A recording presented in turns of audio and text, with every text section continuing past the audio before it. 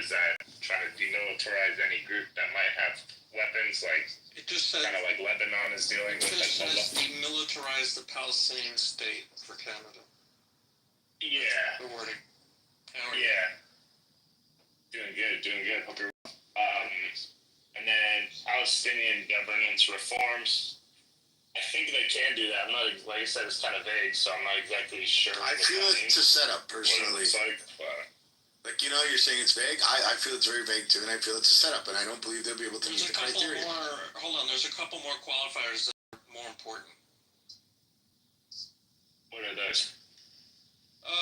I'll just read it as a statement. This is from Canada's Prime Minister of Canada. We reiterate that Hamas must immediately release all hostages taken in the horrific terrorist attack of October 7th, that Hamas must disarm, and that Hamas must play no role in the future governance of Palestine. Canada will always steadfastly support Israel's existence as an independent state in the Middle East. Any path to lasting peace for Israel also requires a viable and stable Palestinian state, and one that recognizes Israel's inalienable right to security and peace. So they need to recognize the state of Israel. We already did that. I'm just saying that's just one of the requirements that you didn't mention, so I just wanted to make sure. Oh, no, I didn't see that, but I don't think the Hamas thing is on the requirements. I think they're just saying that as like a general statement. No, I'm reading a statement from the Prime Minister's office. I'll put it in the chat. Yeah, go ahead and do that. I want to read that because I just read off ChatGPT, so. Yeah, I like to go to the primary source, so that's the I just pinned it in the link. It's from the PM. It's from pm.gc.ca, and then it's the statement from July 30th, 2025. It says it's called the Statement of Prime Minister Carney, Canada's recognition of Palestinian state. If you'd like, I will do the same thing for Macron. This came from the French ministry, the French embassy to the U.S. So let me pull that up for you. This intention's predicated. Yeah, but I'm reading the statement, Yakov. Yeah. And when they list the intentions are predicated on certain conditions, and it goes into like the PA reform, the elections without Hamas, the demilitarization. The next paragraph, I think, the way I'm reading it at least, isn't any longer talking about those conditions. There it is. I don't think so, man. I think that's just part of the statement. But if it wasn't. Let me go back to. I put France in. They know the PA can't control Hamas, you know? Like. I understand, but what it's saying is that the PA has to do a bunch of stuff, right? Yeah. The Hamas has to do a bunch of stuff, and that any Palestinian entity has to recognize the state of Israel. I'm reading it, and I understand why you think that, but I don't think that's part of the conditions. The way I'm reading it is... Okay. The paragraph that starts, we reiterate that Hamas must immediately release... As a result of this, I personally feel like it would have been from being fully open. When I say fully open, not obviously fully open, but more open than what I am. In terms of what I say. And when it inhibits me from getting a better experience out of Clubhouse as well. Does somebody else feel the same way? My whole thing is, I forget sometimes about the recordings and the anonymous feature. And so, depending on what room I'm in, I might, I like to say things. Kilometers, they don't really give a shit. And about how thick is the shell for low Earth orbit? 250 kilometers altitude up to 2,000. Oh, okay. But nobody really goes above like 700, 800. There's like the self-cleaning portion of low Earth orbit only goes up to about 550, 600. Like I was in a That's room when you start earlier getting and I the- said some things and it was only Yeah, maybe because an you're hour just ago. thinking off that if I your breaks, hope John it's wasn't going to call recording back that to room earth. because I would hate for certain people, not on Clubhouse, Right. you know, people that I know in real life that I love, but sometimes I might joke about them and their lifestyle choices. I would hate for them to hear that and get the wrong impression. So I have to be mindful that what I'm saying is possibly being recorded and streamed on YouTube. So that's my gripe right there. I don't think I mind the whole recording thing because there's nothing we can do about it. So I just have to kind of check myself, you know. Wow. John, you're back here for some reason. Yeah, I mean, I just want to let you know, look at the Anon in the audience. That's me live streaming the room, and feel free to kick me. I'll just live stream the room. I don't care. I'll do it anonymously. It's fine by me. Again, you don't have my consent. Again, you can't give consent when you can't give consent. It's anonymous. Good luck, bro, but you can't guard your conversations here. Any of these conversations can and will be recorded. Alright, what I'd like us to do is honor Serendipity's wish for it to be a true social room. So, if there's going to be, like, personality conflicts, I think Serendipity gets to decide, like, boom the room or what. Well, I'm more than happy to leave. I'll just record anonymously. How does that sound, everybody? I can make everybody happy by leaving. Yeah, Have a great day. We can find every account. John, want That's small to folks, because especially on Clubhouse, there's a lot of folks that think that space is like the It's leaves. not even me and the anonymous. I'm just making him paranoid that it's me. Come through. They don't think that. No.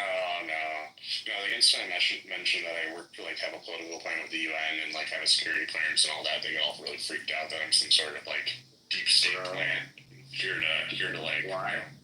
Why would you multiply 2 pi r and you divide it by 365 times 24, bro? Like, why are we getting this 66666 number, bro? Like, that shouldn't be the speed.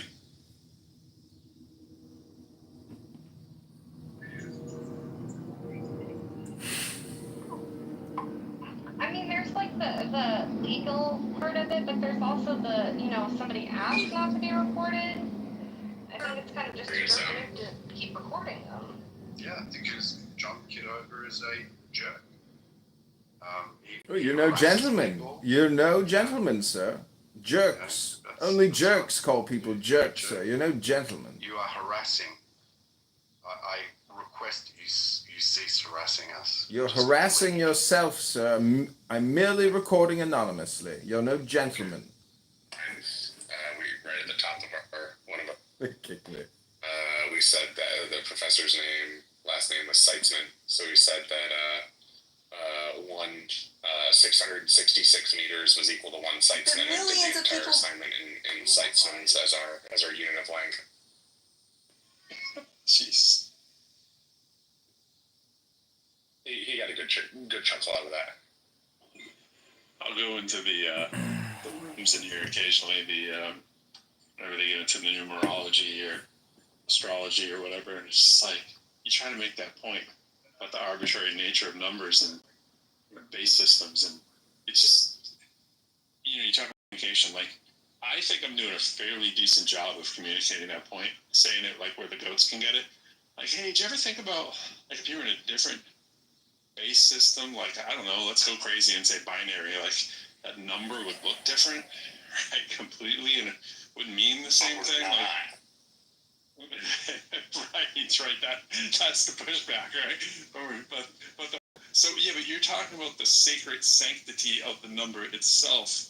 Like, I'm assuming sacred and sanctity go back before base 10 enumerations, right? Like, am I wrong here? It's like over the mark, bro. And then you tell them the concept of zero came out of the Middle East. With the top tech company that I worked for at the time, and I was driving a 5 Series brand new BMW. I don't know why the cop pulled me over.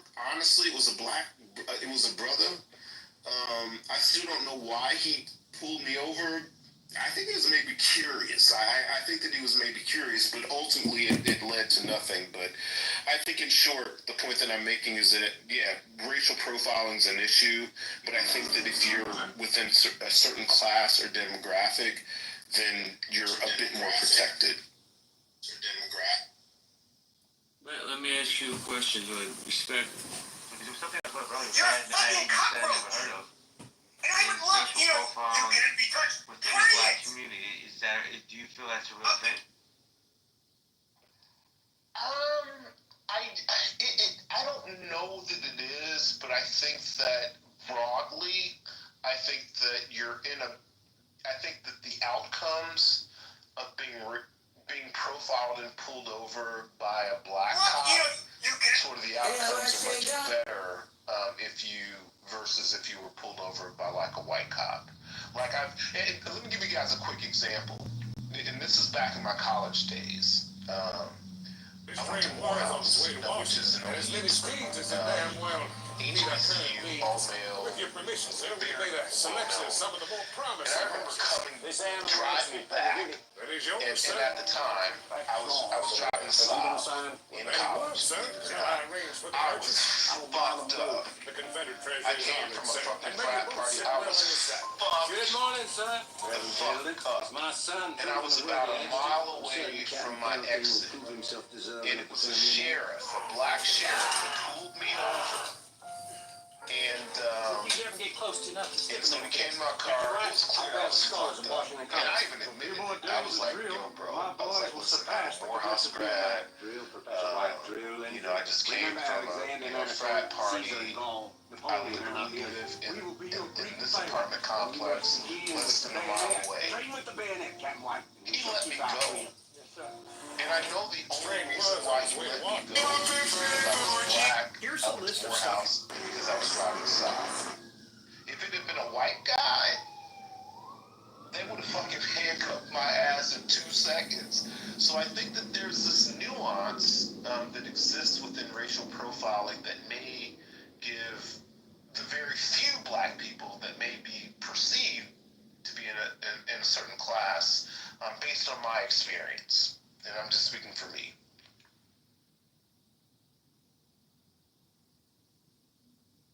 Guys, we're gonna go popcorn style. Let me say hello to Hillary, William, John Kitover, E. How you doing, E. J. Maddock? Guys, we're gonna popcorn style. Grab the mic.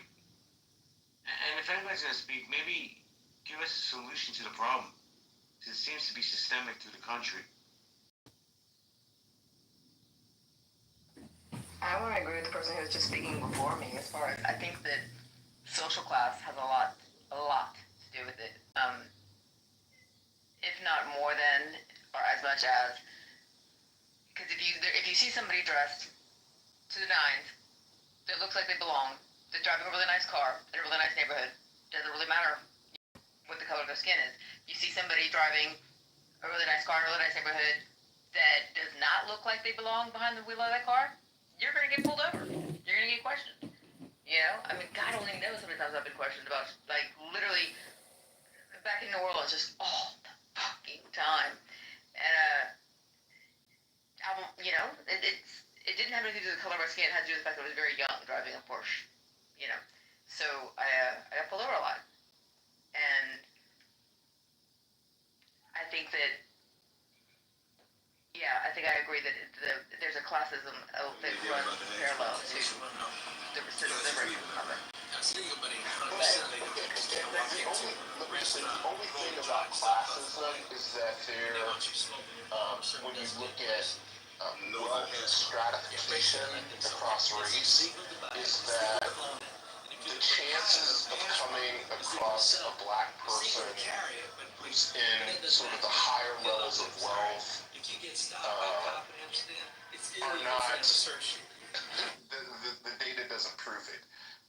Whereas the majority of black people, based on wealth stratification, you're going to find that the overwhelming majority of black people are going to be in a sort of the lower tier of wealth, and at best, maybe the middle tier. So given that data point, it always is going to tie back to like racial profiling is an issue.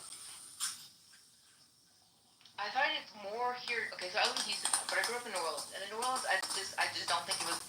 Maybe because most of the police officers there were white, but I don't think it was as big of a deal. They were more worried about tourists and drug and shit, and giving people fines for being drunk, shit like that. They had their here where I'm at in Houston.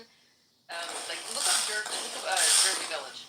It is a little tiny segment of Houston. But the speed limit goes from 50 and it drops down to 30 with no warning, zero warning. And they just sit there and there's this one little like 3 miles, that's it, 3 miles of street, and they'll just pull people over left and right. And I'm telling you, man, everyone I know that got pulled over there, if you're young, white, rich, you can go. They don't even ask you for shit. Everybody else is not. Hispanic, Black, Asian, doesn't matter. You're getting ticketed, you're getting pulled in, you're getting your car towed. It's crazy. It's got to be the most racist little city I've ever seen, like, in my lifetime. And it's just not even realistic. I don't know how they get away with it. Well, illegal asset, seizure and forfeiture is a major problem. If you're going to the casino, coming back to the casino, you get pulled over by the police, the state troopers. They can seize your dollars in your car with no questions asked and make you have to sue them to take your money. So that's a major problem. It's unconstitutional, and police departments are getting away with it across the whole country, and it's well documented. Yeah, this Jersey Village is they're like self-funded. So all of their money is coming in, their tickets and all that, it's all coming from that. So, and I don't know what the difference between that and like Harris County, like where I live at, I don't know the difference between the two, like why one of them is run by like, the city and one of them is able to fund themselves. But yeah, it's just. 250 kilometers out to 2,000. Oh, nobody. Hey, I think it would, in order for somebody to say that racial profiling isn't something that's real, the only way I could really imagine that is by somebody having a politically motivated perspective. And the reason I say that is because all profiling, racial profiling is just a component of profiling altogether. I think we're constantly profiling people, and I don't think that profiling is also always a bad thing, because I think it just sometimes can take into account just information about different demographics, such as if I have somebody that I know who is a Black person, I know they might be able to finish my sentence and relate when I say something like, my mom told me growing up, I brought you into this world so I can, and they usually be able to finish that sentence. So, in that sense, I think that it's more broad than just the negative use of it, but there certainly is a negative use to it. So yeah, it's absolutely real, but I would say it is only one component of profiling altogether. And I think that when you take into account the entirety of how many different dimensions you can profile a person on, while racial profiling can be more significant for some people than for others in terms of the significance it's played in their life, it ultimately is not as significant as all of the other combinatorial factors combined. So I think that, yes, it's absolutely real. I've experienced it. I'm a mixed person, so I'm Black, white, and Mexican. And I've experienced racial profiling from every single side, from Black people toward me, white people toward me, Mexicans toward me, and in every direction I can think of. And it has been significant in terms of some of the experiences I've had. I have a lot of negative, and I've had some positive experiences as well from people racially profiling me, because sometimes people can automatically look at you like a positive figure, like a brother, just on the basis of seeing, what you look like and how your features present or how you talk. But thank you. Yeah. Thank you. I have a question for the room. First of all, I have a question for John. John, why do you have 2 accounts in here? But I have a question for okay, John? I don't think I have 2 accounts in here. Let me see. There was somebody down there with your picture in it that says John. Nah. Maybe that's me. I don't know how that's possible. Yeah. Anyway, so I have a question for the room. Then I want to say hello to true Clubhouse OG, my friend Sloan. Here's the question. Maybe Sloan can answer it for me. Do you feel like this move that Donald Trump is making by putting the police, by putting the National Guard in Washington D.C. is racially profiling? Is that the thought process behind that? How you doing, Sloan? Hey, happy Sunday. Good to see you, JP. Happy Sunday. Yeah. I think there is I think there will be a racial profiling component to what he's doing, but I actually don't think that's his motivation. He's a racist, but he's so much more. I think he's really more about um, our conversation here. This is just our conversation.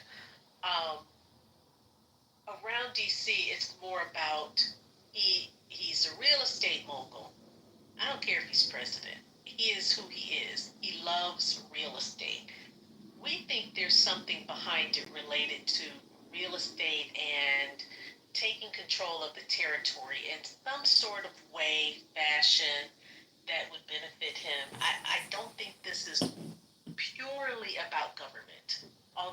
But yeah, I think there will be some component of racial profiling. You drive through DC every day, and I see this one particular homeless guy all the time, and for under a bridge, he's got a really good setup. You can tell he's been there a while, and it's in a quiet part of DC, north of the National Mall, and it's like towards Rock Creek Park, going up Bethesda. You know, the nice area near Kennedy Center. Nobody ever bothers him. He doesn't have a lot of traffic. And I noticed Thursday he was gone. He's always there. That's like his little area.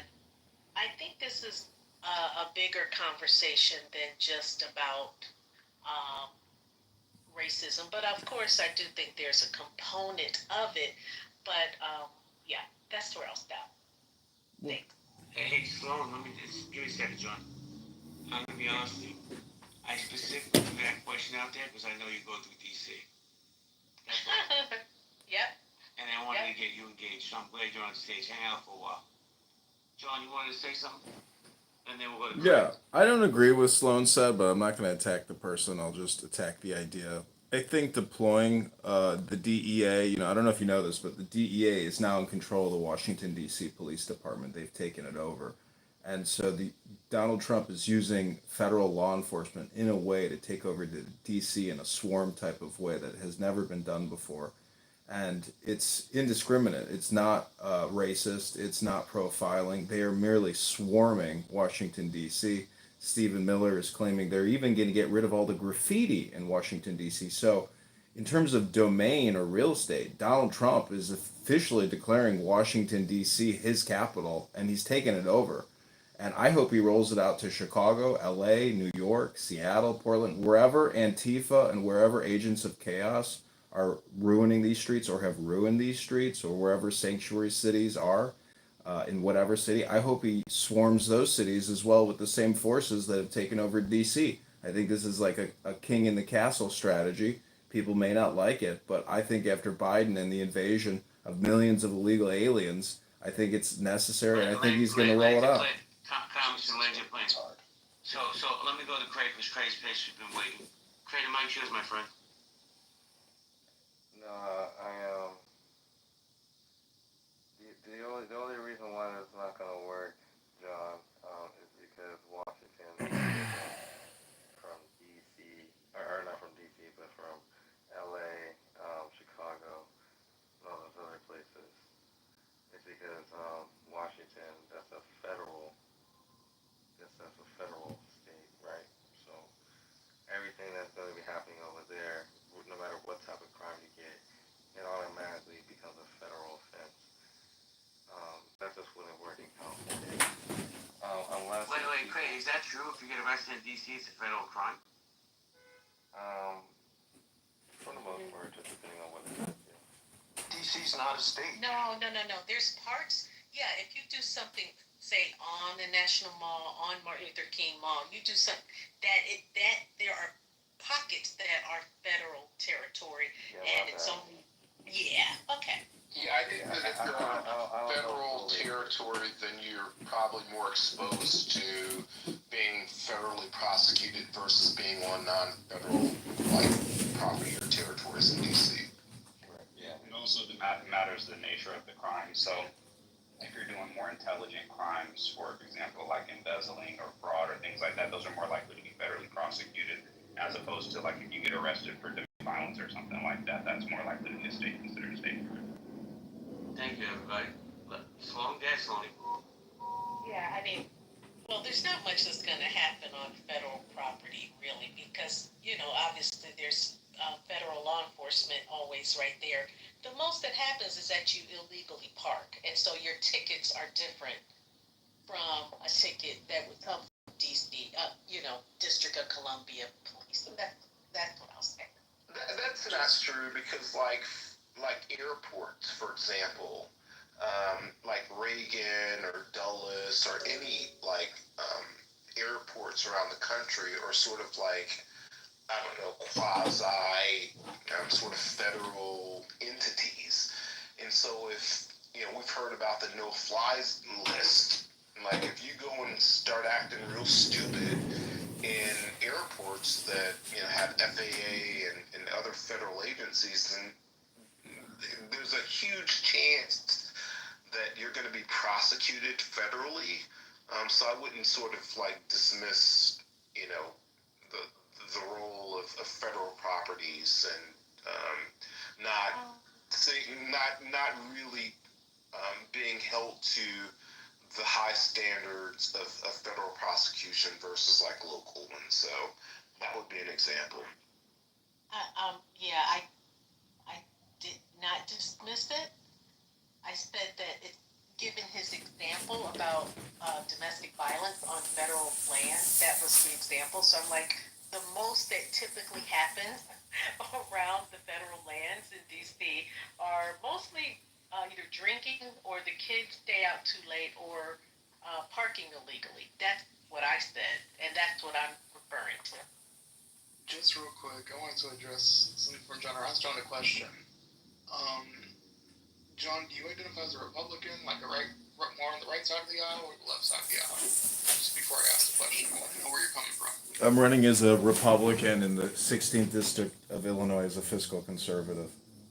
Okay, cool. So, as a Republican, with what your last submission was, I'd just like to know why, when Biden says we have to stay in for a couple weeks at home, it's totalitarian and it's the worst thing and the government's too big.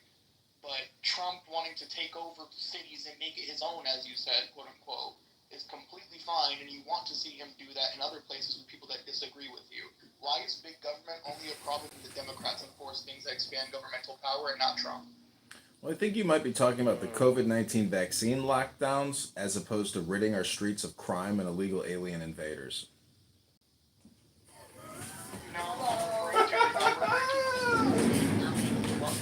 Not gonna like the response.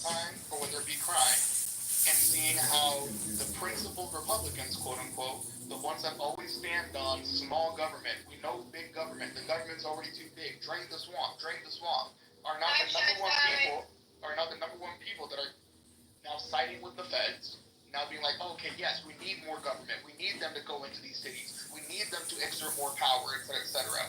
The same people that are now super down with the FBI and everybody else, even though 4 years ago they were saying that's the most corrupt institution of all time, that they don't work for anything, that they're in the pockets, they're part of the deep state, they're the swamp, etc. I really just wonder, what in your brain, where does it click to all of a sudden one side is perfectly okay as long as Trump runs it, but the same exact thing happening under a Democrat is a World War II. What does that have to do with racial profiling in America? I'm just curious. No, it was based off John's last submission. I just really like to know. John, you got 30 seconds, and I'd like to get back on topic, please. John, yes or no? All right, let me go to Blake. What's up, Blake, man? How you doing, brother? What's up, JB? Man, I came in and they were talking about that last topic, and I was itching to get in on what brother XG said. If you want to stay on, get back to the topic. Blake, you can speak on anything you want. I just don't want to distract too far away from the topic, because Adam's asked me specifically to open this room for him. So, but bro, you know how I run my room. Say whatever you want, bro. I don't care. Yeah, XG. So I'm gonna come out full disclosure. JB knows I'm generally I'm generally leaning to the right. And the question you just asked is a question that actual principal conservatives are asking the same question that you are asking right now. Right now, principal conservatives do have a problem with federal overreach, but there is a part of this side that I want to call Trump tards. Trust me. Was down with Trump, I voted Trump, but all this federal overreach stuff doesn't fly for Republicans and people like me who are principled. And we got a problem with this, but I will give you the difference and the distinction. You're talking about a virus that had a lot of conflicting information. And overreach of the government and overreaction to that, ruining economies, ruin people's livelihoods due to government's overreach versus crime that is right in front of our face. We're talking about an immediate result of crime that we've been dealing with since 2020. Well, I'll dispute that a little bit. Hold on, let me finish what I'm saying, and I'm gonna let you dispute. We got direct retribution from crime every day in cities across the U.S., including mine, especially mine, the epicenter of the 2020 riots and crime spike in America. So, look, you're talking about crime. Are you in Minneapolis? Yeah, absolutely. Absolutely. Okay. Where just this week, 150 cars got smashed and broken into in a row. And police can't do nothing about it. We got people's garages and homes being broken into by crackheads and Blake, give me some clarity. Where are these cars being stolen out of? Where's this place? Minneapolis. Minneapolis has had a ridiculous crime spike since the riots in 2020. Where the police are overwhelmed or the police just don't want to do their job because they don't want to accidentally have to kill somebody in the line of their work. So we got a lot of OG cops who know the streets, who know they got experience, have left the force because our mayor, a Democratic mayor, and our governor threw the police department under the bus, allowed the 3rd precinct to burn down.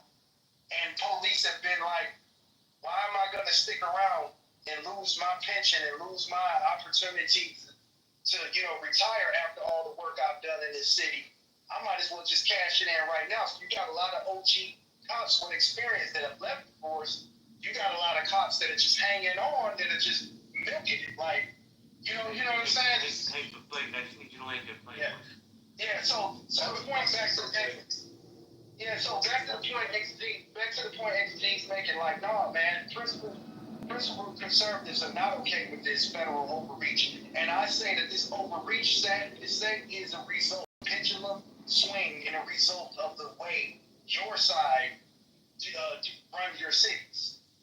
It's an overreaction, and I'm not okay with it, but I understand what's going on. It's an overreaction. Yeah, sure. So my response to that would be, I also would agree that there's conflicting information when it comes to the DC accounts, and that comes from our own White House too, because Trump says that he is so fucking horrible, the crime's spiking over there, et cetera, things are so bad.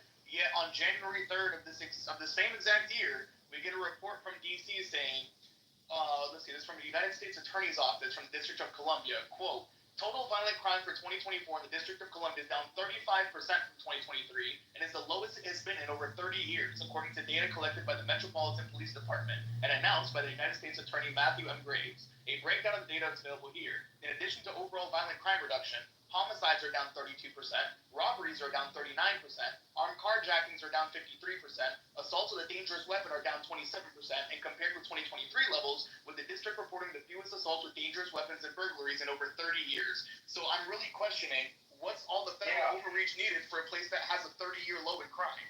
Let me just say something really fast. Let me say something really fast. Oh my God. Gentlemen, Hood, I got you. I was coming to you next because I know you've been trying to jump in. But Hood, after you, I definitely want to go to Nina.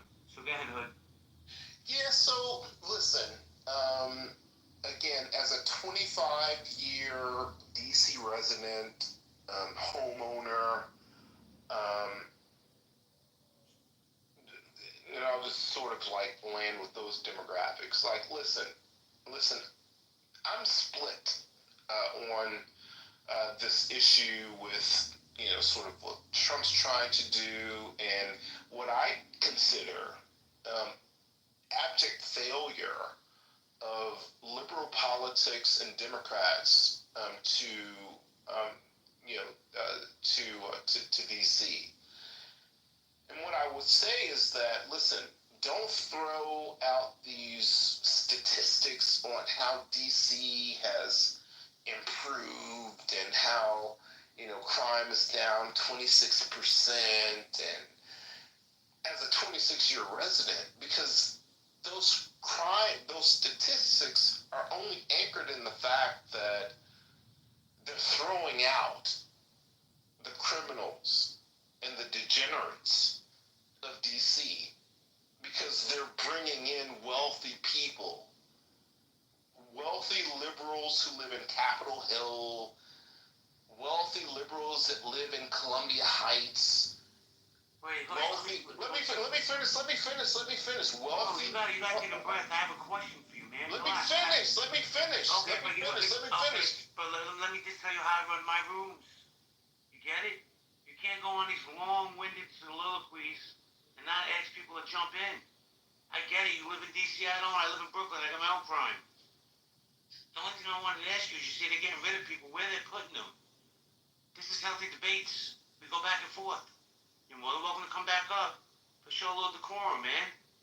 Nina, how you doing? I'm doing good. How you doing? Doing fantastic. Do you want to chime in, ma'am? I just want y'all to go get your Cheeto out of the office. Can I just finish? Let me just finish. Listen, the only reason that crime has been reduced. Okay, I know the woman was, this lady, Nina was speaking, and it's so important for him to get off with his chest. So good, I'm going to bring you back up one more time. I'm going to ask you to show a little mic restraint, and I promise you'll get to say whatever you like.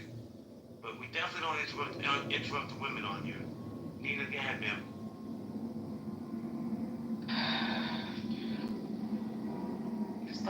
Just let it breathe. Let it breathe.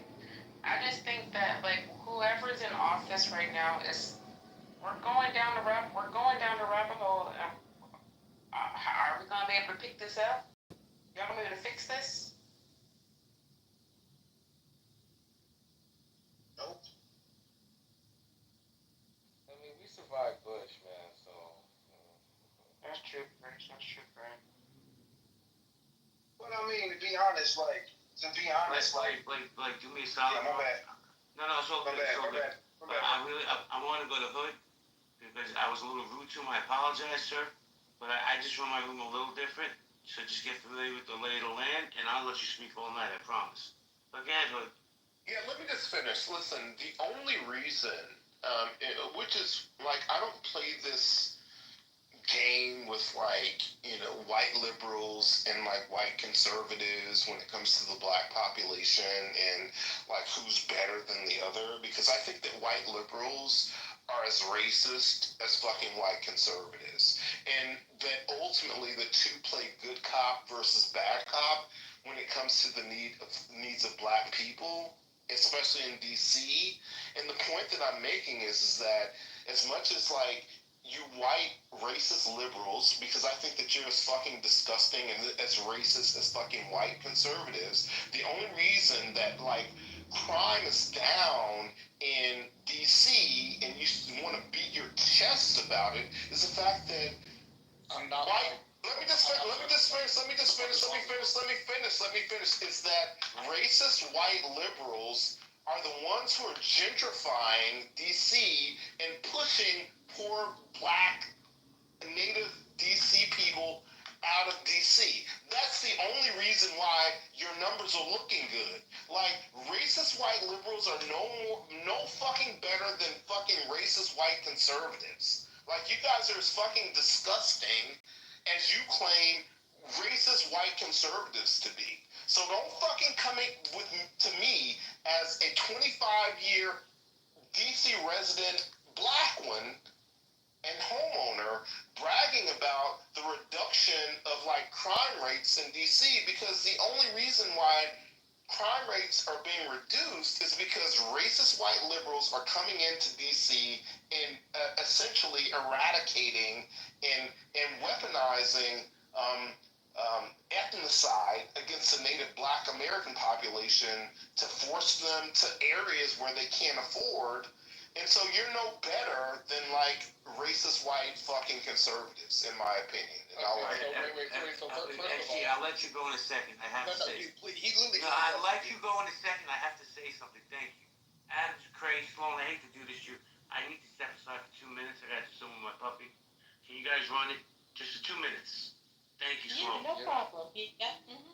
Thank you. And Sloan, don't be afraid to move people down, please. I'll be back in 2 minutes. Okay. Who wants to respond to the hood? Yeah, me, because it was addressed to me. So let me address the fucking degenerate retard that thinks I'm a white liberal. First of all, I'm not white. Second, I never said you were fucking white liberal. I don't even know who you are, bro. Dude, I'm after the shut the fuck up since you wanted so much fucking speaking time. Why are you so upset, bro? You wanted so much fucking speaking time. No, because okay, you ended up you tried to attack me and characterize me based off something that I'm not, which is something that I'm not gonna do. Again, I'm not doing that with you. So if you want to go headbutt through fucking concrete walls, go ahead and do that on your own time. You want to do cannonballs into empty swimming pools, go ahead and do that. You want to go ahead and wear the bungee cords for your fat ass as a belt, go ahead and do that. Don't fucking try me. Right idea, wrong bitch. So again, everything I stated was statistically correct. Because you can give the reasons why. And I'm more than happy to agree with you. White liberals are fucking garbage. Which is why I'm not one of them. Because A, I'm not white, and B, I'm not a liberal. I'm a fucking socialist. Completely different than the fucking libs. So I agree. Their methods of fucking doing things or trying to fix things are not fucking conducive to a lot of the things that they think that they're doing. Especially with a lot of them having the white savior complex that they do. So I don't disagree there. But again, just to point out that statistically it is true that DC is at a 30 fucking year low in crime, yet Trump is trying to act like it's a hellhole of a city is insane, considering that Miami, the place that he has residences at, and the place he has property at, is statistically more dangerous than DC is right now. So it's fucking rich. And that's because of rich white liberals are fucking running out of your mouth while you're at it. You fucking stupid. Right. Are you fucking need to call your uncle to give you some dick? Fucking white liberals are as fucking disgusting as fucking white conservatives. Jesus like, Christ. Get over it, bro. And the black conservatives hang on the same trees as the white liberals were. Racist person on stage, whoever got that opinion. Okay. Who wants to respond to XG? Yeah, I like that one signal that just made everybody get quiet. That's crazy. Go ahead. Yeah, bro. I don't know if you was going to be. My bad, man. I'm trying to step on toes. I'm like XG. Both you and Hood got some points, but I think all of us missing the overall point. People do play with statistics, man. They doing the same thing in my city right now, XG, and they are incentivized to make the numbers look low. So there's ways about just the same way they play with the statistics on unemployment by not counting the people who no longer receive unemployment benefits but have not received a job. So technically on paper, unemployment looked low. So you can play with statistics all day and long. Like anybody that does any job with analytics, anybody that does any accounting by the minimum amount of accounting, you can figure out a way to allocate a result by moving it over here and, inserting X there.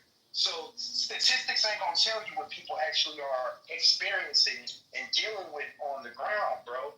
Like 150 cars broken into one night, and this is the second time within 1 month. Blake, let me Go ahead. Thank you, because I gotta do a quick reset. Because we're getting totally off topic, but let me just say this. Is racial profiling real? Racial profiling, this is the vote. Absolutely real, total hogwash, figment of people's imaginations. It's a bigger issue than I realized. And we got some cool people down here. We got Rebecca, we got V-Bird. What's up, V-Bird? Mike, how you doing? KK, good to see you. Mia, good to see you. Jordan, how you doing? Guys, hold on, let me finish my reset. We have one person on stage, I'm curious who voted. It's a figment of people's imagination. That's interesting. VP, welcome to the stage. Yeah, what's up, man? Yeah, I think most people, when they talk about people being racist, and they can't give any tangible evidence of something personally that they can point to and say this is racist and this is what happened. Every time this conversation is talked about, it's talked about at a super high level, as if everybody's racist, and I think that's the figment of people's imagination. Nobody has. So wait, I just want to get clarity. No, you don't have to mute up. I just want a little clarity. So basically, you're saying racial profiling is fake. It's fake in the sense that that people say that these people are racial profiling, but them themselves are just as equally racial profiling others. So to me that doesn't add up unless you have physical, tangible something. Nobody has ever. I'd like to see somebody on stage give an example of how they personally were racially profiled and continue to be racially profiled. Okay, so I can give an example. All right, hold on, William. I haven't heard from you. We'll go to William, and then we'll go to the great Nicholas. William, go ahead. I can give a specific example of actually witnessing racial profiling from inside of a police car. When I was a law student, I was down in Miami. One of the things we did was a police ride-along. And that was part of the assignment for criminal procedure. And so we rode along with the police and did that for a couple of nights. And they definitely were pulling people over, popping up over curbs, doing, U-turns in the street and going after people because they were black. And I witnessed it several times, and it's real. So this is just some actual tangible proof that it does happen, and I've seen it, and I've seen it done from the inside of the cop car. Yeah. Nobody's saying that it's not real. Of course, there's racist people in this world. What I'm saying is people. Let me ask you a question. Respect. Let me ask you a question. Then we go around the room. I don't know how old you are. It's not my business, but do you know who Rodney King was? Would you call? Was he the guy that got beat up in the streets in Los Angeles? Yeah. Would you call that what we saw in that video as racial profiling or no? Yeah. But what I'm saying is there's racial profiling happening right this second. I'm not saying that it doesn't exist. I'm saying that a lot of people, at least the people that I've talked to on Clubhouse and in person, they like to talk about racial profiling and how these people are racist and all that stuff, and then in everyday life they can't even give me examples of how they're racially profiled. They're pointing to Rodney King or to this or that, but them themselves don't got no examples for themselves. They're just like basically pushing a narrative that they want to be true. Blake, you want to say something, Blake? Yeah, absolutely. Rodney King, JB. The Rodney King was being chased for felony fleeing for being drunk while driving about 100 miles an hour before they finally caught up to him. That's not saying he deserved, not saying legally he deserved to get his butt whooped. But after chasing a guy at 100 miles an hour while driving drunk, I think that even some brothers probably would have put hands on him. So that wasn't racial profiling. That was police. So what do you call that? Misconduct. That was police brutality, but that wasn't racial profiling. That was a brother driving well beyond speeds that are safe for him and other people on the road, and he was evading the police, refusing to stop. And when he finally stopped, that's the part of the tape that they didn't show.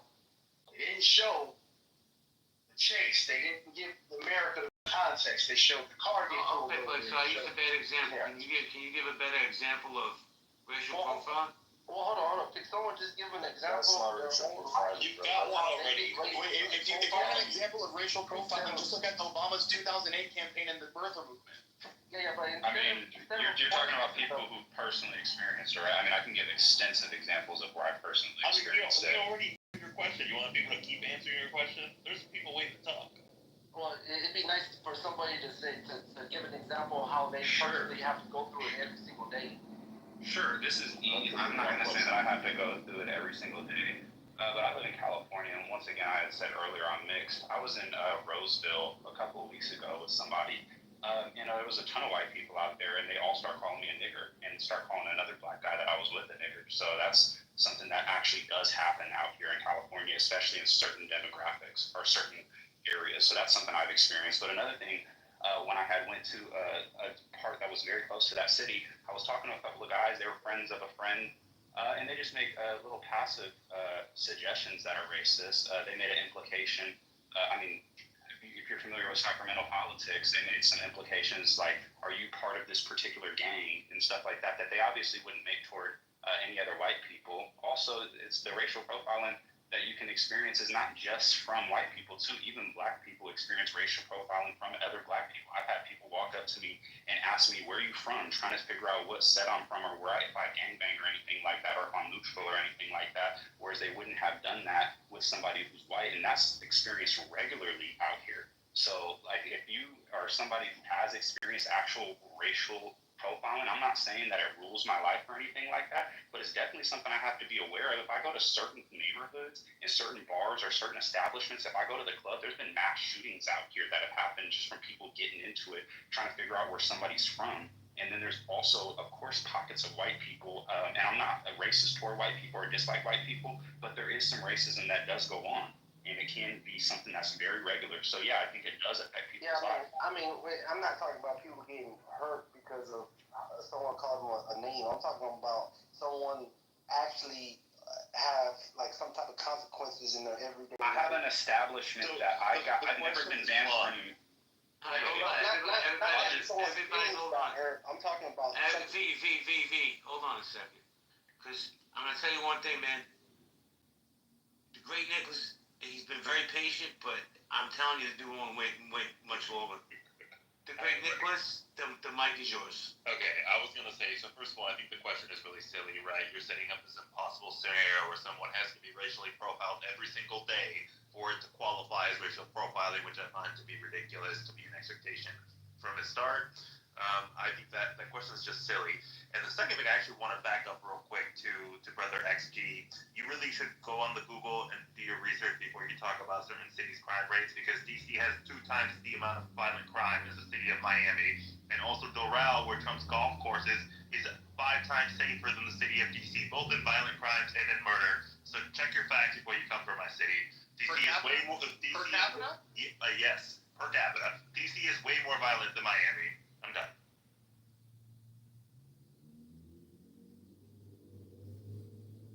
I don't know, I gotta be honest, I've never been to DC, so I don't know. I'd like to go. I'm a history buff. Just never got down there. So maybe one. Go ahead, Nicholas. No, I was gonna say, like, we're almost in DC, man. People think DC is like secluded and shit, like, it's all government. They think like, no, it's a lot of. DC is a real fucked up environment around that White House, man. I was gonna say to JB was like, we're like at near 50-year record low crime rate in Miami-Dade County. So I just think some people are still thinking Miami vibes 1970s. That shit does not exist anymore down here. The city's well controlled, well policed. And Doral, where his golf course is actually pretty wealthy. So the comparison is just fucked up. I'm done. So why is he acting the way he's acting? We're talking about DC versus Miami. I don't know what your question is about. The guy that was speaking, who was that said that he just experienced something where he went out and everybody was calling him a nigga? That was me. Yeah, I'm sorry, I just don't understand. Bro, I'm gonna be honest, bro. I don't believe you. Like, it bothers me that these. I don't know. Like, I feel like there's a demographic of black people that haven't really been oppressed in life, period. Like they was pretty much born with a silver spoon. They never really experienced the inner city activities. And for somehow when they get older, they want to be a part of certain conversations to the point where they exaggerate. I guess realistically, say, bro, I feel listen, bro. It's easy to say certain things in conversations if you're not a thinker. But my man, you can't tell me in 2025, you and your friends as a collective decided to find a location where you just so happen to be around a group, right? Because even in 2025, let's say you found one racist person in a bar.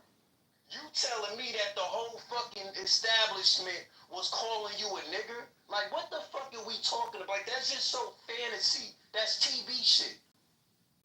Like let's cut the bullshit to have. Let's have real conversations. Let's have real conversations. Let's have real honest conversations. And let's not try to trauma bond and make up fake ass stories just for the sake of diversity. It's weird. RJ, let's do that. Okay. Let me jump in here real quick.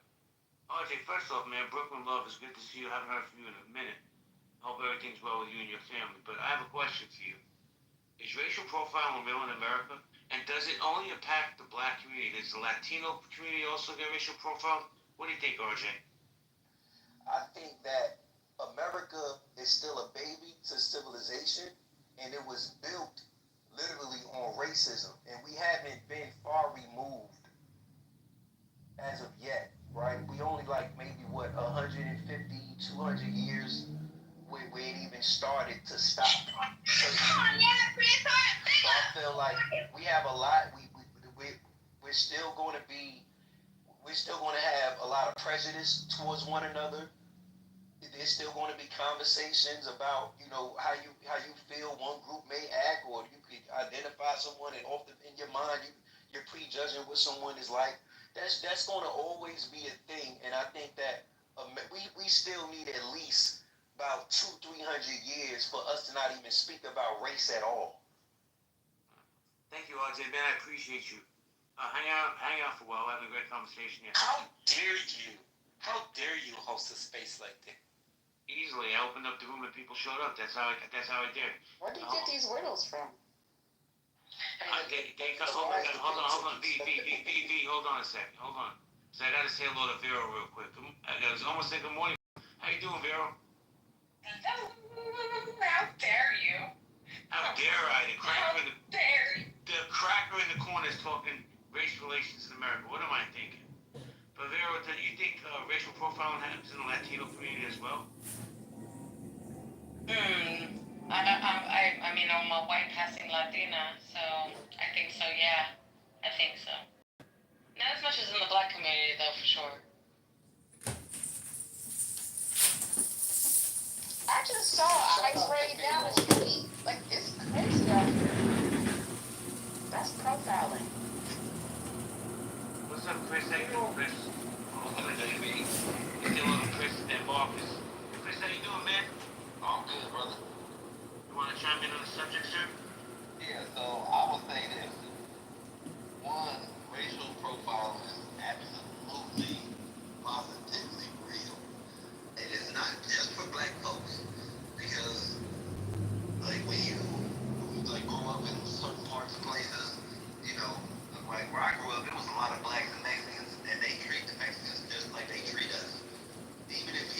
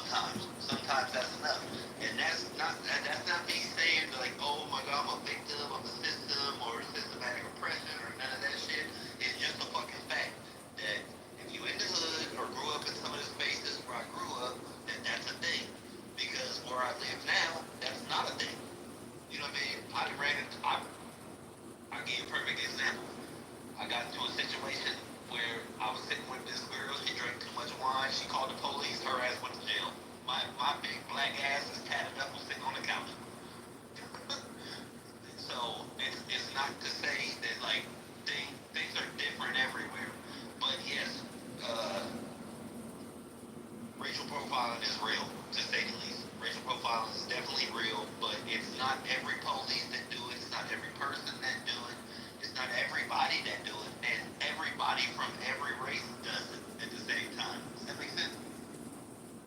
Well, I think everybody has their thing, right? I think everybody has a little bit of thinking in them. Yeah, that's what I say. Everybody from every race does it, but not everybody from every race does it all the time. You know what I mean? Like, but you know what I noticed, Chris? This has been my lived experience, bro. I think as I'm getting older, racism, anti-Semitism, whatever ism you want to talk on, has become normalized in society, and I don't think we can put that genie back in the bottle. Just my opinion. bro, I'm a 6'4", light-skinned black man that got a 6-point star on him, a bunch of Hebrew blasted all over my body.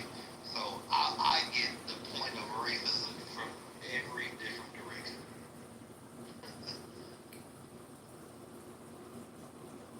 From the police to be like, oh, he's a gang member. From Jews to be like, watch out for him, he is. From other people to be like, oh, there go one of them Israelites, he hates whites. And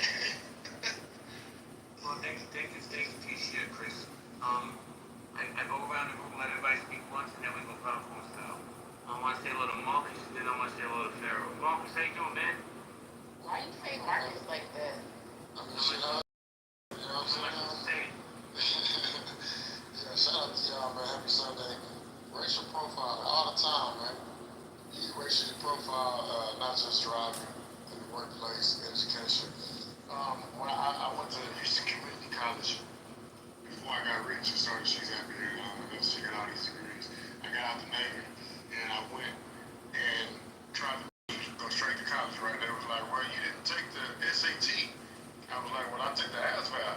They were like, well, we can take that, but you still didn't take the SAT, so you got to take these math classes and test out, and, you know, let us know where you fit. And so I took the test. They tried to put me in like the 2 classes before college algebra. So he was like, yeah, you need to take remedial math. And the lady was like, yeah, you know, I've been to remedial math. It's not going to go towards your credit and shit. You got to pay for the class, but just take it anyway. If I'd have listened to her, I'd have wasted 2 semesters in remedial math classes and not just jumping straight into trigonometry. So they said I couldn't take college algebra because I wasn't qualified, so I need to register for remedial math. And instead of doing that, I registered for trigonometry.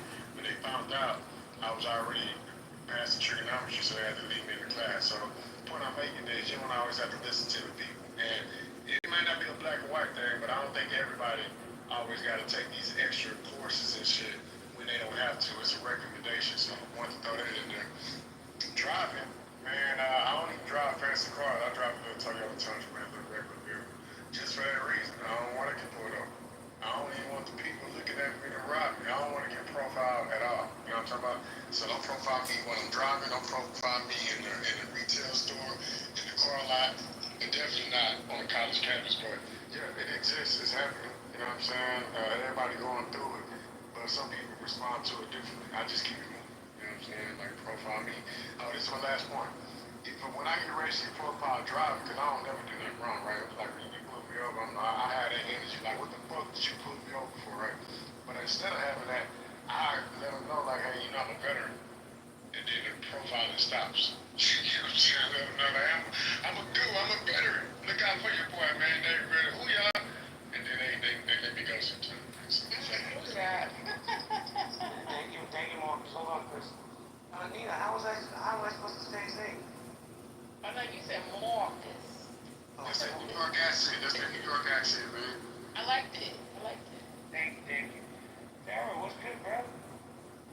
Good, Bizzle. How you feel, bro? Hey, you guys going through something, right? So we're talking about racial profiling in America. What's your opinion on this? I think, JB, you know, I'm from the D, so I really get that until I came to Ohio. And definitely right, it is an area, as you know, in the city, it's all black everything, baby. So it ain't really like, you know, you get harassed by the cops unless you out there, you know, because they black and shit. But here in Ohio, I came to Ohio, you're absolutely right. You better not look like you. Boy, you better not have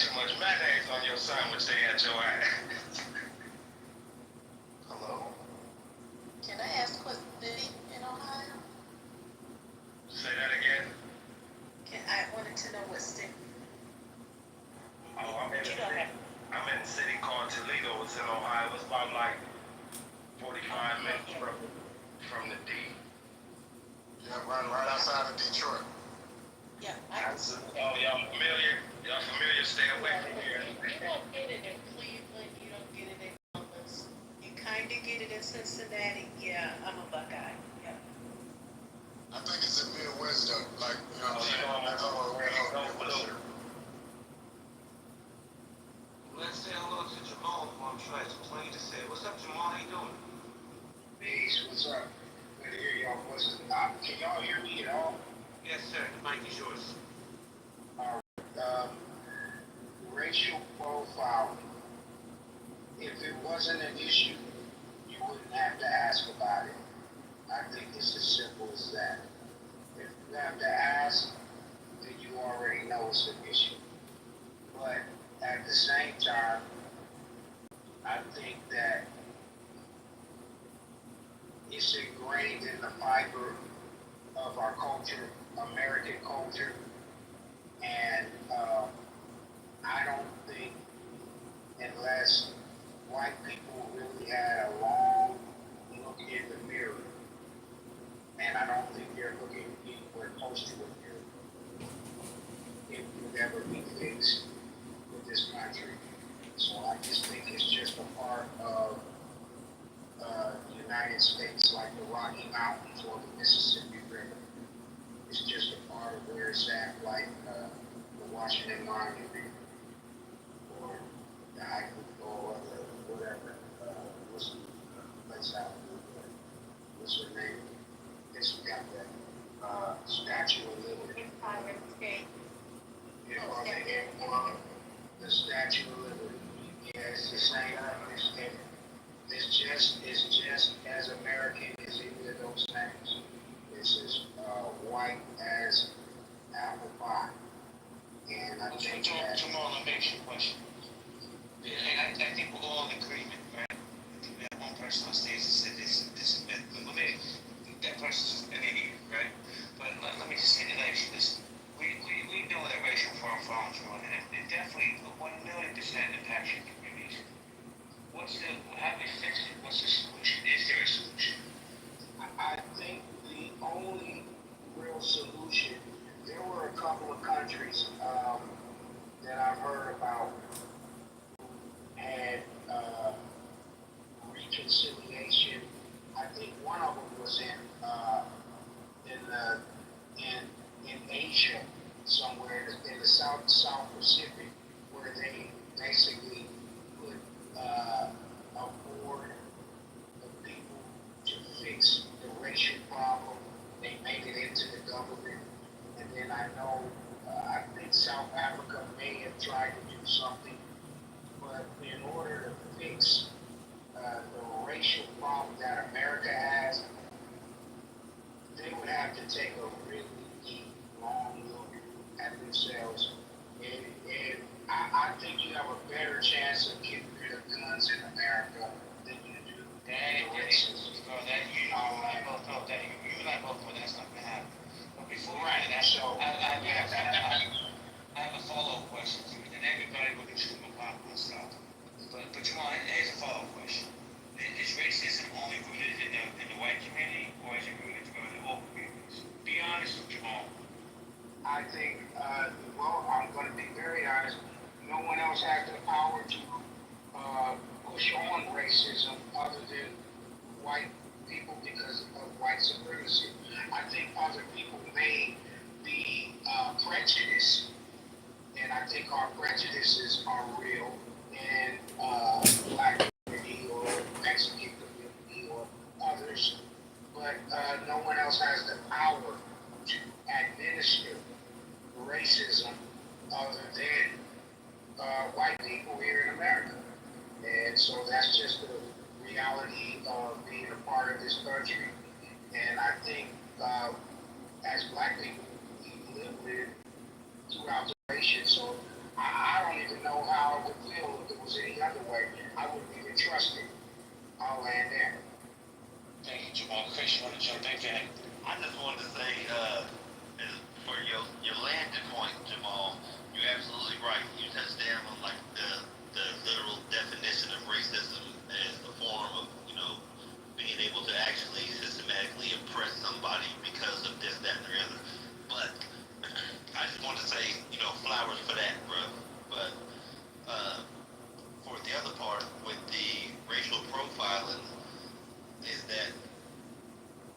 everybody gets racially profiled. Black, Mexican, white. Because like I said, I feel like I'm from California. You know, growing up on the West, you know, if you're from there, you know. Wait, time out, Chris, hold on. I don't like people get racially profiled. I'm about to tell you. I'm about to you sincerely. Tell me. I'm about to learn you. Chris, learn me, man. I'm about to learn you. If Frank Corner wants to know. Listen. On the West Coast, there are like different sections of the West Coast. There's rich people and all that shit, and then there's the rest of us, right? Now there's blacks, there's Mexicans, and then there's the whites. And the whites, and I'm not talking about the rich, this is all separate from rich folks. Because in California, they don't got KKK, but what we do got is like Nazi lowriders and skinheads and some other shit. That these white boys is gangbangers. Alright? They get profiled and because they wear suspenders and combat boots, bald heads, tatted up, they just like niggas. Can I say that? My bad. Chris, can I ask you real quick, what part of California? Oh, I'm from Northern Cali, bro. Oh, same, we're the same. Yeah, I'm from Sac. Oh, I'm from Sac, bro. That's what's up. Yeah, I'm from North Island, though. Oh, okay, that's what's up. Yeah, I know what you was talking about, cause you got the like the trailer park, right? That's different. I say it's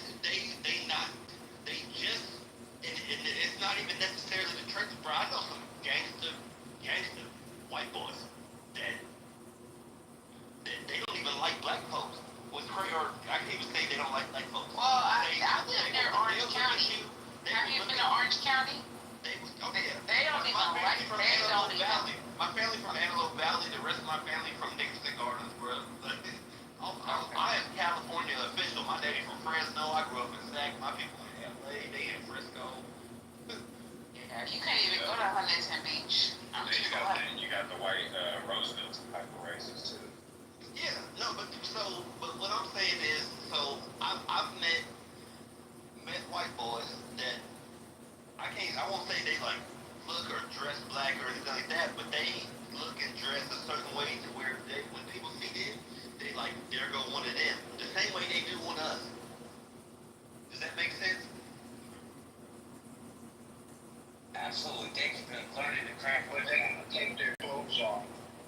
Oh, hold on a second, Jamal, hold on a second. No, they can't take the ones I'm talking about can't just do that. Hold on one second. Jump in and try to get her in. Oh, my bad, I'm sorry. It's no good, she don't talk very Oh, JB, I have a question for you. Yeah, Vera.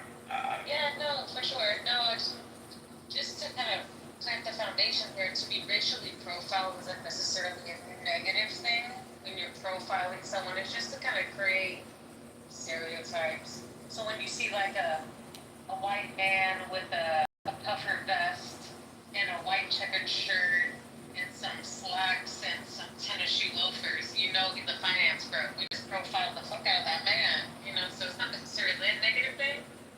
That's all.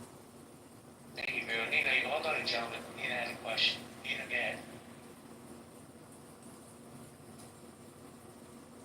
I can't hear you if you're speaking, Nina. Do you guys hear me? I'm a pass. Go ahead. You can ask me a question if you want. I just think that you were gaslighting right now. Because if you have to ask this, first of all, as a white man, you're a white man, right? That's Nina, that you're looking at it, PGR, Nina. Alright, so I think you're already gaslighting the space. But you have good rooms. Well, thank you. I appreciate that. How am I exactly gaslighting? I'm curious. I just think that if you ask certain questions in a space where you know that people are marginalized, it could be it's very gaslighting. I'm sorry you feel that way, even though this action when I opened these, this wasn't my space, but Adam's sleeping right now. Reached out to me offline and said, do me a favor, open the shoe about racial profile. I actually had no interest. So I did it after him and this dude went to sleep. But you know what, when people start to talk and share their lived experience, I like that. I like to hear what people have gone through and continue to go through. Because for me, to get to the solution, I have to ask the questions. And that's just how I feel. So if I'm gaslighting, If that's how you feel, I sincerely apologize. It's not my intention. But I'm just trying to learn. That's all. It's a little popcorn style, guys. That's all good. I mean, JB isn't even like the WASP white guy. Like, he's a New Yorker white guy, right? Like, that's more culture than just the race. You don't need any defense, but I mean, he's always kind of rocked with all races and cultures. So I don't perceive it personally as gaslighting in the conversation. I think he often has some cultural conversations.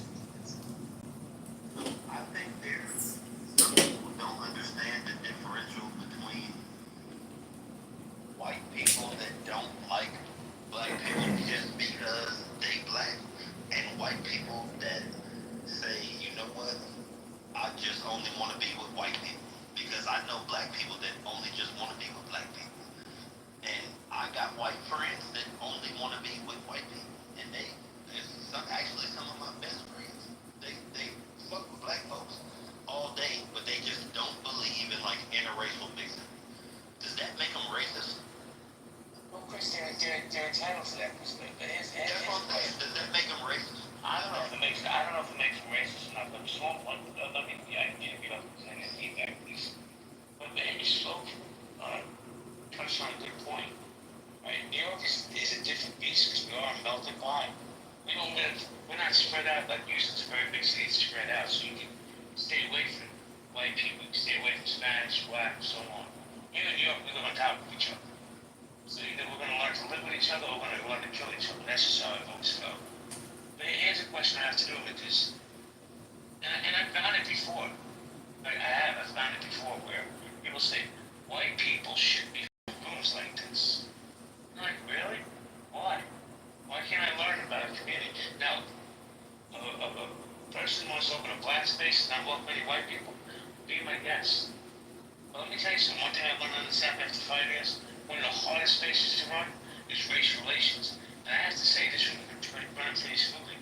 We're yelling at each other, we're cursing each other. So, if people feel that I should be hosting these spaces, that's your opinion.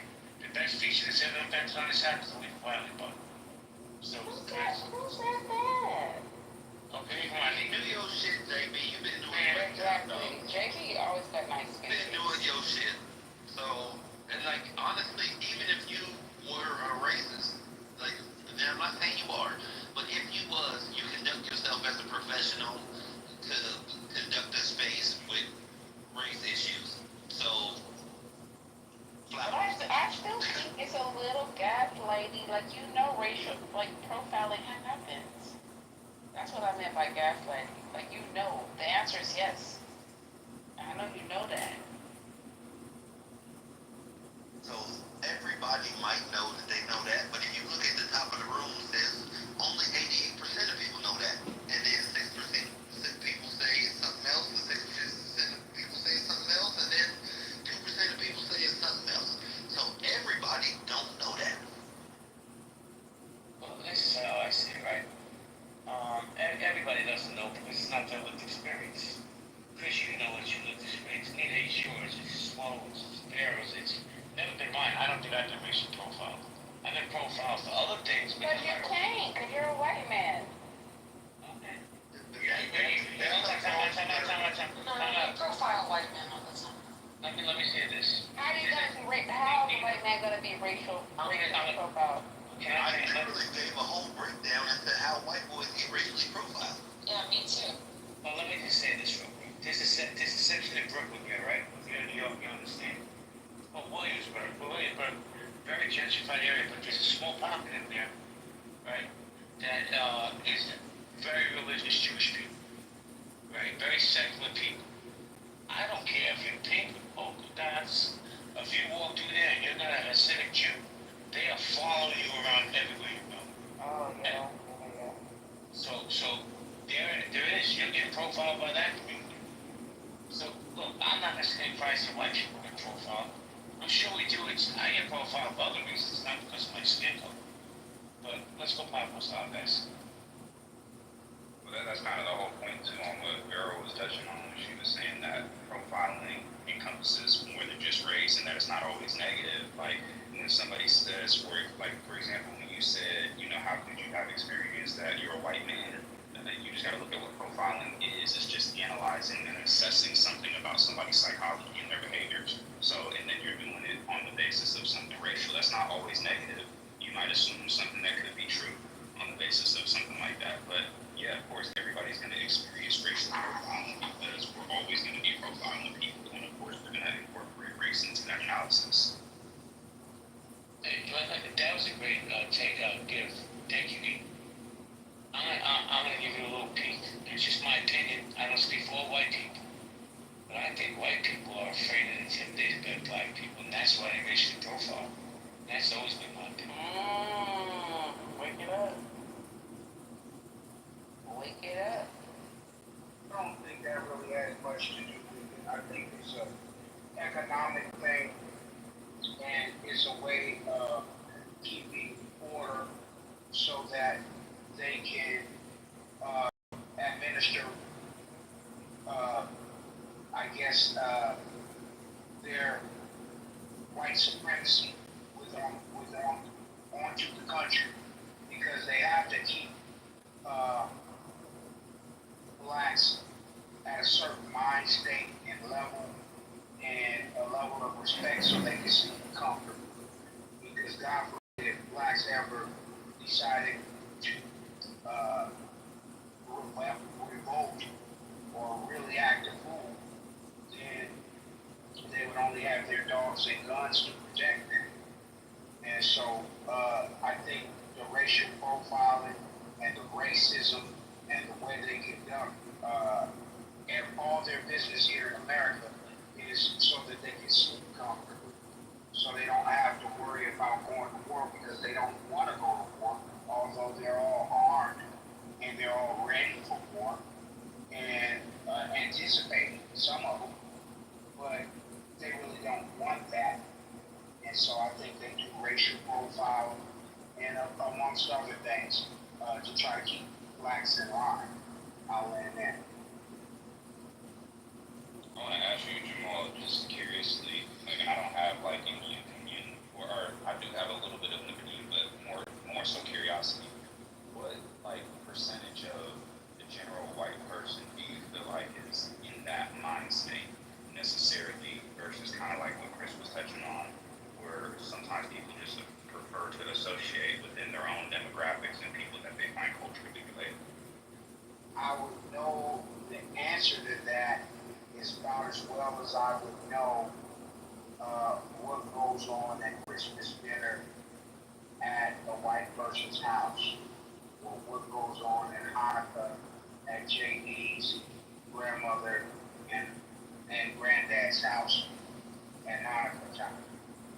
I'm not privy to that, and that's the whole point of it. They're passing down information to their children. They're passing down knowledge to each other, and they're sharing information at all times. Tomorrow, if you invite me to Christmas dinner, I'll be more than happy to come. I'll bring you so many good desserts you won't even know what happened. I'm sure you would, but the answer to the question is you would have no way of knowing that question, because it is what it is. They're passing information directly down, and their kids know very quickly how to speak to you from. They're taught that from the beginning. They know it's not right to say certain slurs or phrases to you. They know how to carry themselves with you when they're around you. And they also have information on the ways that they feel about you and your level of intelligence. So how would I know what percentage it would be? It could be all of them, as far as I'm concerned. Well, let me ask you a follow-up question, Jamal. In your opinion, where is racism taught? Because kids aren't inherently born racist, right? You have a room of... I think it's taught by the mother. He just told y'all, in the house, it's passed down. It's passed down from and the mother is your first teacher, and so the white woman is the one who is more dangerous than anybody. She's the most dangerous to the black community, I would say, because our women have lined up with her, like, from a female standpoint, just because they're both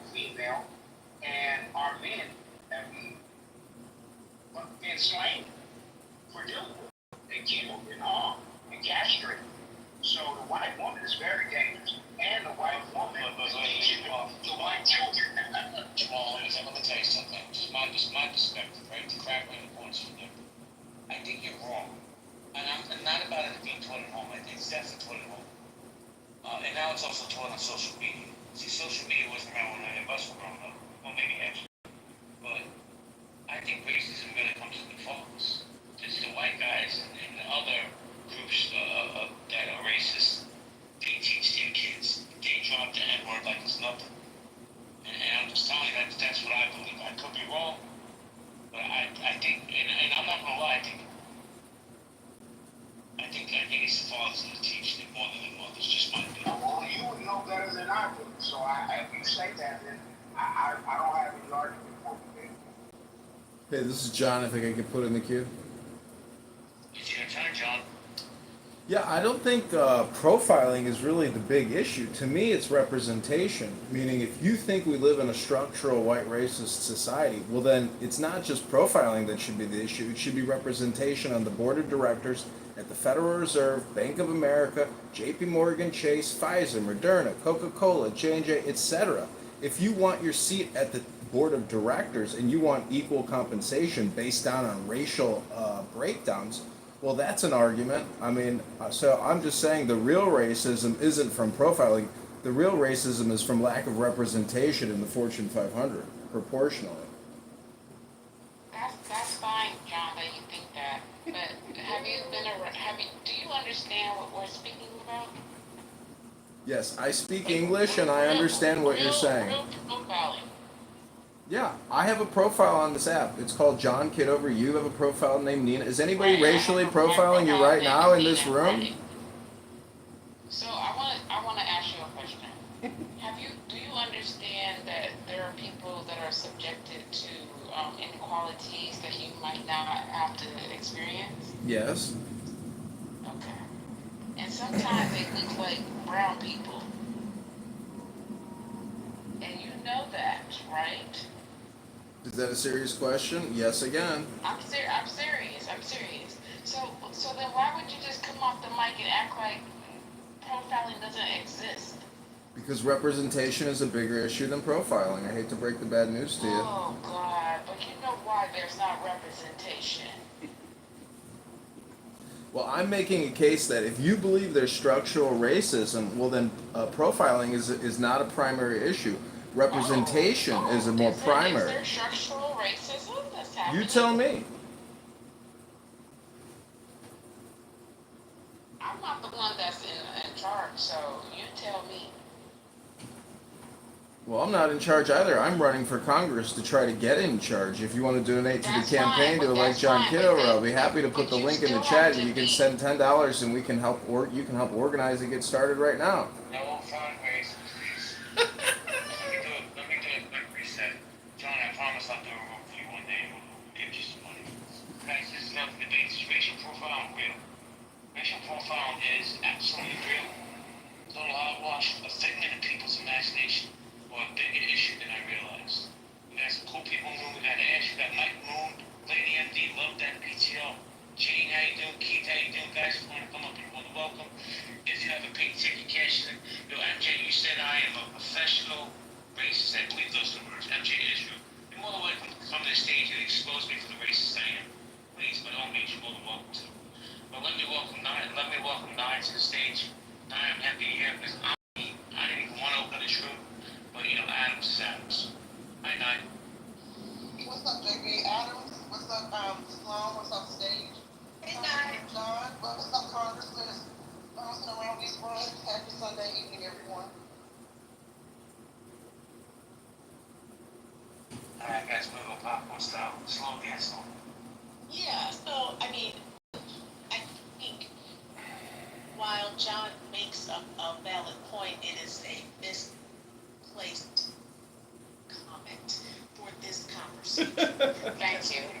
Yeah, because we are talking about day-to-day, regular life, people going about their day to go to work, go to school.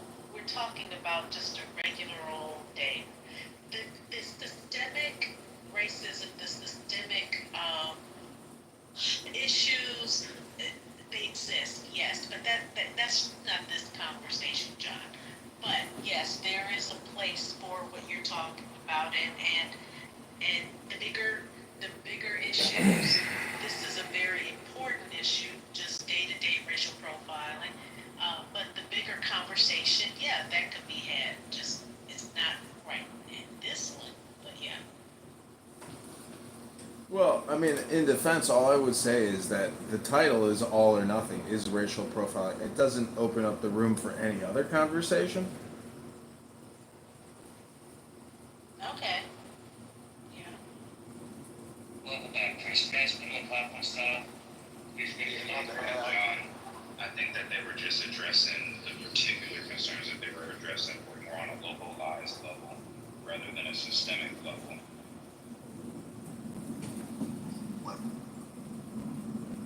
Well, I mean, I mean, I'll just be quiet for now because I agree. If you want to stay on topic, that's fine. So here's the problem with staying on topic, right? We can stay on topic, but I think everybody agrees that racial profile was real. You even voted for it, Joe. And I asked you a question like, I don't know, an hour ago. How do we fix it? There has to be a solution in there. Somewhere. Where's the start? If these kids are being taught to be racist, I don't think you can unteach them. But how do we make sure the next generation isn't taught these cancerous thoughts? Chris, you wanted to say something? I think honestly that the majority of today's society, at least around like the places that I go, because I do a decent bit of traveling, and I do like winter sports, I snowboard, and then this summer I wakeboard and this and that.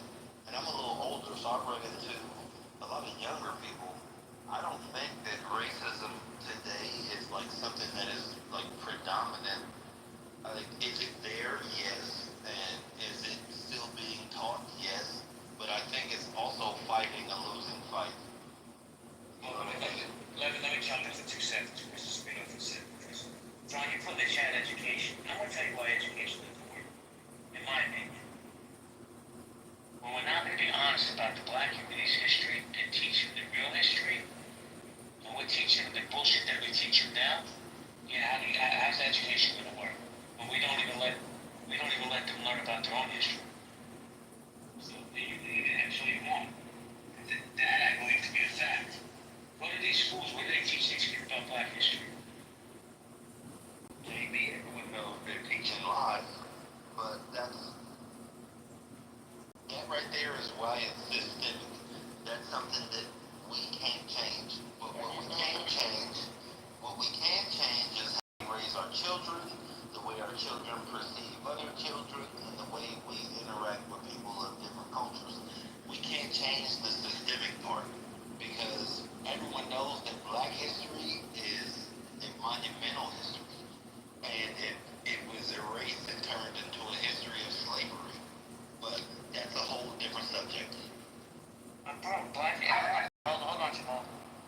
Listen, I'm the white guy in the corner, I'm the cracker in the corner. I can't speak no black history. But I know there's a lot more to it than what I've learned. And that's the part I want to learn. That's the voices I want to hear. I think it's about time that's not going to happen. Maybe it's just some utopian fantasy I've had where white Americans will step back and say, just let's embrace these people. Let's learn about their history, their strength, how far they've come. But the white supremacists in this country, they ain't never going to let that happen. JB, I feel like you kind of have good intentions with that, but at the same time, you want people to know that like all the things that we suffered and like what we went through and this and this and this. I want to know about the inventors, the people whose patents were stolen. I want to know it all. Because I know slavery is not indicative of your entire history. Yeah, and I would dare to say that people should look into the fact that there are a lot of indigenous black folks, because you can definitely tell the difference between black people and Africans. And there's Africans that have been here for 400 years, and there's black Shout out folks to the Africans. Shout out to them. Shout out to them. But you can tell the difference between native blacks and the other ones. There's black that have been like here. the FBAs. Can we have one mic on Chris? There are black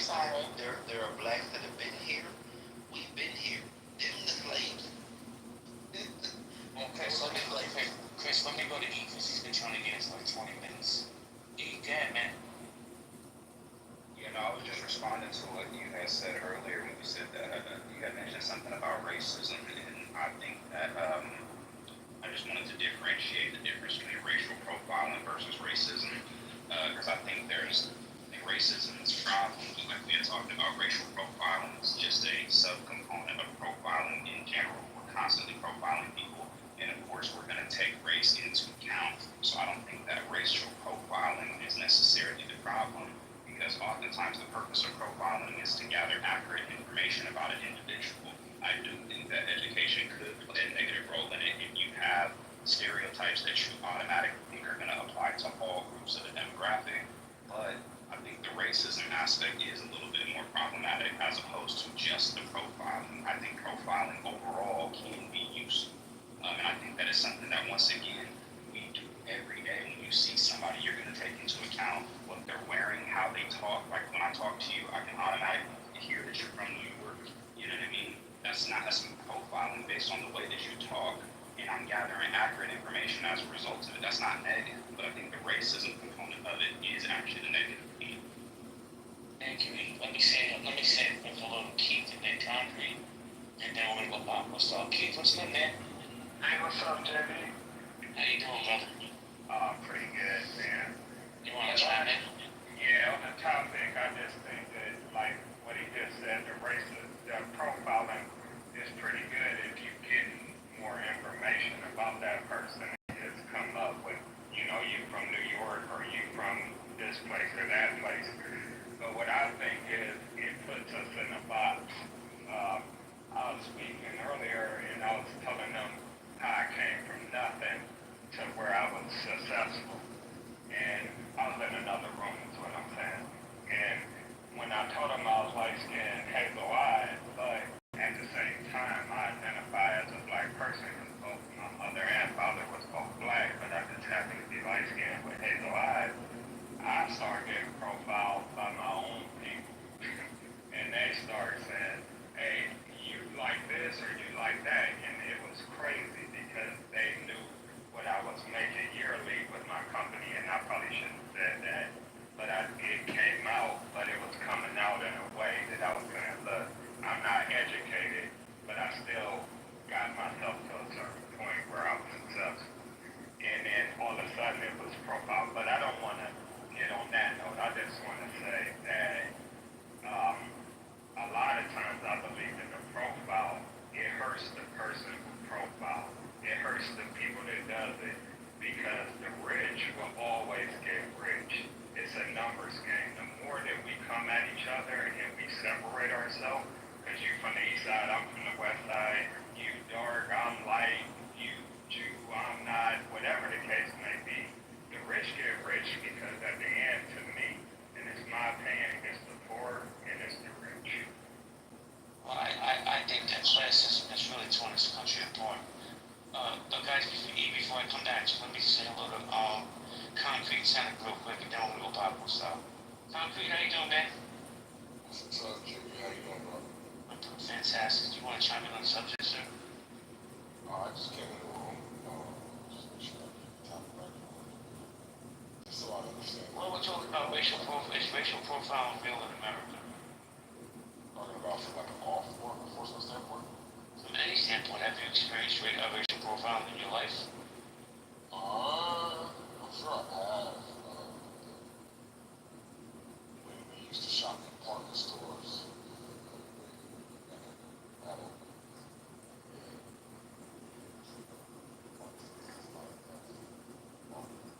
And they follow you around. Sorry, Chris. Sorry.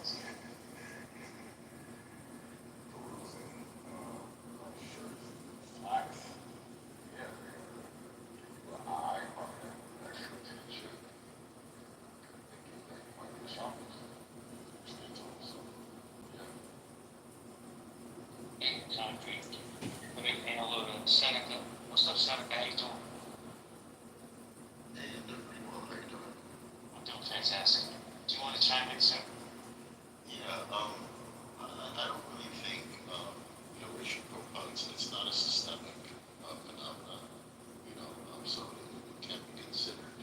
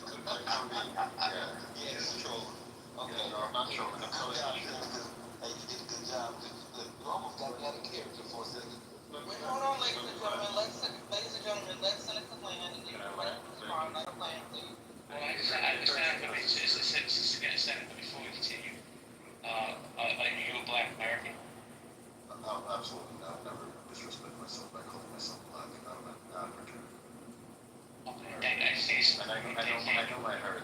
So my heritage is Nigerian. So I'm a Nigerian American, African American, which means black. Well, I wasn't trying to insult you. I don't think that's an insult.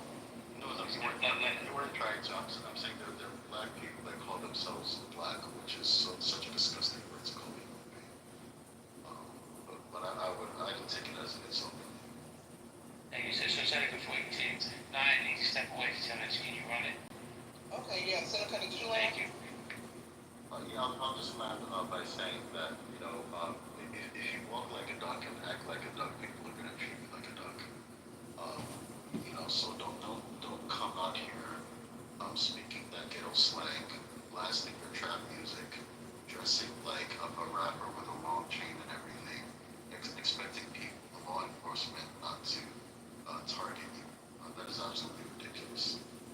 Justice does require evidence of intent. It's not speculative. And the presumption of any individual agency matters more than any assumed victim. So it's absolutely ridiculous that they think this system exists. Sir, hold on, wait, because I saw Nina come on first and then Chris. And then who wants to, we're going to Nina, then Chris, who wants to go first? I got first. Okay, Concrete and then Jamal. Let Nina go, please. Let Nina go. Go ahead, Nina. So what did you say about the hair, the lock, the twist? You said something. There are ways that some Black Americans style their hair to go through that and make them look like criminals. Okay, for example, goes the prison system. Okay, if you dress like that, don't be afraid that a police officer targets you. You want to look like a criminal because you want so badly to look like your favorite rapper. You deserve to be targeted because that's what you want to look like. In my home, my children will never dress. All right, next. First off, I'll say when saying like if you want to have dreadlocks, I'll say shout out to Cam Newton. That's the first thing I'll say.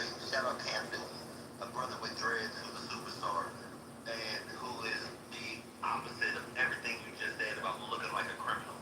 Brett, you are the worst example of a fucking stereotype that it is crazy because I work for a non-profit organization. I'm a supervisor of operations in one of the biggest Habitat for Humanities in the state of Utah, and I wear a gold chain, and my hair is nappy, and I'm tatted up, and I do so much community outreach that is crazy, and I rub elbows with some of the richest motherfuckers in the country. You out your goddamn mind. And if you looked at me, you would say I was a criminal. But when I talk to these people, and they get a chance to just give me a chance, they find out that I'm different. You the problem, bruh. You're the fucking problem. You just worried about my hair, and you worried about how I look, and you worried about how I fucking talk. Are you out your fucking mind? You the problem, bruh. That's why you not black, and that's why you African. Because we don't want you. The same way you don't want us. We don't want you. Take your ass back to Nigeria, bruh. I'm out. Okay, Chris, all right. You gave him slow. Alright, so, next. Wait, Concrete, Concrete and then Jamal, I got you after Concrete. Go ahead, Concrete. Yeah, thank you. I don't think we should be harsh on Seneca. I think this is, just a response to the pressure that the Black community, the African community is put under through like worldwide systemic, let's say, pressure. The entire continent has been under siege since its written history. The entire Black community has been under siege since its written history.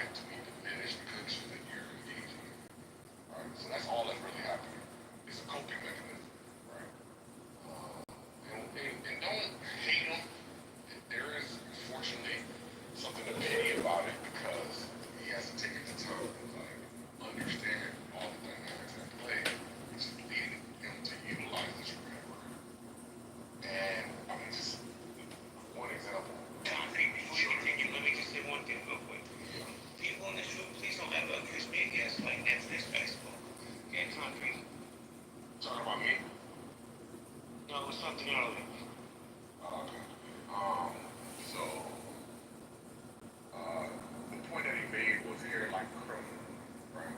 And we can take that statement and we can examine it for its, let's say, truth value or how it, reflects the real world. Now, is there a hair characteristic of criminals? The hairstyle characteristic of criminals? No. Is there? Obviously not, right? Obviously not. Jay-Z didn't invent the hairstyle, nor did Jay-Z make it popular. And it was a thing that people had as hairstyles before Jay-Z probably, right? But it's clear hairstyle. When I was outside on the road, I had short hair, I mowed the lawn.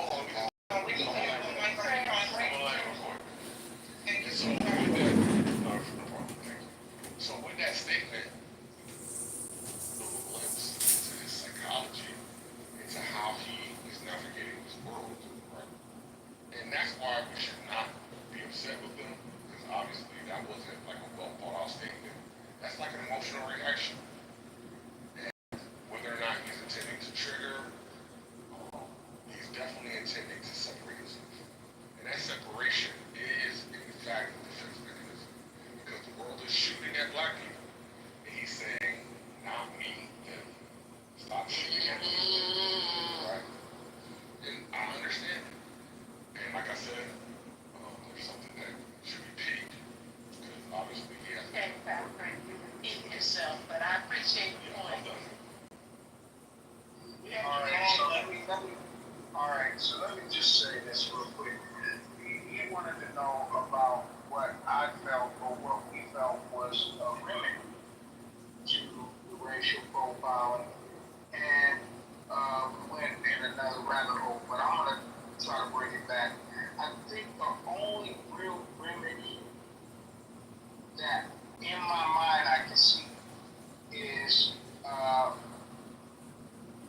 land, maybe 2 or 3 states, where we would succeed the union or try to come out of the country, but we could settle a couple of states. I'm in a state called Wyoming right now. I'm headed to Utah, where the brother said he's from.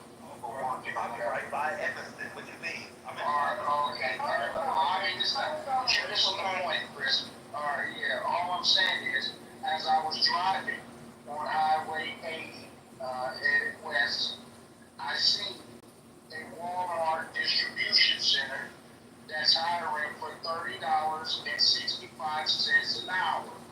Now, I know Walmart distribution centers, and I know Wyoming is a white-ass state.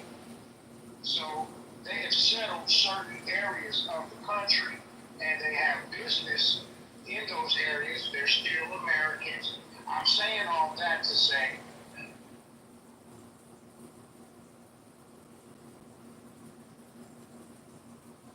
Carolina, and some of these states we can settle and make our own, still do business, make money, create our own hourly minimum wages. Because I'm thinking to myself, how the hell are these white people in Walmart distribution center all making minimum of $30 an hour? And so I just find that very interesting, because I know if you go down south, they're probably getting paid $16 an hour, right? So we can settle some of these areas, and that would be the biggest way to stop racial profiling, is to release ourselves and our section of the country and our community and settle those areas. That's the best example I can think of for a remedy. I like it. Jamal, I share something you just said. It's not to share that on Clubhouse, bro. So you know you can't win people like that. Seneca, I just wanted to respond to some of what you said. I disagree with most of what you said, and more so probably disagree with the presentation of it.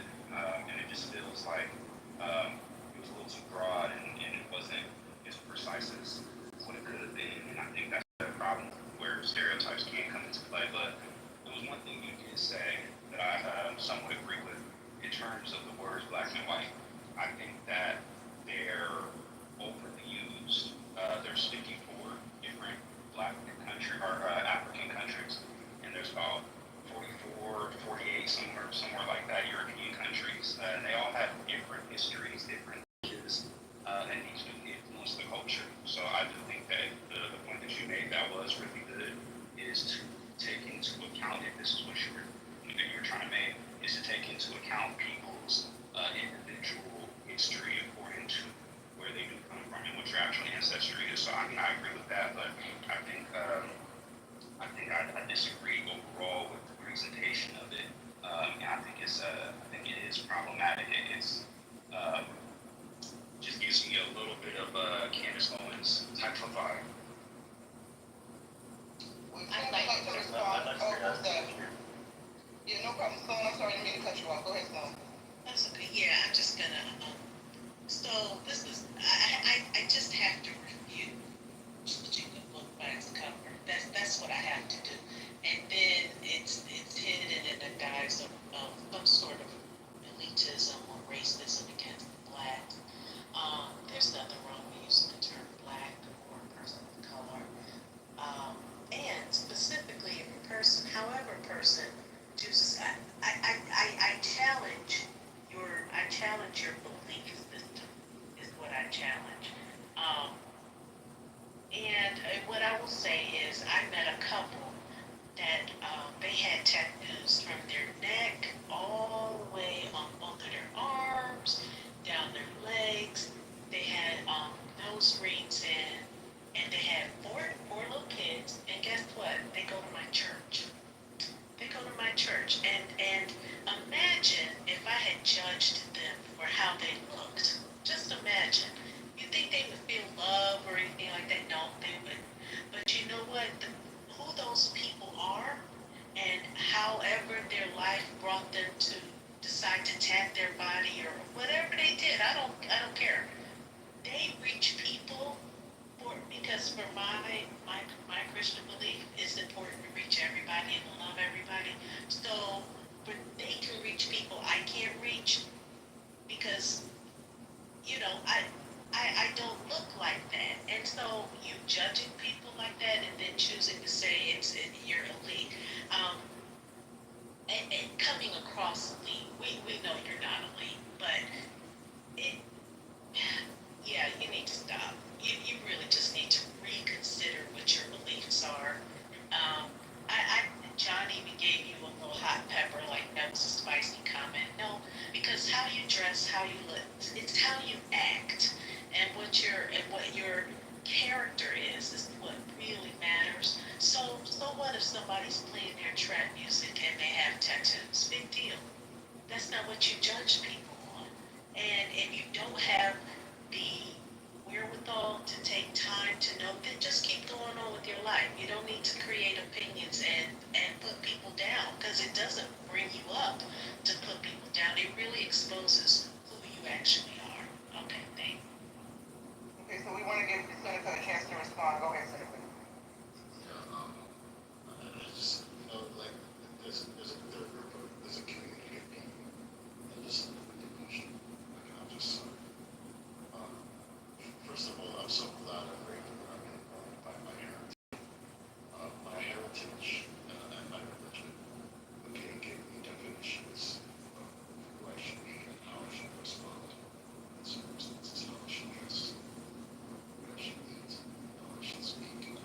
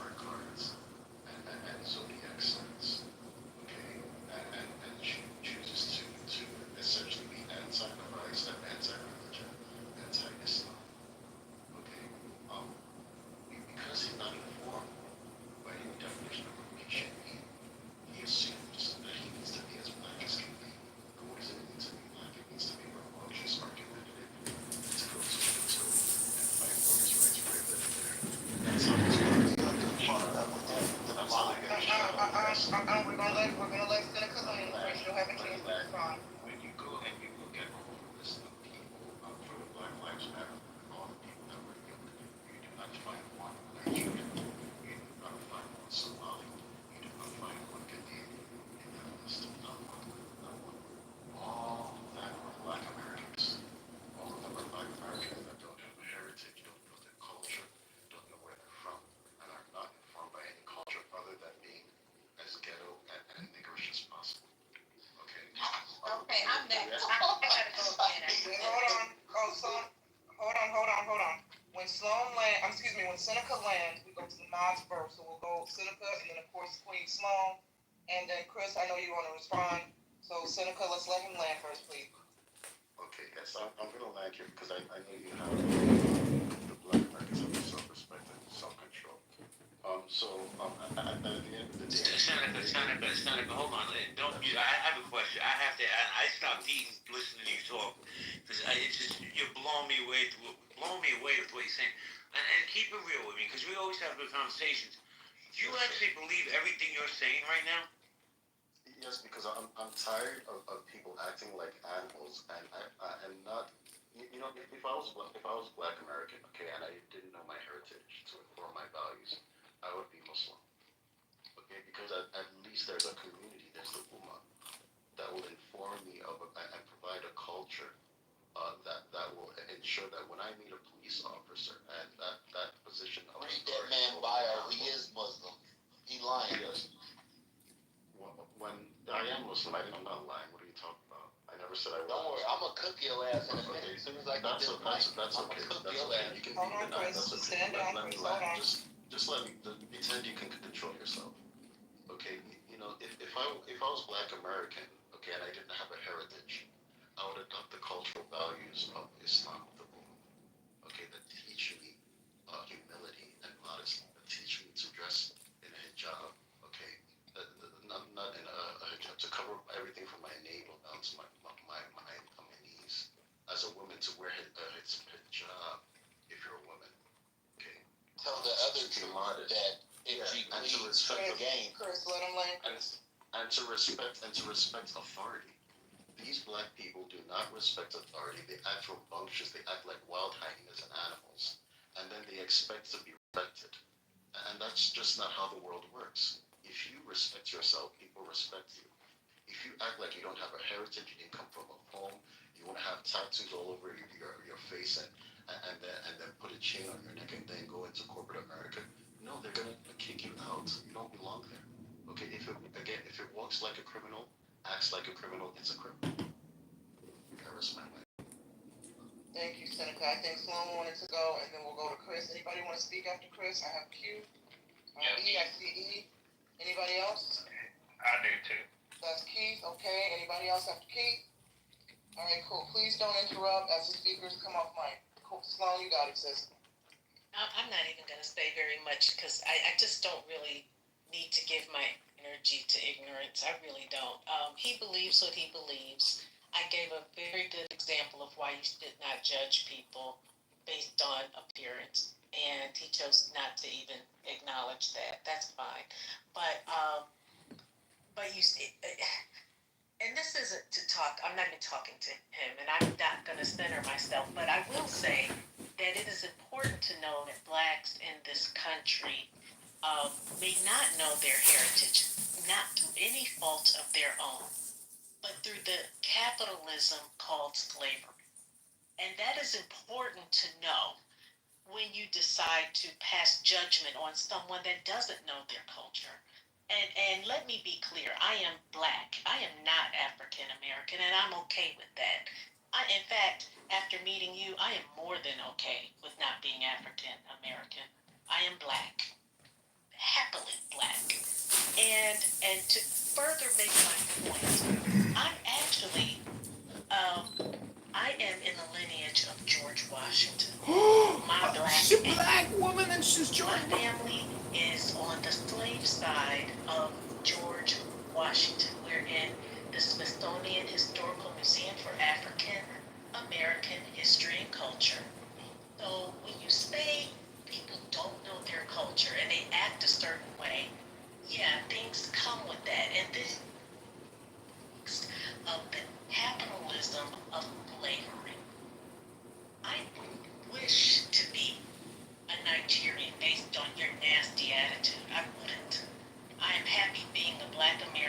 I'm proud of that. But when you look at me, it comes from a place of um, of imperialism, of colonialism, of things possibly your Nigerian ancestors probably gave our asses up. So that's what I think of you and your opinions. Thank you.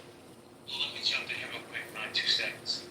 Sloan, please don't leave, because you and I don't, we haven't shared space in a while, and I appreciate you. I understand trying to protect your energy.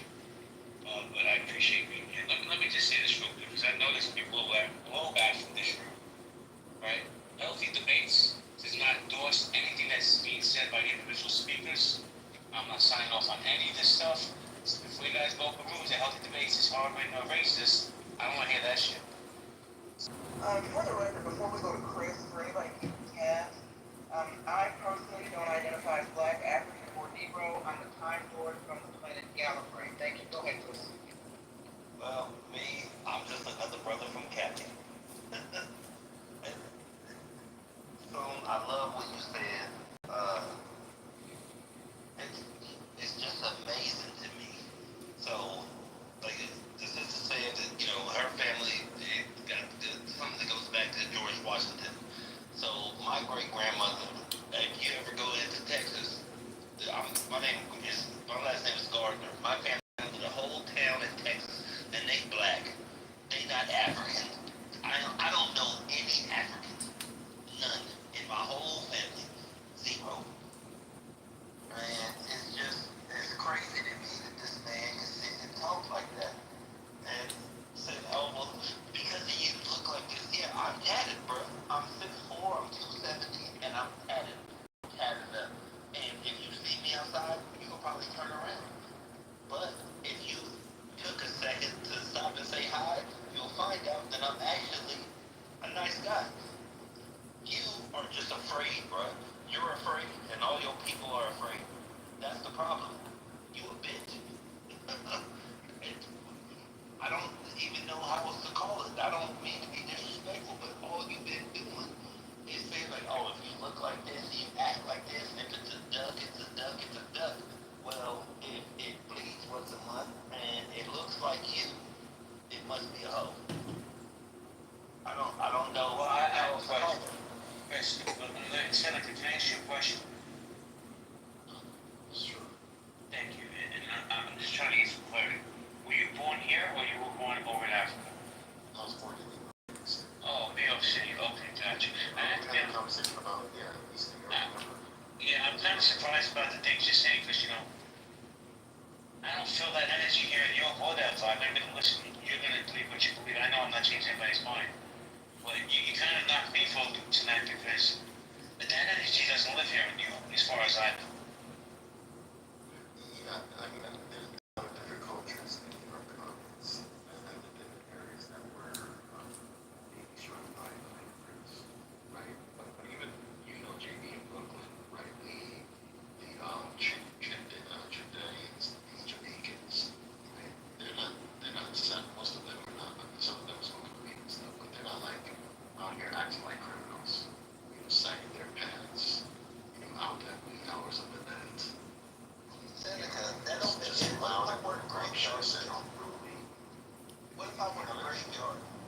Does that put me out in the wee hours of the night? Because I used to be a bouncer in Miami and in Utah where I live now. I used to work at the clubs as security, so I was out in the wee hours of the night. And what the fuck does it mean if I sag my pants? Why are you looking at my pants? Why are you watching my pants? That's what criminals do. That's what criminals do? Why? That's to attract gangbangers. Then you need to stop watching TV, dog, because I did 5 years, and that's not the case. That's not the case. You need to stop watching TV. You need to stop watching TV, brother. Because you've never been there. Stop talking about it you've never been to. Corporate America that is that. And fuck corporate America. Because I work in corporate America. I work in corporate America now. We have to have one mic. Hold on, Chris. We have to have one mic because otherwise we can't hear. XG, I see you. I see you flashing the way up the queue. So after Chris, we have E, Keith, and then we got you, XG. Seneca, go ahead and land. In the queue. Yeah. I got you. You see, black people don't want to hear anything that makes themselves responsible for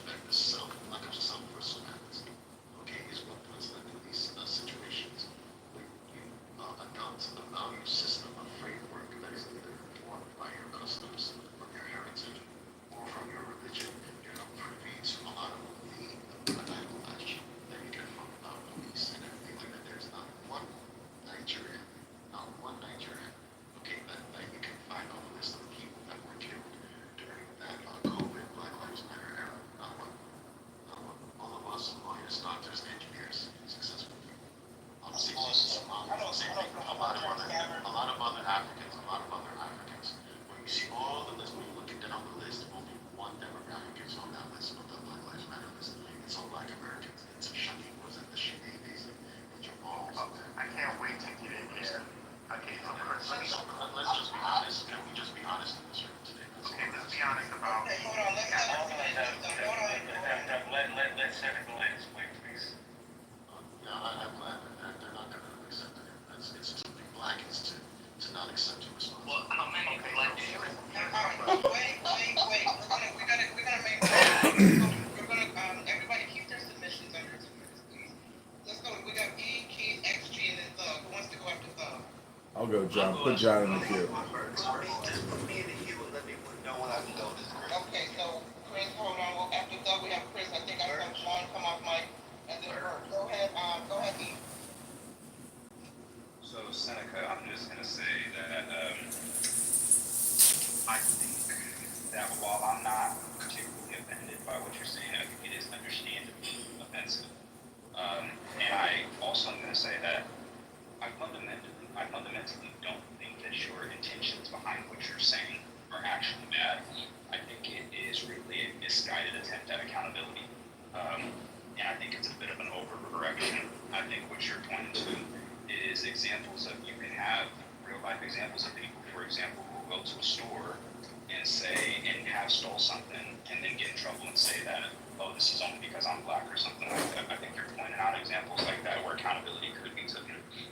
But I think what you're doing is you're overcorrecting. So you're seeing these examples and then you're attributing more fault to black people than should be attributed, as opposed to looking at it from a nuanced perspective, which is that, yes, there's accountability to be taken within the black community, but that's not to then necessarily go and see every negative thing that happens to a black person and assume that they could have taken accountability for it. It sometimes can be, it can go way too far.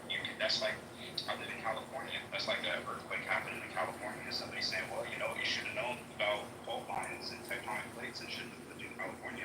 There's a point where the level of accountability that you're expecting from somebody is just not a realistic sense, and there's things that are beyond people's control. So I think that while your intentions are really just to be accountable and to take responsibility, and it's really probably more of an empowering message that I think you're trying to have, and that you take that with yourself, and you seem frustrated with hearing people who you feel have not taken accountability. I do think that it is misguided because it doesn't encompass a balance of view.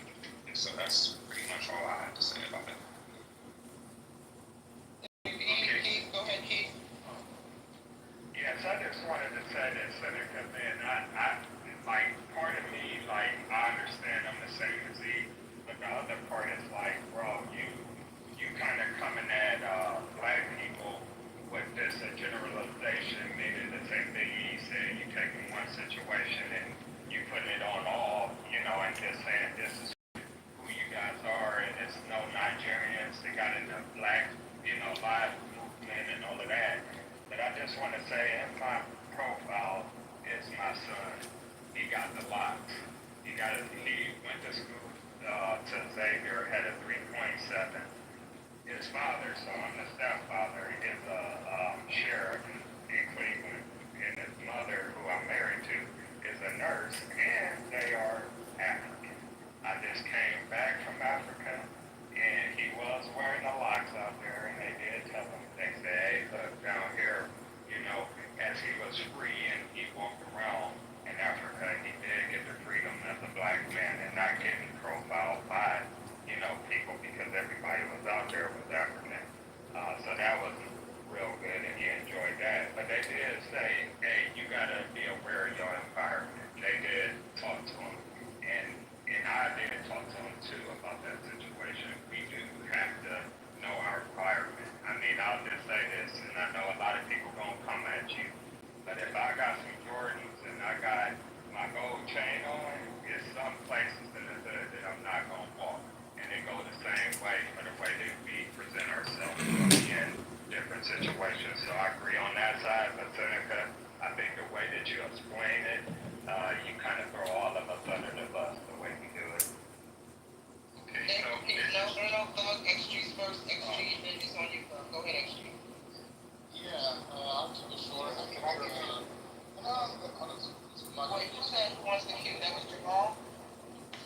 that they want to get in? Joe. That's me. This is how we're going. It's XG and Thug. We have XG, Thug, Chris, John, Bird, and then Ja. Who else? Okay, cool. Go ahead, XG. Yeah, I'll keep it brief. I think, in short, like on a TLDR, say, ensure you're an uptight, self-righteous goon. But that way, all you do in everything you speak just puts the furtherment of black people further back or African Americans. As you love to say, even though you tie with this pride of Nigeria, but the number one threat of Nigerian parents who bring to the U.S. is to send their children back to the shithole of a country that Nigeria is. So again, I'm really confused as to how black Americans are the bottom of the barrel and African Americans are the bottom of the barrel, yet the worst living African American in the U.S. probably lived a high class life in fucking Africa. So like that's what I'm confused about. It's always Africans are so much better than African Americans, yet all of them have to migrate here to make anything of themselves. That's hilarious to me. That you guys have to go ahead and flex 50-year-old technological advancements being made by fucking sticks and stones and act like it's fucking amazing in Africa when we did that 50 years ago. I'm so sorry, you're still catching up. So to try to act like Africans are the pinnacle of society, the pinnacle of morality, when half of them still can't let their women drive, half of them just got the right to vote. The other half, they're so fucking societally behind and technologically behind that for you to imply that the Africans are somehow so much more superior to the African Americans is mind-blowing to me. It's mind-blowing to me. And it's the pinnacle and the epitome of this coon-ass Candace Owens state of mind that you trap yourself into to keep sucking the white man's dick and taking the boot from under the chair. Like, I'm really confused as to how you kowtowing this bad to white people and racial stereotypes is somehow benefiting your cause, benefiting your message, or benefiting you as a person. You're one of the good ones until they don't need you anymore. And then when they don't need you anymore, guess what? You become as much of a nigger as the rest of us. So congratulations. You're equally as stuck in this scenario. You're just delaying yours a little bit longer. So the more you keep playing these cool games, just wait, because you're going to be in the same fucking tree that all of us are going to be on. Wait. Thug is next. We have a queue. Go ahead, Thug. Yeah, so this is the problem that, black Americans feel the need to try to educate these assholes about, what our images are. If any of you have not watched the show on Netflix called Young Fitness in African, look at the images on how these degenerative Africans have allowed themselves to be used to project these images of them as if this is their lifestyle in Africa. It's false. It's a lie. These are the Nigerians. And you look at the makeup on their face, they make them lighter. These women are pitch black. And they are using makeup to have the images of what they would like American, or the American standard of what beauty is. They're trying to use that show to have all Africans on the continent portray themselves as such.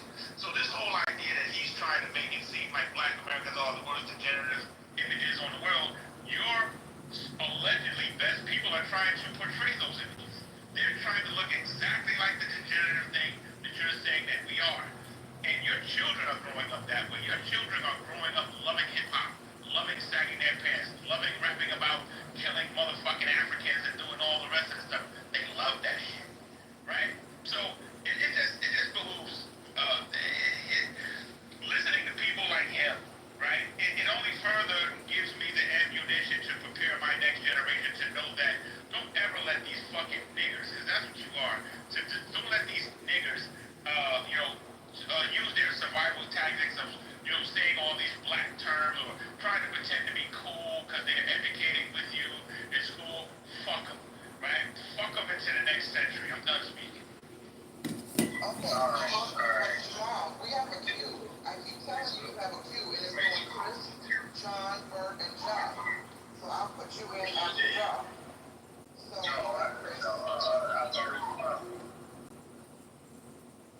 Chris is on your phone, so let's go ahead and John. Congressman John, did you want to say something? Yeah, I would just say don't judge a book by its cover. And what that means is we're all Americans. And on the inside, we have pink brains and we have blood and we have other colors on the inside. So I would just say that when I say that education is lacking, it really is a spiritual education because we all have a translucent soul which is colorless, or at least all of our brains are pink and our hearts are red. Let's go to the next question, please. Congressman like that. That's messed up. Okay, wait, Chris, you were on the phone. Chris, you were next before John, so we'll go Chris, and then Bird, Ja, and Jamal. Go ahead.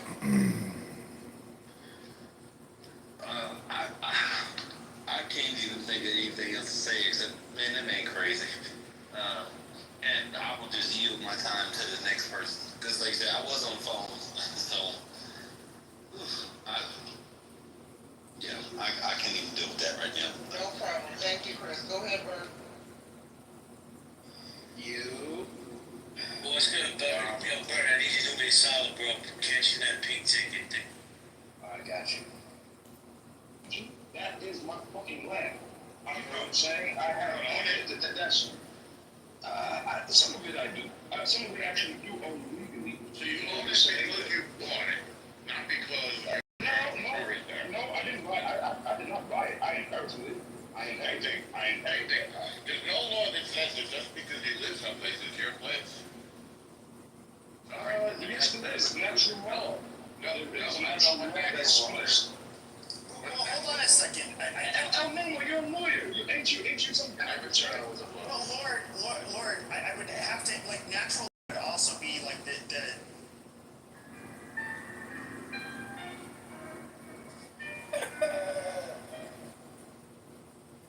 Great room title there, Rabbi. Really top notch. Very funny. Good stuff. Go read the book and go to the drug party. That's what I keep telling people on this app, fatty. Do you know that Mayhem turned out to be Sean? What's his name? Hickman? Yeah. He's a Yiddish guy. He's Jewish. Yeah, he's a Yiddish guy. Why do you think he's something so hard? He used to hate Trump, and he's always started loving Trump because Trump is kind of for the Jews. Oh, he's talking for the Jews. That's right. Really? That's right. I don't like people whose views are so easily swayed by either the coin or by something, people whose emotions are so easily, so readily aroused. And I just don't like that.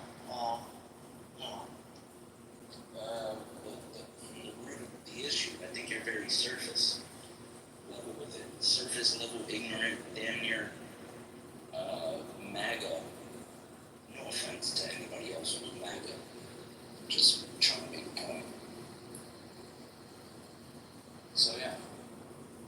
Thank you, Bird. Okay, let's go to John. At some point we gotta give Seneca a chance. Okay. Hold on. Because then he get dog powder. He's just gonna call for Maslow. No one said anything to this music. They just said so. Hold on a second. Hold on. No, I'm gonna hand it back to you. Run it how you want. I just like to keep Seneca in the conversation. Otherwise, it's a dog pile and an echo chamber. Okay, so we'll let Seneca respond, and then we'll go to John, Jamal, and then I see Mike came on. We'll go to Mike Allen after that. Go ahead. Okay, so I'm back. Okay. No one is attacking all black people. Right? I hate it when Wait, hold on, Bird. You have to mute up, Bird. We're getting feedback, please. Go ahead. I hate it when some black Americans use their typical cultural deflections, right? Whenever you hold them accountable, they want to hold your country accountable. They want to hold they say white people do it too. They say, oh, no, you don't understand. Slavery happened to us. You know what I mean? They make all these excuses. Excuses upon excuses. They call out slavery like they're the only ones in the world that ever experienced hardship or ever came from generational hardship. Okay, it's just not an excuse. I'm sorry. We're tired of the bullshit. People come to this country. They don't even come from a country where they use the same characters, let alone speak the same language, let alone know the culture and the systems. And you have 400 years of knowledge in this country. Okay, you know the systems. You know the educational systems, the financial systems, the justice systems. You know the culture. You can speak the language. And still, you don't overcome. You don't succeed. Why? Because you're dropping out of class to go smoke weed. Okay, you're hanging around the wrong people. You're out late at night. Smoke some weed right now. You come to work, you disrespect your teacher.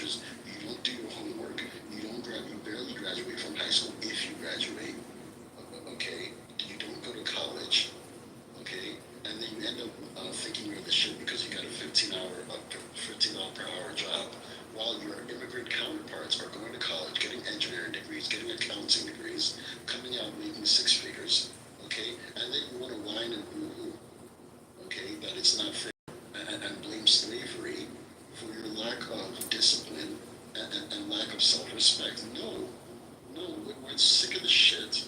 Okay, we're sick of your communities being so freaking decrepit because you won't look at yourselves. You won't tell your women to put on some clothes. Okay, you won't tell your women to stop having promiscuous sex, disguising it as dating, looking for the one. They're always looking for the one until they catch AIDS or until they get pregnant. Okay, it's ridiculous. You know what I mean? No, I'm sure Keith is. You sound like a really great gentleman and a gentleman that respects himself. But let's be honest. Even you are responsible. Why? Because it is your community. It is your community, and more Black people need personal accountability for their community. Okay, but you know what? When you hold a Black man, a woman accountable for their community, you know what they say? Oh, just let Black women be, just let other people be. I'm focused on myself and my family and my household. They don't even give a shit about their community. Okay, and this is man, let me jump in for a second, because I've been around, and I know nothing I'm gonna say is gonna change your mind, and I want to keep it real with you. I find everything you're saying to be so vile and disgusting and so intellectually dishonest. Because for me, right, JB, It's right his here, lived experience, JB. I'm not part of your community, I'm part of my own community, but here in New York, as you know, we're a melting pot, so we mix together. For you to label an entire community the things you're saying, I'm gonna keep it real, bro, is reprehensible and disgusting to me. Can't speak for anybody else in this room, but I like to give everybody a chance to expose who they are. And I have to tell you, dude, you really, in my opinion, my advice to you is take a step back and listen to what other people are saying. Come out of that headspace, because, bro, it's not reality. But I'm sorry for cutting you off. I had to say that because it's been In his reality, it's the reality. It's gross. Yes, dirty fucking. Can I ask you a question, JD? Can I ask you a question? You're from the Italian community, right?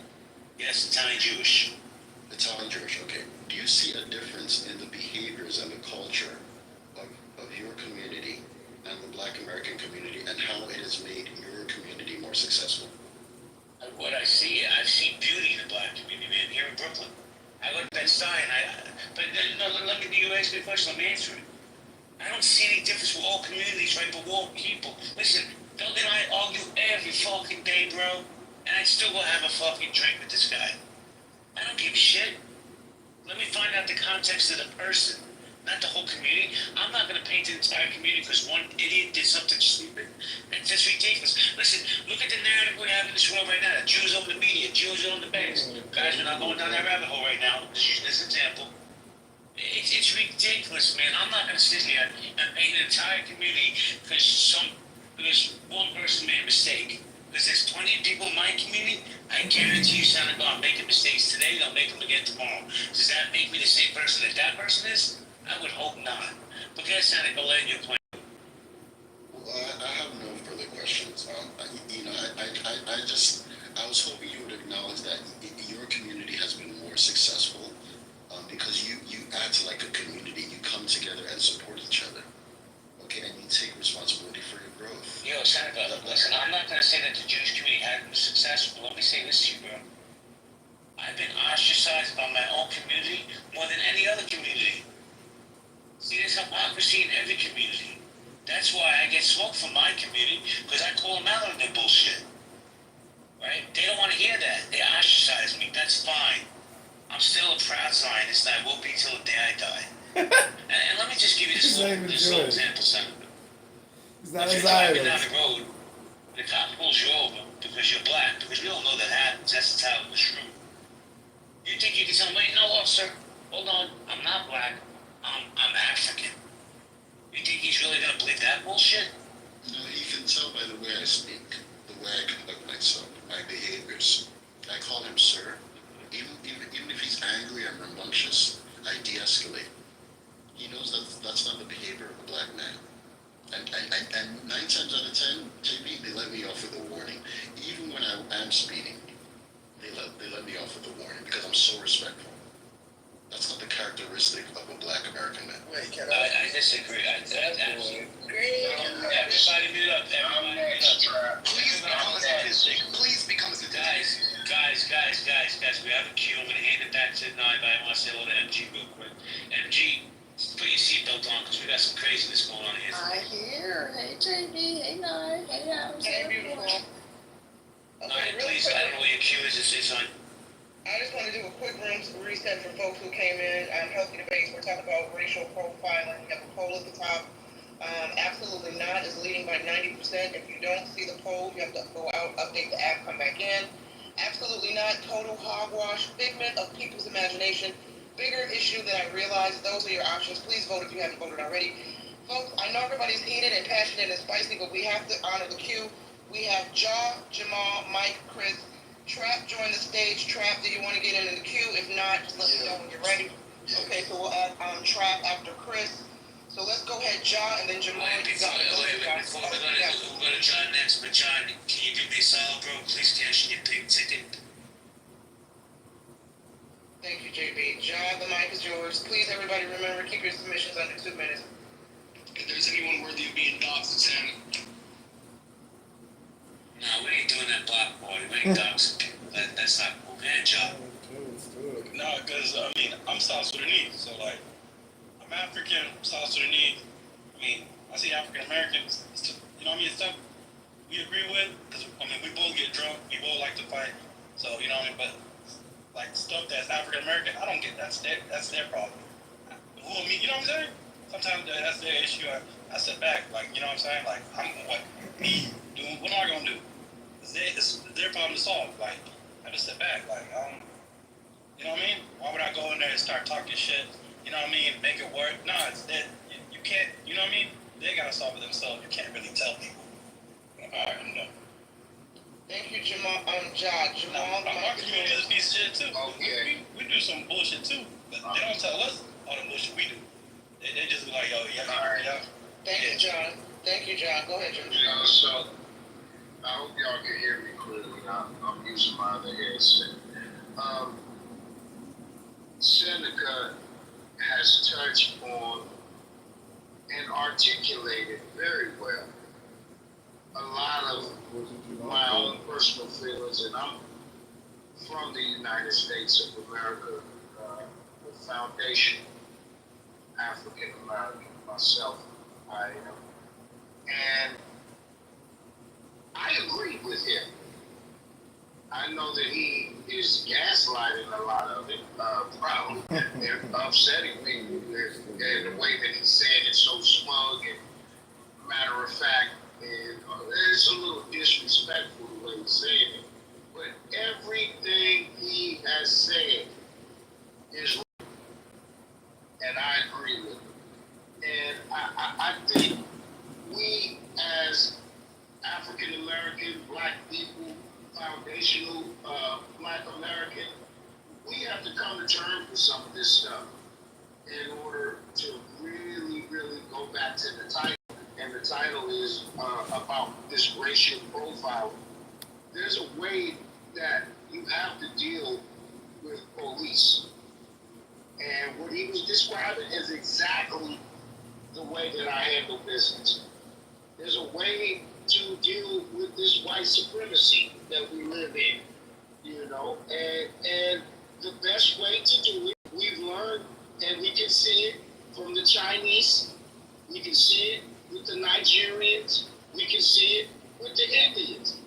You have to understand the system of capitalism and move in it in an educated fashion. We need to stop being their entertainment. And I think the most important thing we could do is stop our kids from playing sports for 5 years. And don't give them no more NFL players, no more basketball players, and redirect a whole generation of Generation Alpha and Beta, into engineering, science, STEM, technology, and reboot ourselves out of entertainment. There's no money in it anymore. There's no money in the music. They officially raped you from making making money from music unless you're performing and on stage sampling, breaking your legs, headbutting each other, and getting brain aneurysms from football, shooting and breaking your legs and shit, shooting basketballs and shit. It's time for us to redirect shit. And I agree with everything that the Nigerian brother's saying. And right is right. You know, and we got to really take a long look at ourselves. If we want to stop the profiling, we got to really take a deep, long look at ourselves. And I'll land right. How about both you coons get lynched? Okay, XG, hold on. So I have Mike, then Chris is no longer on the stage, so I have Mike. Is Mike still? Mexican people, they have a specific, Preposterous. Well, I don't know that there's... Julio, come up here and play with Mike. I don't know if there's, like, a genetic thing, but I mean, Mexican, this is one sport I participate in, and, like, it is, Mexicans definitely have a, they're definitely known for being successful in boxing. I think in the Western Hemisphere, the most successful. But they also have a higher participation rate than other groups. I don't know, that was what they were saying, and it kind of reminded me of the shit that comes out of Pepe's mouth. You know, morally reprehensible there. Well, they have, like, in the country of Mexico, like, Mexican-American fighters kind of have a similar style. It's called, like, pressure fighting. It may to some people look like you're just being you're just like a slugger. But these are people that literally, they keep on going, walking forward. They try to walk you down into a corner, into the ropes. And they'll fight on the outside, but then try to go on the inside, and then, you know, there's a little bit of like taking a punch to give a punch. It's actually a very difficult style of boxing to learn. It's not. It literally takes years for people who had long amateur careers and had boxed that were pros for years as well. Is that what happened to your brain when you got TBI? Was it in the pressure fight? Yeah, I usually don't get TBI from one fight. Well, I want to thank you, Pepe. You did it again. You know, your doxing of Roger Mayhem, your stirring of the pot. You have once again. Somebody else. I do. Hey, bro, maybe you killed that. It's like actually, you were watching. You were watching like Stir the pot. Yeah, Pepe was a boxer for a little bit. I was an amateur, and then like He got his ass beat. he's like, let me tell you. He kicked me. Oh man, we need Roger back. We need Roger back.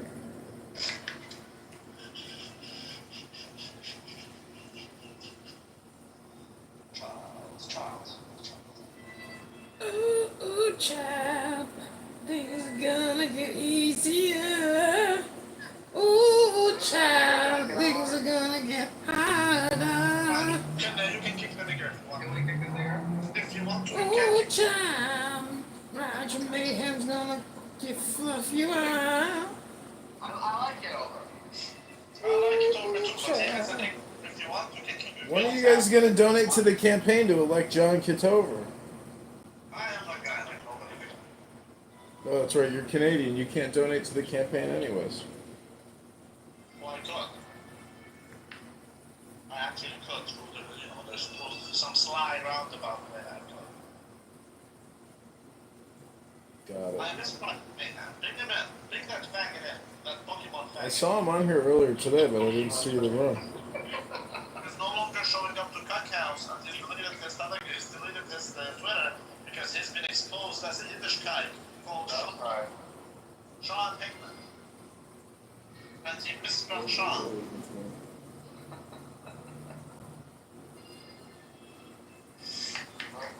Child, the Jewish faggot selling Pokemon cards while talking about gold. That's right. Sure.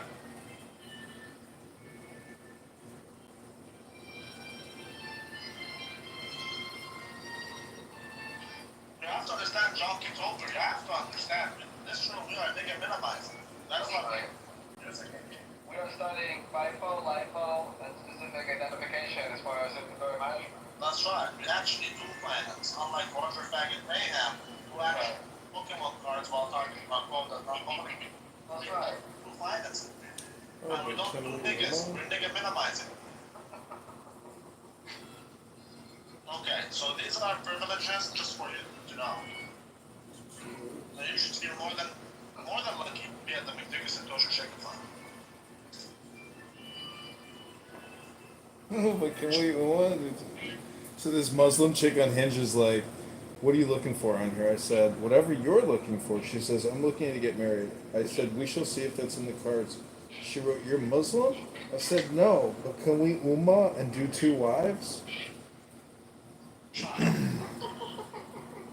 love this movie. Oh, child. I actually do like program. I do like it. I like Kitover. People don't appreciate it though. I beg to differ. I do appreciate it. I just think She wrote, so are you considering it? Sure. Can you believe these people want to have these like ridiculous text conversations on a dating app?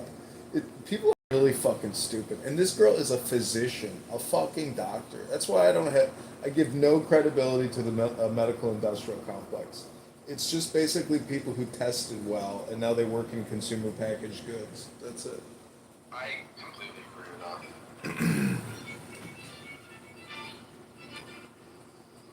I don't know if I agree. Are you serious?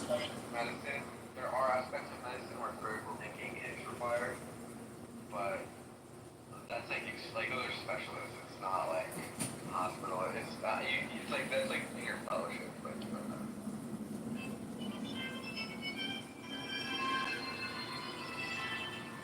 Yeah.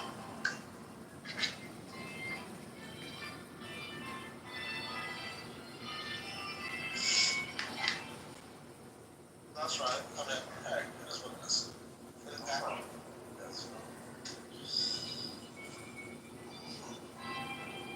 Because I do see, what doesn't matter. It doesn't matter. I love you, Kitover, and I hope you understand that.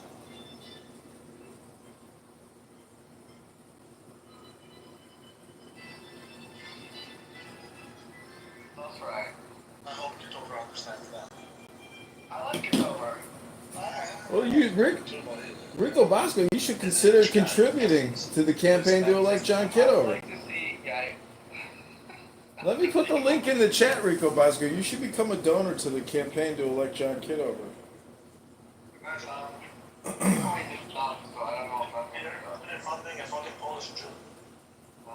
I'm not Polish and I'm not Jewish. You shawarma, Jordanian, kanafa eating motherfucker. You motherfucker, you. Others would be funny to see John Kitover his troll Congress, so I would enjoy the. We're gonna get on the ballot. I already worked out today. We're gonna get on that ballot, but I need money to actually get the signatures. Well, that's okay. Just buy some more put options because Bitcoin's going down, and then you can contribute to the campaign.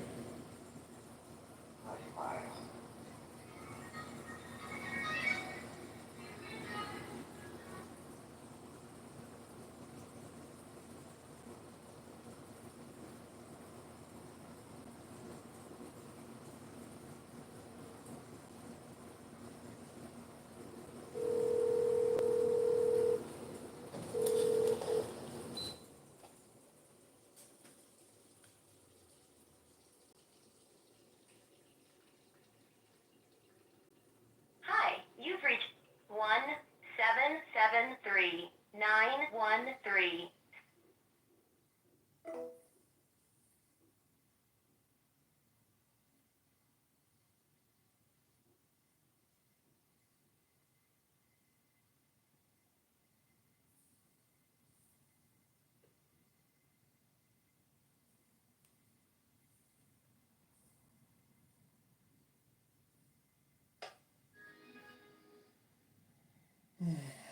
You Indians who study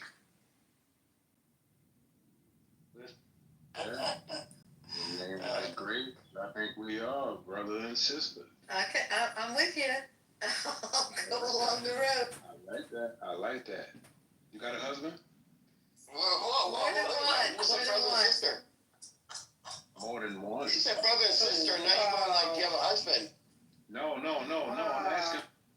White people, you get to a certain age, of course you're gonna have stereotypes. You feel me about white people when you see them. You feel me, and then you're gonna racially profile them, even if it is on accident. Like, hey, y'all put this in your potato salad and shit like that. Like I see us do it more than anybody else. Matter of fact, yeah, it's human nature. I'm also tell us this. I've seen black people racially profile motherfuckers more than anybody else. Black people, we racially profile Africans, we racially profile other black people, we racially profile whites, we racially profile Asians, we racially profile fucking Arabs. We always think one of them motherfuckers walking around with their hijabs, is that what they call it? Whatever they call the little shit that they put on their head. We always think one of them about to blow some shit up, you feel me? Like, we racially profile motherfuckers more than anybody I've ever seen in my life. I'm just gonna put that out there. So yeah, again, it just comes when you don't have the knowledge about the other race, you feel me? You don't fit into proximity with certain people. Yeah, you fall under the racially profiling thing. Thank you, Trap. JB, can I ask Trap a question? No, hold on a second. If you want MAGA, I'd let you ask two questions. Hold on a second. Question. Hold on a second. No, we haven't heard from Trayvon yet, and George hasn't spoken yet. I'm gonna let Mike ask his question. Then you want to get these other guys involved. It's on you. Yeah, it's a quick one. Trap, I actually agree with everything you say. I think you're a very level-headed man here. Would you say you're afraid of police officers? No, sir. All right. See, that's what I'm saying. See, that's that. Okay. Go ahead. Sorry. Okay. Trayvon, are you there, Trayvon? Man, what's poppin'? What's going on, man? You want to jump in this conversation? You just want to hang out? Man, I guess I chime in real quick. I'm gonna say that everybody got different views, you feel me? So we ain't never gonna sit here and actually build on something if we attacking everybody's point of view. You feel me? So I'm gonna go ahead and put that out there. And in regards to it, racial profiling is definitely a real thing. Trust and believe that. Now, I like to see things from, in between. I try not to take sides of it. So, to be clear, a lot of times that, we get racially profiled. From my own personal experience, we are doing something that causes us to be looked at in some type of way. Let's be real about it. And to be 100%, I do feel that within our community, we don't take accountability, but I do feel that there's times in which we do things to cause, people to look at us a certain way. Prime example, in certain places, as much as we would all like to, value cannabis, in certain places, cannabis is illegal. It's definitely been times in which, some person gets pulled over under the influence of cannabis, under the influence of alcohol, you know what I mean? And it just goes down. It goes into a downfall. It spirals down. I don't like that. And it causes people to look at them suspicious. But there's also times where it's not anything that gives them a reason to look at us suspicious aside from our skin. So there is those times in which racial profiling is just what it is, racial profiling. So I'm going to keep it brief at that and let y'all brothers continue. You better know what y'all better know. Thank you, Trayvon. I always appreciate when you come in. So I'm going to go to George, and then I'm going to go to Seneca. George, you there? Hey. Yeah, hey, you want to chime in? Yeah, I believe that racial profiling is definitely real.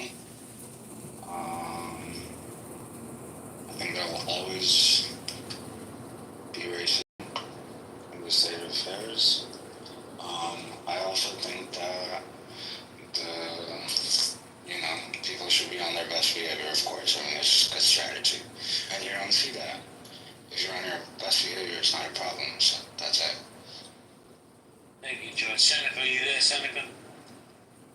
Yes. So the gentleman. I'm sorry, I wasn't sure if you wanted to chime in or not. Yes, I did. Thank you.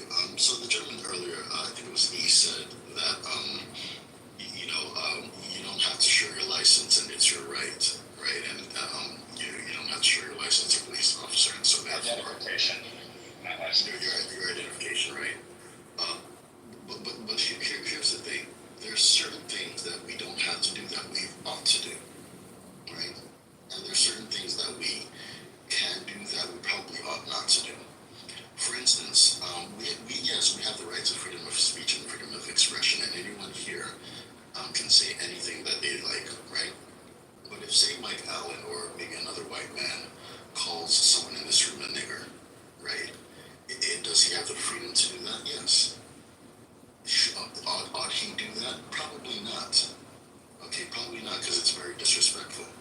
In the same way, regardless of whether it's your right or not, we are informed as Nigerians, as Africans, as Somalis, as Ethiopians, as Sudanese, okay, that when you have an authority figure, an elder, let's say an elder in the community, or even an older brother is considered your uncle, okay? When you have, we call our older brothers and older sisters uncle and auntie sometimes, because we recognize authority figures, and we recognize that we are not mates, we are not equal to our authority figures. And that cascades into relationship with police. As a Nigerian, when a police officer asks for my identification, it does not matter whether it's my right or not. I'm not even remotely thinking about my rights in that moment. I'm thinking that someone in authority has given me an instruction, and I obey because I'm obedient. I'm obedient because I'm Nigerian. I'm obedient because I'm Igbo, and that's what it means to be Igbo. I'm obedient because I'm Muslim, okay, and that's what it means to be Muslim. For the most part, I don't disagree with you in terms of you saying that you ought to do something, even if you're not required to do it.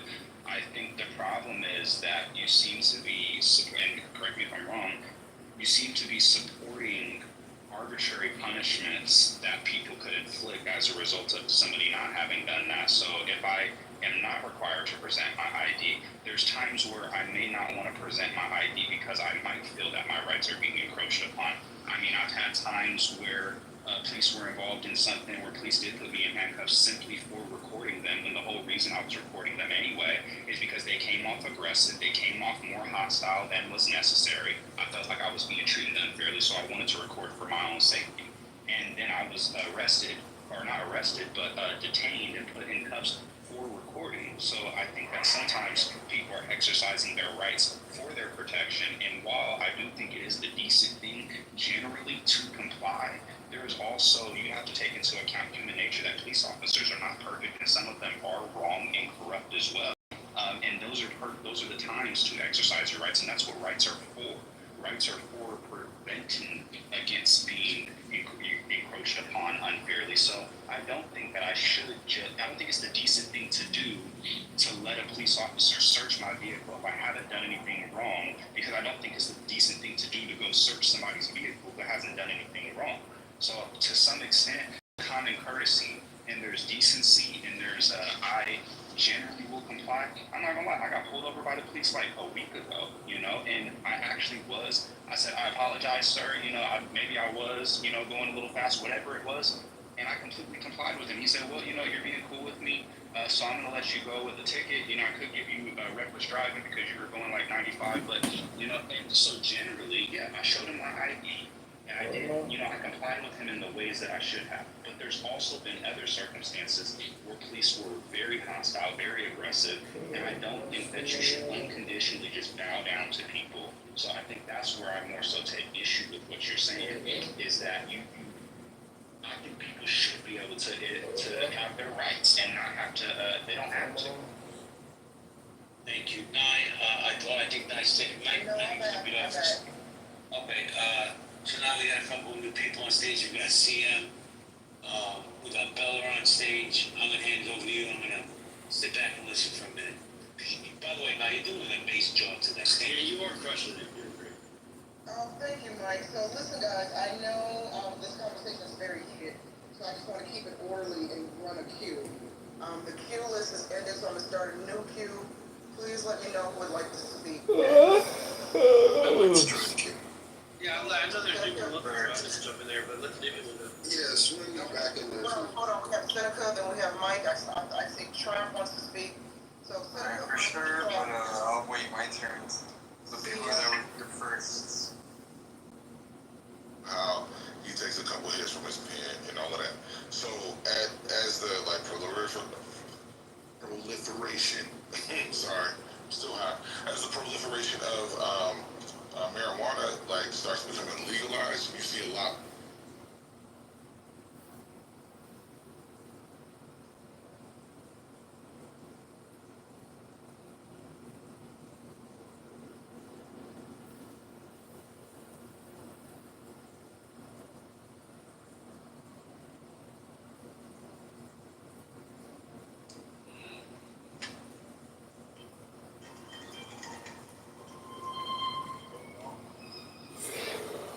Oh, hey, Julian. What are you doing with these highbrow financiers, Julian? I thought you wanted to you wanted to make love to Mangione and free him.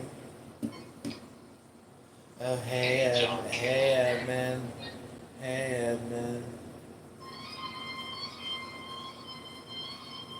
Man, whatever your name is. I'm a man of duality.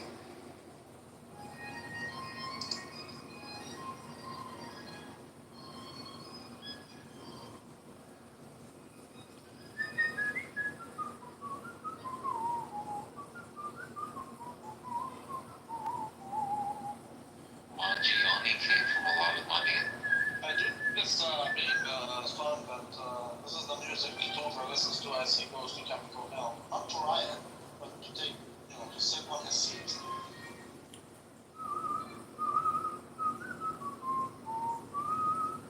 I do think it'd be amazing to see Kitover like in a congressional session, like grandstanding, like you're just doing yoga, and be like, what do you say? Like everything's hypnosis. That's right. All communication is hypnosis. I would love to just see him trolling Congress, like grandstanding, like giving a speech about it, Bill being like, all communication is hypnosis.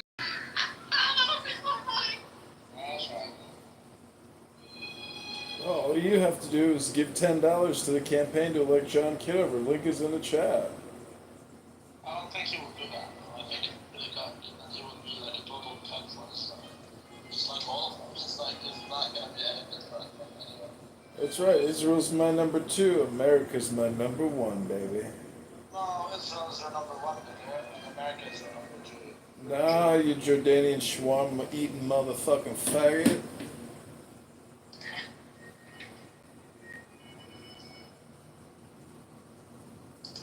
That's right, back that's next. Okay, you've heard that monologue from top down. Alright, let's go Link next. is in the chat, Back faggot. is nuts, motherfucker. Link is in the chat. Link is in the chat. Nuts, motherfucker. I seen it earlier. I was laughing. It was funny. I seen it. Yeah. Yeah. I laughed at that. It's humorous to me. Yeah, it was actually funny. But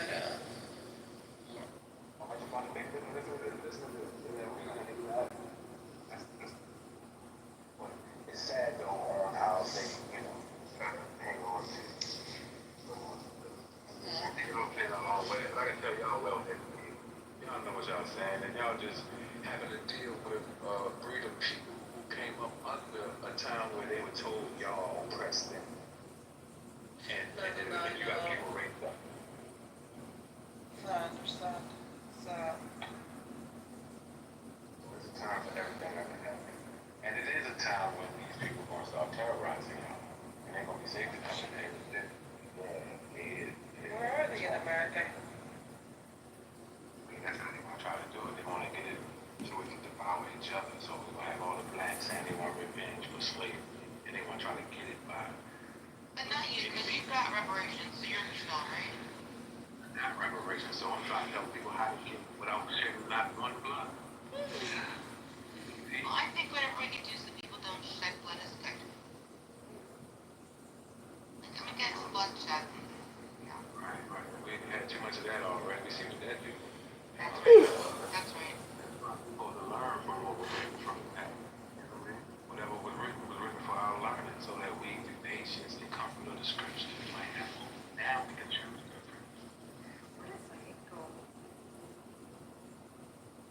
Have you met Lucifer?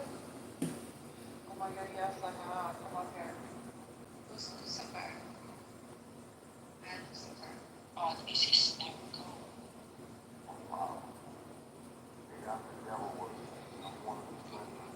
Oh man, Jamel, stop it with the devil worship shit. Oh, wow, that voice. Oh boy.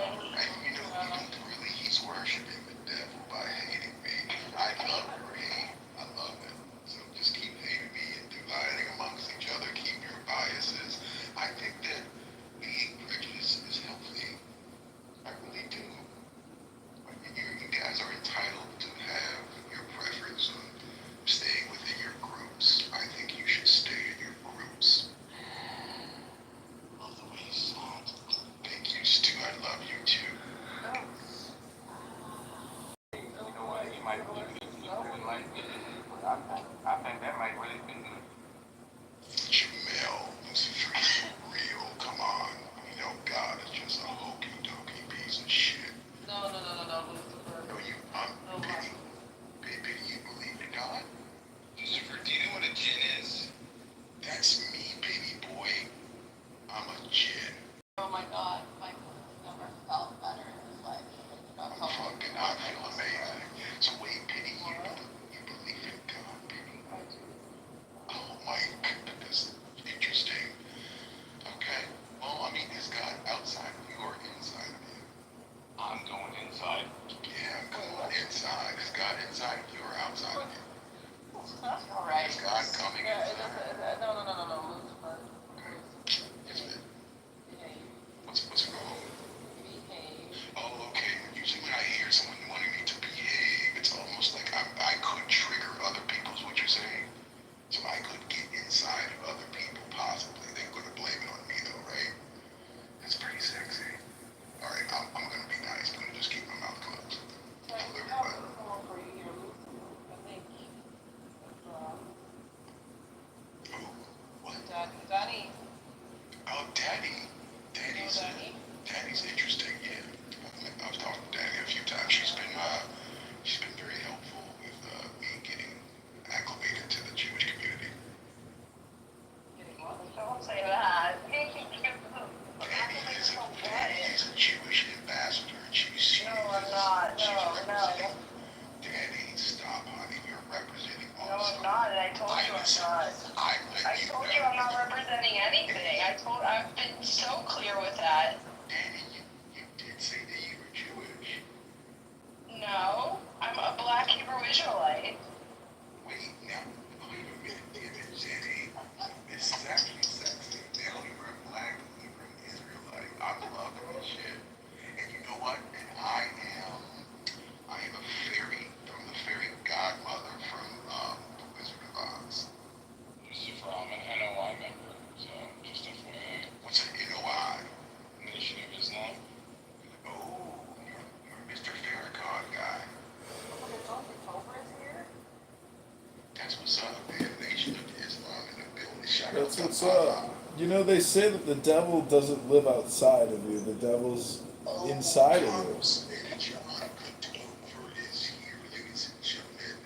Bam, bam, bam, bam, bam, bam, bam, bam, bam, bam, bam. Hello, Congressman.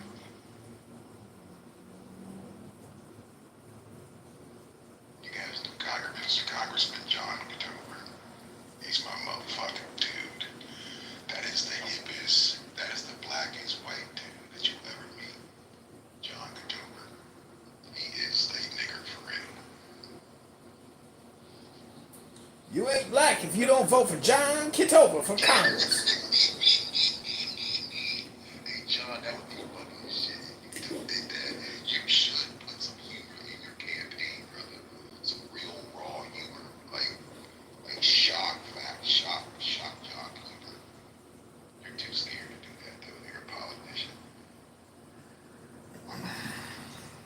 No, we're creating content all the time. You gotta really love niggas. You can't act like you love niggas. Yeah, exactly. That's what I'm saying, man. If you love niggas for real, you would talk shit to them. You feel me? Like you were scared to talk shit to them and sit in their face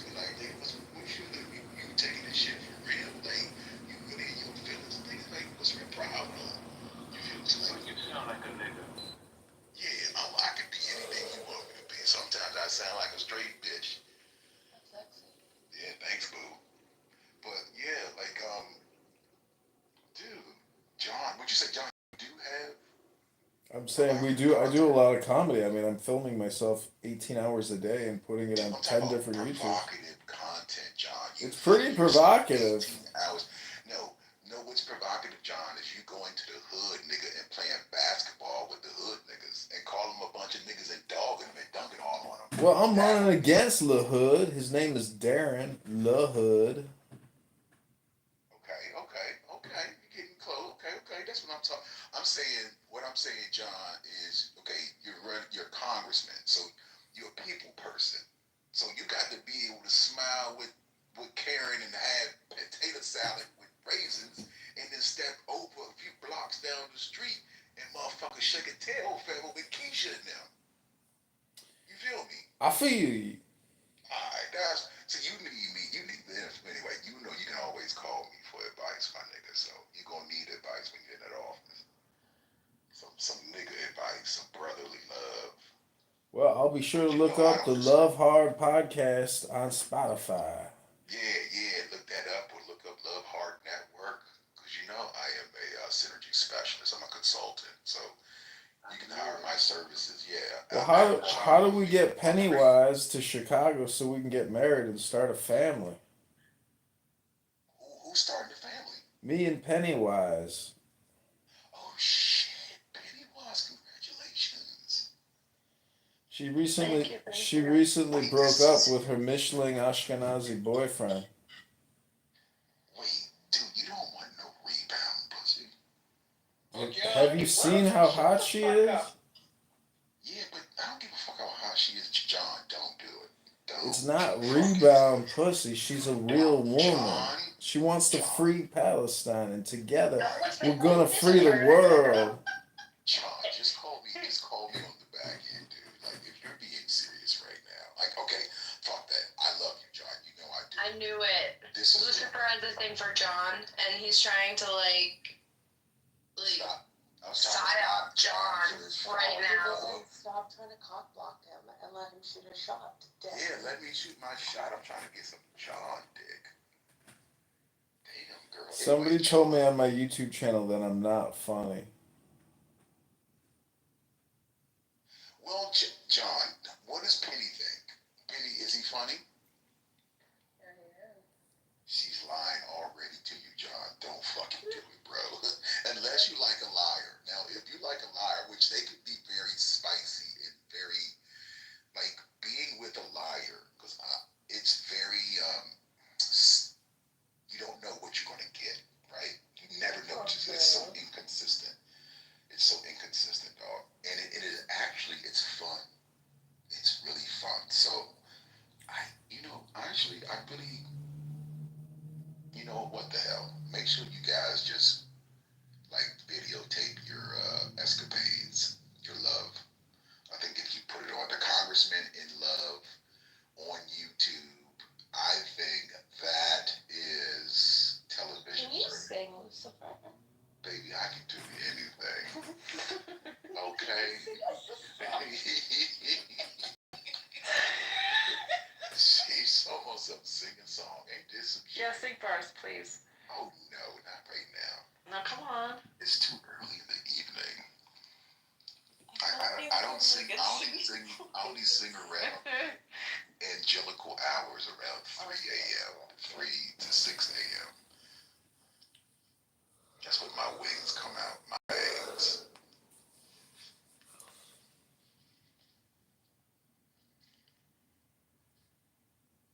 But this has been what book were you reading? Says come read a book for me. No, I wanted someone to read for me, actually. Did you get them to read for you? Yeah, someone did. Oh, okay. Oh, I got some Ruby for you, baby. Oh yeah, John loves to read books. Oh, I love poetry. Oh my god. Okay, I got Have you it. checked Here we go. Arabic poetry? I got it. So good. I got a poem. Okay, go ahead. Hickory Dickory Dock. No, not that one. There was an old lady who lived in a shoe. She had so many children, she didn't know what to do. I call bullshit. There once was a woman from Thrace whose corset was too tight to lace. Her mother said there's something in your stomach that didn't come through your face.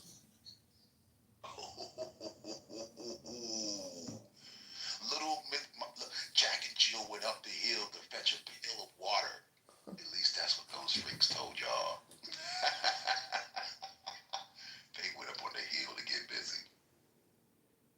Jill came that was down Jack with and Diane. I think you're getting confused with the stories, you know? It's, Jack and Jill? there once was a boy named Carter. By golly, he was a farter. When the winds wouldn't blow and the ships wouldn't go, Carter had to start her. I like that. Yeah, I know that. I like that. We should have like a poetry time where we're just doing nasty, naughty, like adult poetry with a kitty, like nursery rhyme. Adult nursery rhymes. Hi, There once was a vampire named Mabel, whose periods were eerily stable. Thus, every full moon, she'd get out a spoon and drink herself under the table. I like that one. I like that. Yeah, we should get even gorier, more gory How with was it. that party last night? I want to hear quickly. How about this one? Party was great. There was Go a ahead. ghetto. A lot of people adore a witch, but shout out to Trump and January 6th. How about that? That's good. That's good. Adore a That witch, was Trump, and beautiful. January. What happened January 6th? Some retarded white people. Oh, you talking about? Look at your PTR, right? Is that it? Did they storm the Capitol? Was that January 6th? They stormed the Capitol. Oh, okay. Yeah, it was. Hey, Shout out to them for that. Shout out, yeah, exactly. Shout out to those independent individuals who decided to do what they wanted to do, and now, it's all good. Does anyone have a limerick on that? Because I'm listening. Do you remember that little old lady, and she's holding the American flag in the middle of the Capitol with all this craziness happening? Hold on, I have to find it. You know what? Let me ask y'all a question real quick. Remember this? Remember when they said a plane hit the Pentagon? How many people in here believe that? What, the plane hit the Pentagon? Yeah. They showed where it hit the building. No plane fucking hit the Pentagon. That was not a fucking plane that hit the Pentagon. It was a missile. It was a missile. That's right, dude. So plane, missile, it's all the same shit. No. What's the No, difference? it completely deconstructs the actual narrative for the American psyop that they have provided us here in the United States. Exactly. Wait, Stu, what do you mean? What you say? I thought it was the walls that they built in the explosive. That's in the World Trade Center. That was all done by the Mossad and the American CIA. It was CIA operatives and Mossad. So wait, the CIA and the Mossad they tight, they cool this shit together. Absolutely, they're one another. They're inseparable. This is why Jewish men, please don't have children with non-Jewish women, because then your children end up like Michael Bronstein, and they're very confused and they have a lot of internalized anti-Semitism. So John? that is your warning. John. Your kids. John. Oh, John's another patrilineal. John. I think it's the Wahhabis. It's all the Wahhabis' fault. John, help me out here. Well, the two patrilineals agree on it, I guess. John. Fucking motherfucker. Now you don't want to talk, John. What the fuck? Well, I'm good on Yali's good side right now. I don't want to upset her anymore. She's a very easily agitated young woman. I know she's for male castration, so I don't want to upset her. Damn, she's for male castration. Chemical castration. Holy shit, bro. No, I think I said male birth control. Male birth? Yeah, which would be like New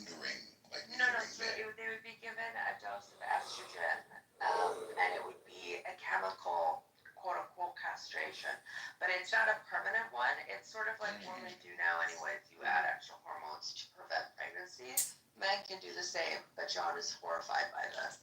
We add extra hormones to prevent pregnancy? Yeah, that's what birth control is. Well, It's you extra know, hormones. they've already Yeah. already for a long time been turning all of the men into fags. So what's a couple True, extra yeah. hormones gonna do? You sound so sad when you say that, Issa.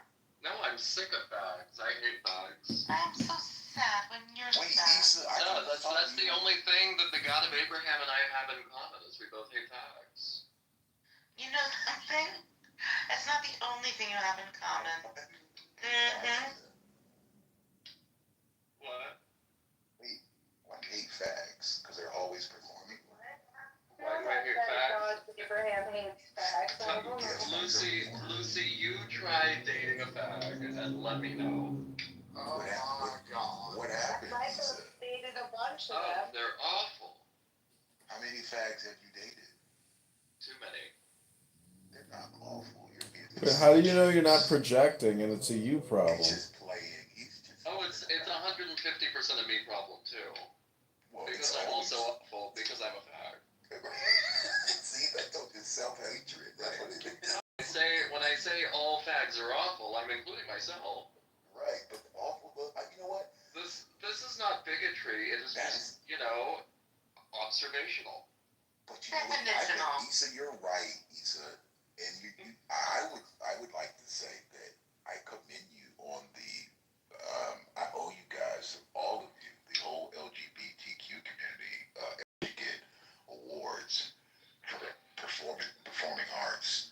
You guys are actually That's me. you are drama queens. I fucking love it. This shit is hilarious. You will read a bitch in a minute and cry about it. And then stab a nigga later on that evening, in the same evening. I love it. Lucifer, you live in the Washington, D.C. area, right? Yeah. So what's it like having DEA, FBI, and police rounding up all the criminals? I knew it was I told everybody it was gonna happen. I had already called this like 2 years ago. Because we need to clean up. We have to trim the fat. The fat has to be trimmed, right? The corruption, the performance is coming to an end. I need to clean the house. I just wanted to see for a few decades or centuries how things would be. We've got the economy moving. We're about to move into a whole fucking another direction. Well, we got everybody cued. The psyops have been working, right? So killing is kind of like everybody kills somebody. It's no big deal, right? To kill a motherfucker. You steal an apple, nigga, your whole head get chopped off. It's all good. So now. I mean, what's your name on the PSN? Yeah, I'm typing it in. So you're gonna have to memorize them. If you want to calculate tangible book value, Rico, what do? I don't know. You have to remove from the stockholders Slave, right? And they have gone on to procreate with more blacks, such that they might have darker skin than white people, and white people go on to procreate with whites and keep their lighter skin. And there's going to be two families that are going to converge. And of course, I'm just speaking from an individualistic point of view.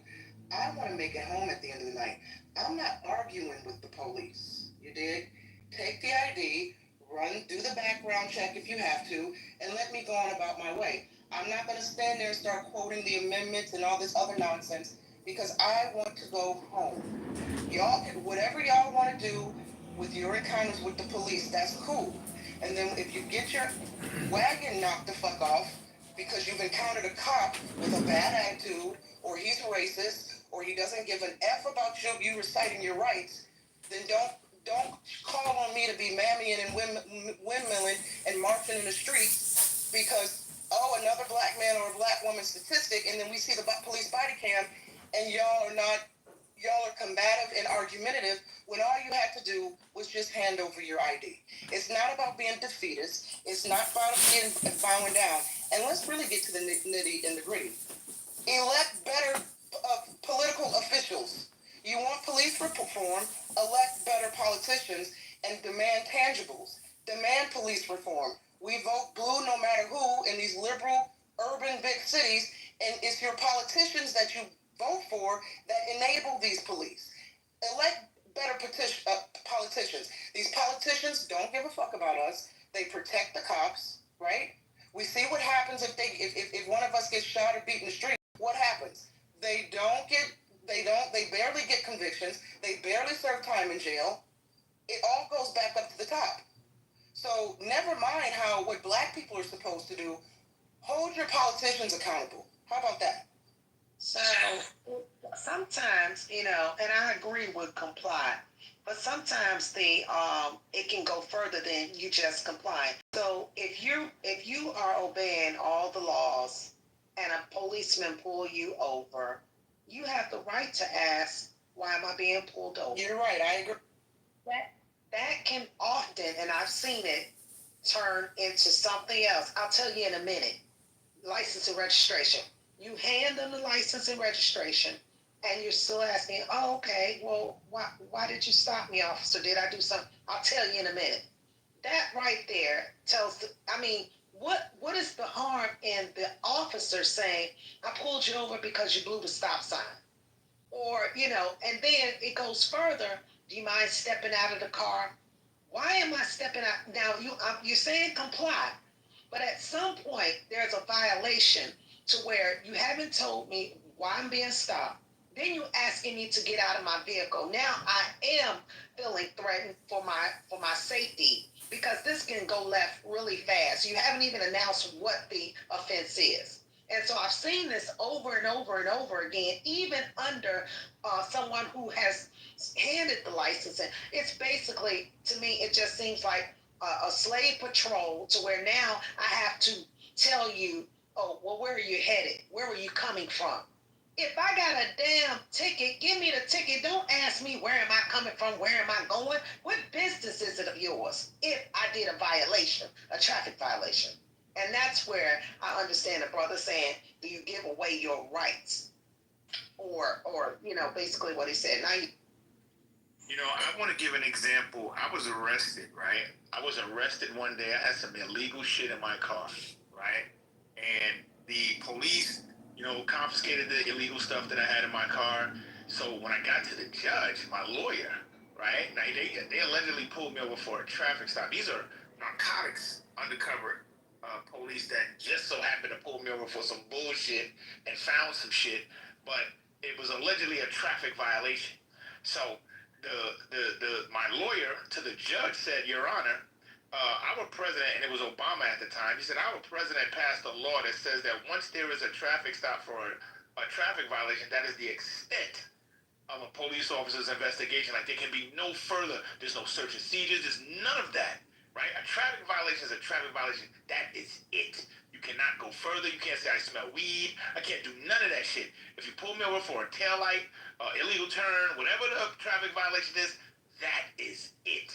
And I walked away scot-free by getting caught with 106 fraudulent credit cards in my car. Scot-free, I walked away because they violated my right for searches and seizures. Thank you, Thug. Hold on, I think Mike Allen was trying to jump in there. Do you just thank him? He had 106 stolen credit cards in his car. What the fuck? No. Excuse me. I'm thanking him for his submission. Y'all can't be this slow. Hold on. They were not stolen credit That makes it cards. better. They weren't stolen. They were fake. That makes it so much better. They were fraudulent. That's it. They were fraudulent. That's so much better. They're not stolen, but they were not stolen. Yeah. You're right. That makes it so much less criminal. So 100% less criminal. It doesn't make it less criminal, but there are elements to a crime when you're being charged. If you charge me with murder, you have to prove intent. If you charge me with stealing, If you charge me with stealing, you have to prove that I stole it. So it's not stolen. It's not stolen. And y'all are missing. So why were there 106 fraudulent credit cards in your car? Why would you respond to that? Y'all are missing the whole thing. We're not. That was was my business why. That's my business why. I was giving the account about what the law entails as far as traffic violations and police stopping people. There's so much derailed on. Y'all just really listen. The Black King said he wasn't criminalized and didn't go to jail. Some of y'all should be happy about this. He beat the dog. Yay! The criminal got away. Yay. Okay.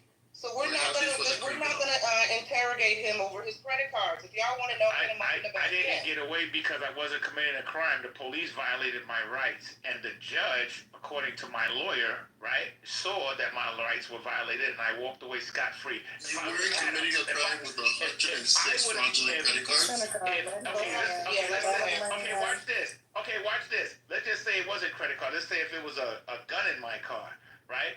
A gun that was purchased legally but wasn't legally registered, right? Let's say it was purchased legally, wasn't legally registered, and I got pulled over with that gun. They still violated my rights, and I would have walked away scot-free. There it is, people. The through line of the conversation tonight. His rights were violated. He walked away. The system worked. Go ahead, Micah. It did not work. He had fraudulent credit cards. Jesus Christ. It failed us. Bella, the judge said his rights were violated. And he's free. So move along. Right after he violated the law. Yes. But the judge said... I hear you. I know. I get the technicality. He should have still probably gone to jail. What crime did I commit by having... forges. You had fraudulent cards. That was a crime. We're gonna move on. Okay, let's go to Mike Allen. Go ahead. Yes, I'll be quick here. I think that first of all, Thug, I'll just address you real quick. I don't know if you heard about the recent story where the lady was pulled over for a traffic violation, and she was going all crazy, and they found 2 dead kids wrapped in garbage bags in her trunk. So they pulled her over, and then for a traffic violation, and then ended up finding dead children in her trunk. Are you saying like, no, she wasn't going crazy. Traffic stop? No, she wasn't going crazy. She did not go crazy. She was acting evasive, but she wasn't going crazy. She had 2 dead children. Hold on. Let me explain the law to you. Crazy. I think she was past crazy. No. They said the bitch killed 2. They said the bitch killed 2 kids. Let me explain the law. Let me explain. Wait. One mic on truth. What I'm saying. Thank you. What I'm saying is the way he made it like that she was going like acting like a lunatic when they pulled her over. She wasn't. She was very calm. She acted like she was trying to portray herself as being normal. But something was off. That's all I meant when he said she was going crazy. She was acting crazy. She wasn't. Okay, so here is the law to that, right? Since you said, what am I supposed to think about her having 2 dead children in the trunk? So their search and seizures couples with a reasonable suspicion. See, there is where the law becomes particular. If the police have a reasonable suspicion to detain you, then they can search your vehicle. Now, that reasonable suspicion may have been something that triggered them to say, ma'am, step out of your vehicle. They have to explain that. All of this goes to court, right? Court, lawyers, prosecutors, they all have to explain the case and say why they searched this woman's vehicle. So when I went to, like in my instance, when I went to court and they explained why they searched the vehicle, they had no probable cause. So now when they go to the court and they explain this woman was finding 2 babies in a car, they have to explain what their probable cause was. And the probable cause found those babies in that seat, thank God, and they had a decent burial. I'm done speaking. Okay. And just really quick to hold on, I think to everybody. Wait. I want to see if Mike Allen had a chance to land, and then we'll go to you, E. Go ahead, Mike. No. I only got one sentence. I mean, look, I was mentioning Thug's thing. If you get pulled over, whatever, okay with that. So Trap's not up here anymore, but I think Trap made a good point when we were talking about lowering the probability of something bad happening. Nothing good is going to come of not complying. It's always going to end bad for the person other than the cops.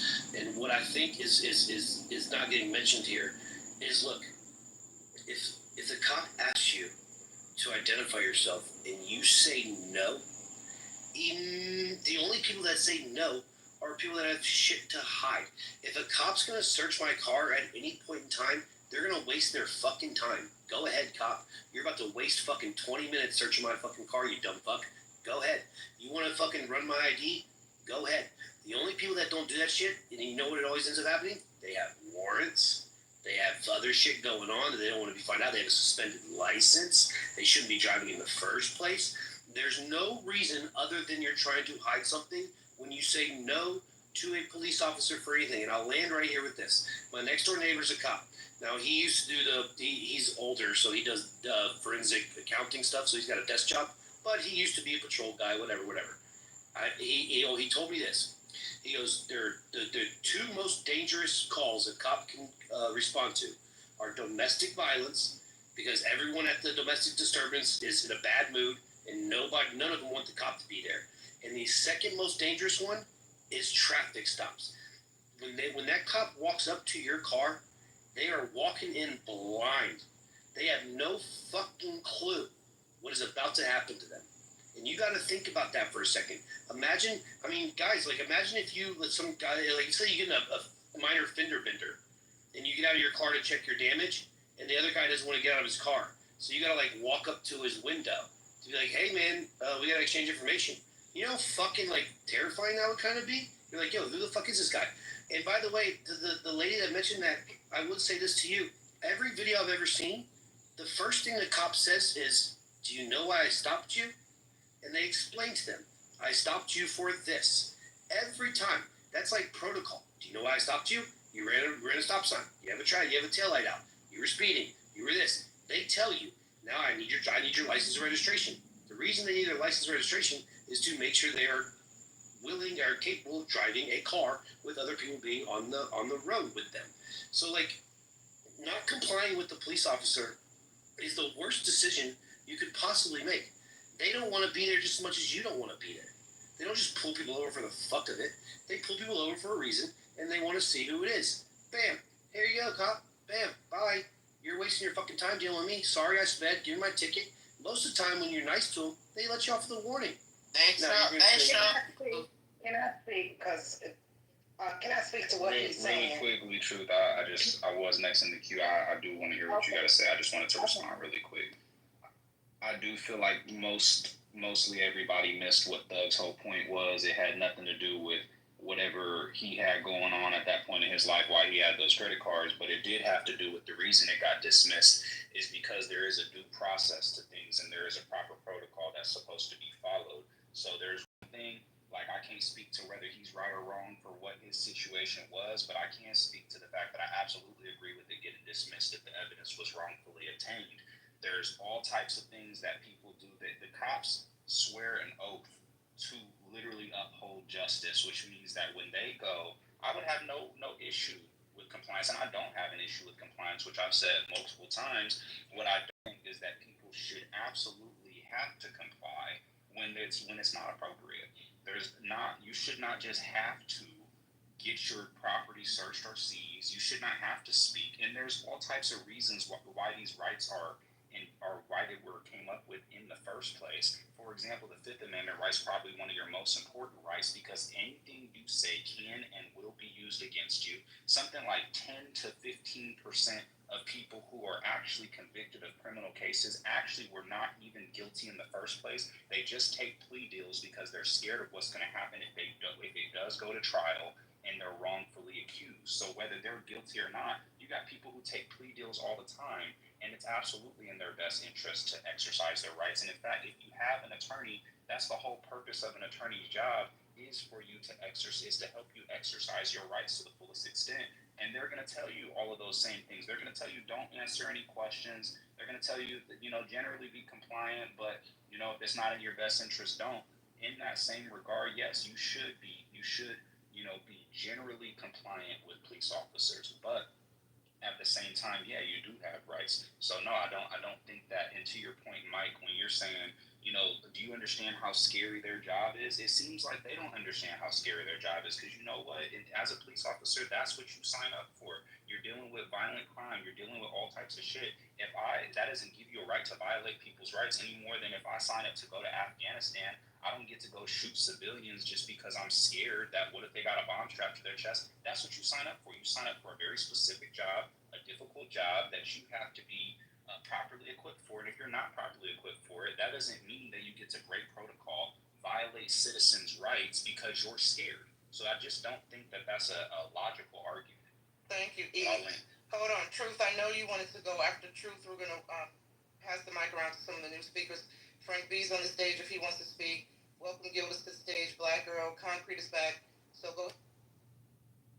So basically, I was going to say the same thing he was saying. I don't know what videos Mike has been watching, but the videos that I have seen and the life experience that I have, they don't always ask you, do you know why I stopped you?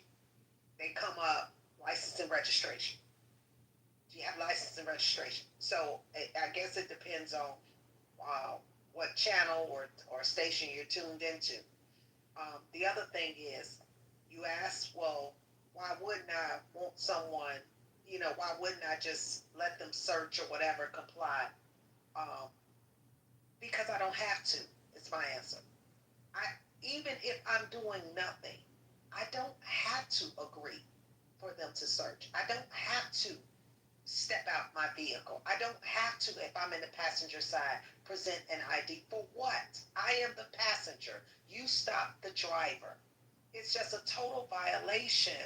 And then it just opens the door for them to. I watched one video that initially the guy said, well, I stopped you for this. Did you know this? And the young lady said, well, no, I wasn't aware. Oh, okay, can you step out? He gave her 4 different reasons why he stopped her after the first reason. And then when the other police officer showed up, he lied, outright lied. And so I think, like the brother said, pleading the fifth, you don't have to answer, but then we've seen it where, they're being uncooperative. I have the right not to cooperate with their line of questioning. I have the right to exercise my right not to speak at all. And that's just the bottom line of it. And they're going to call you uncooperative. Thank you, Truth. Really quick room reset before I pass the mic to the speaker. If you just joined the room, this is Health Debates. We have a poll at the top. Racial profiling is it absolutely real? Is it total hogwash? Is it a figment of people's imagination or bigger issue than I realized? 89% of the vote is absolutely real. If you do not see the poll at the top, that just means you need to update your Clubhouse app. So Frank B is here, Black Girl is here, Gildas is here. Would either one of you like to speak on this topic before we go to someone else? Don't forget about Concrete. Concrete, yep, Concrete. Black Girl, Gildas. I'm okay. good, thank you. Oh, Concrete's good. Frank B, go ahead, sir. No, I would just really like to. Well, yeah, racial profiling is definitely real. To those who spoke earlier, the gentleman who spoke earlier, basically saying, yeah, when the police pull you over, do whatever they tell you, no matter what it is. If it's just a traffic infraction, he tells you to get out of the car, get out your car, stand on one leg, walk like a dog, you should do it. It's ridiculous. Because, let's say, for instance, the guy's name, oh yeah, Mr. Mike. You were going home. You were speeding by 10 miles over speed limit. I pulled you over. Your license, your place on your car is accurate. Ask for your license and registration is accurate.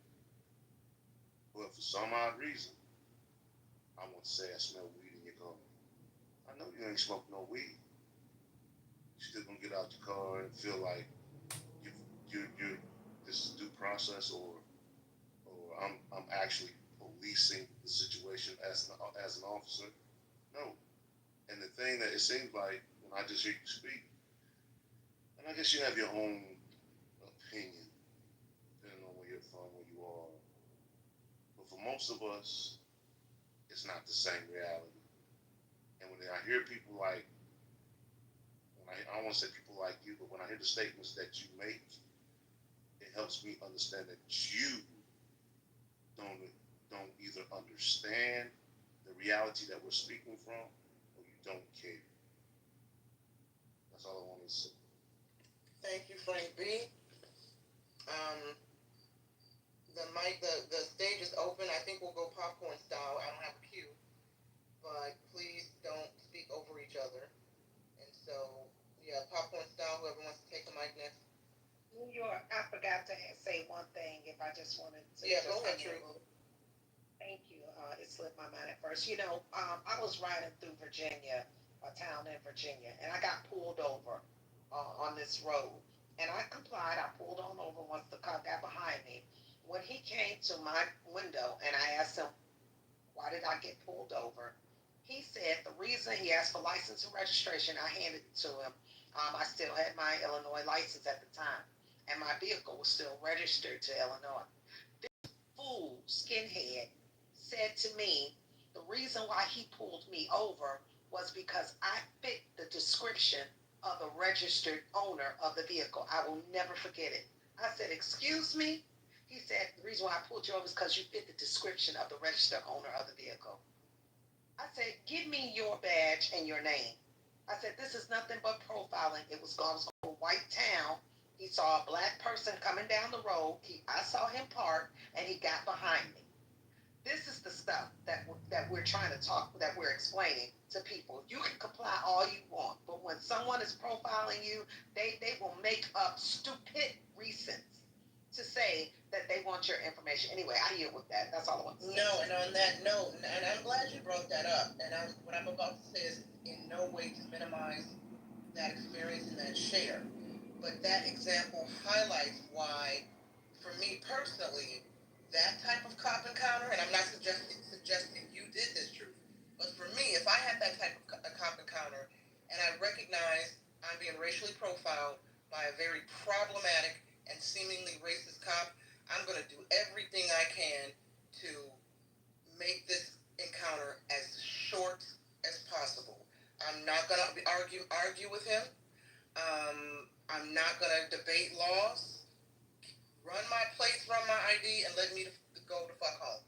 If possible. You did? Well, exactly. And I said, really quick. Hold on. I said the reason why I fit the description of the registered owner is because I am the registered owner. And he just looked at me and he handed me back my shit and he got in his car and I pulled off. It made no sense. Look. And Rod, real quick, I just wanted to say, well, from a general perspective, like a pragmatic perspective, I do agree. Like, if I was in fear for my life, I'm going to prioritize my life over my rights, you know? But at the same time, I do want to just make an important psychological point that pertains to positive reinforcement. When a cop is violating your rights and you allow them to continue to do that, you are positively reinforcing that. So you don't know that that's necessarily going to protect you by complying. Sometimes the only thing that is actually stopping a cop from continuing to do something that could be harmful to you is the fact that now he's like, I've encountered somebody who does know their rights, and this happens all the time, where a cop is not able to manipulate somebody because you say, okay, no, I know it's my First Amendment right to record. I know it's my Fourth Amendment right not to be searched. And I know it's my Fifth Amendment right not to have to answer any of your questions. So sometimes that actually is the case because, you know, at the end of the day, cops don't want to go to jail too. They don't want to lose their jobs. They don't want to get suspended, you know, and sometimes the only people who really are going to hold them accountable is people who do know their rights or people who do have a lawyer or people who will file a complaint. And when they see that you're the type of citizen who is not going to let them violate their rights, that might be the only thing that actually does hold them accountable. So while I do think that sometimes compliance could very much so save your life in a certain situation like that, it also could be the positive reinforcement that you're providing to them to violate your rights, because essentially by definition you are reinforcing that behavior of them violating your rights, and I think that could be problematic. I agree, E. Thank you for that. I've been pulled over before because I have limb. Wait, we didn't hear you. You went out. You've been pulled over because why? Her tint was too dark. She Hold said on. limo tint.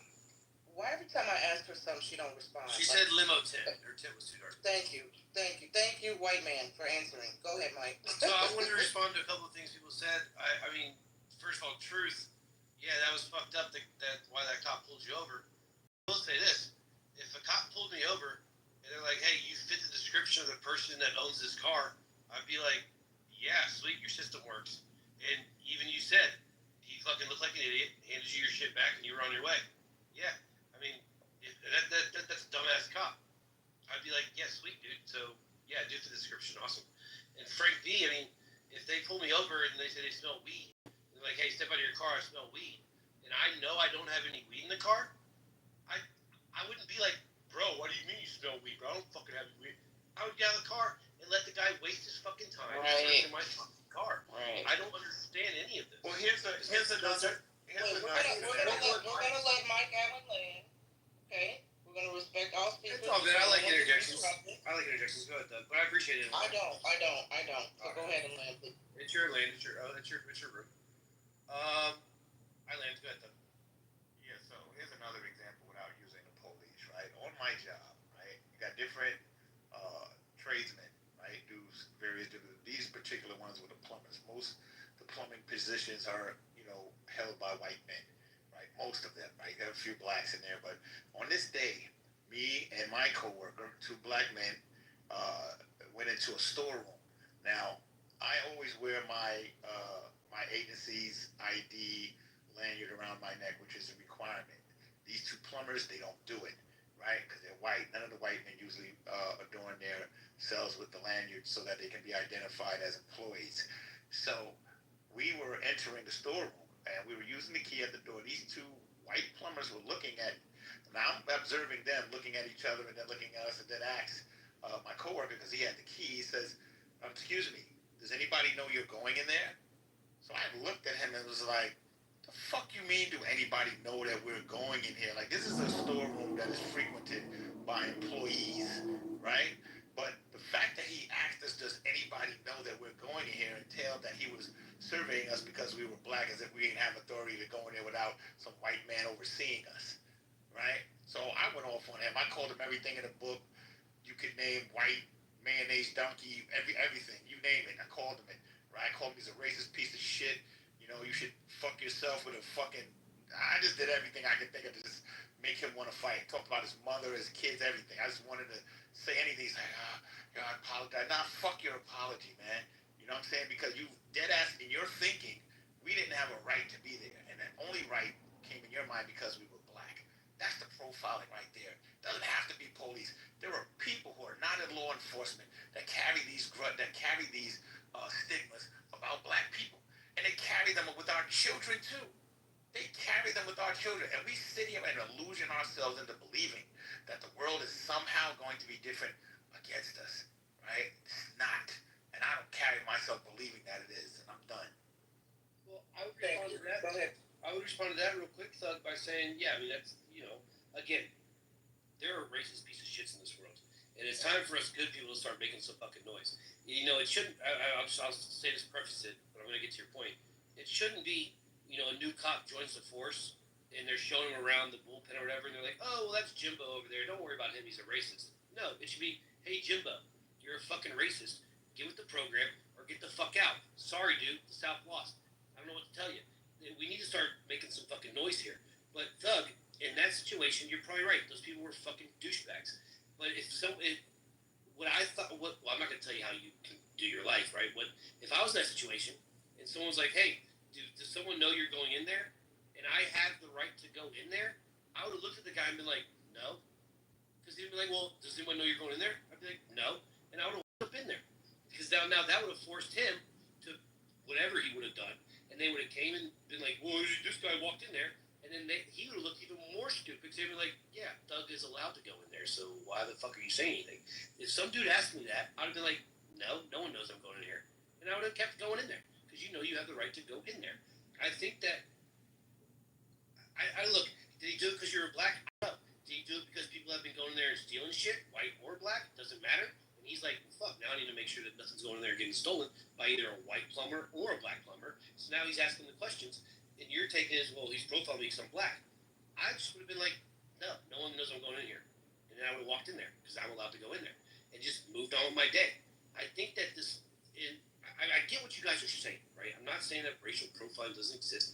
People pull people over. Cops are fishing for shit, right? They got quotas and blah, blah. They pull people over in a bad neighborhood hoping they're going to find drugs. They don't need a reason. They just make up a reason to pull them over just so they can get a hold of them and start looking through their car. I get it. This shit happens.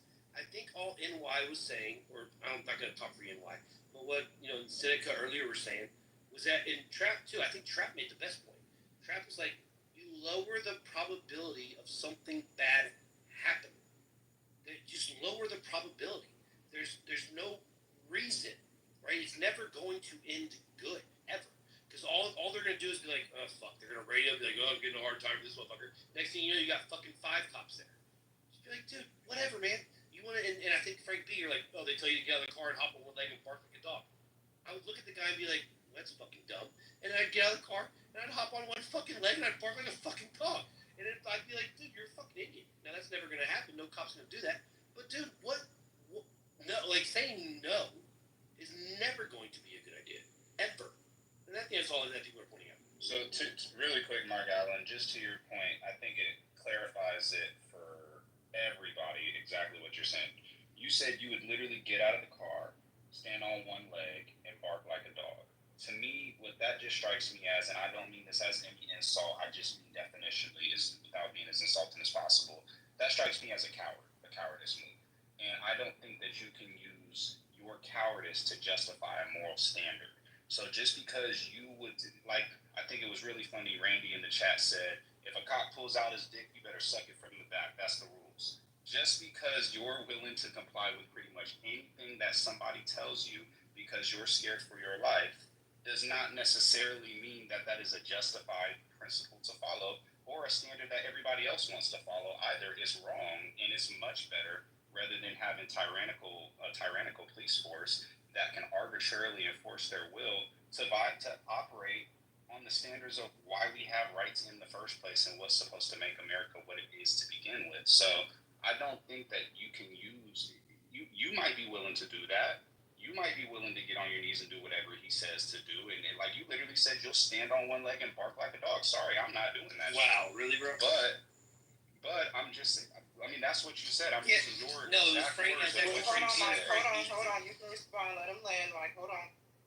But the only thing I'm saying is that just because you're saying that and just because that's what you would do doesn't necessarily mean that it's the right thing to do. It doesn't justify a moral standard. And honestly, while it might in the short term, maybe you get what you want, maybe it will save your life, it actually has a more negative effect long term for everybody else, because if we set a standard that we're going to comply with police no matter what, under any circumstances, nothing positive ever happens. That's the whole basis.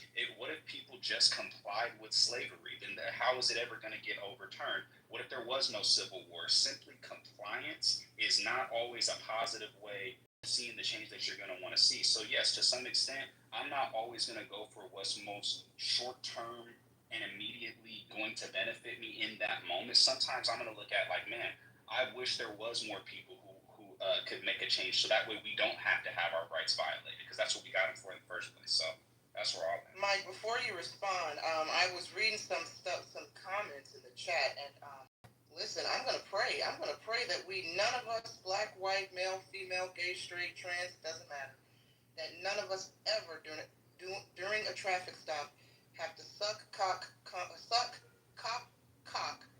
and gargle on cock cum. Because some of y'all in the chat said you would suck cock and drink cum if it meant a life or death. Please, God, don't let it come to this. I'm not doing that. I'm not doing that. We're gonna start a new movement. Truth says some people have. Ain't that the truth, though? The truth, ain't that the truth? Real quick response to E. Again, we were going to Frank B's, which clearly Frank B was using a very hyperbolic scenario, right?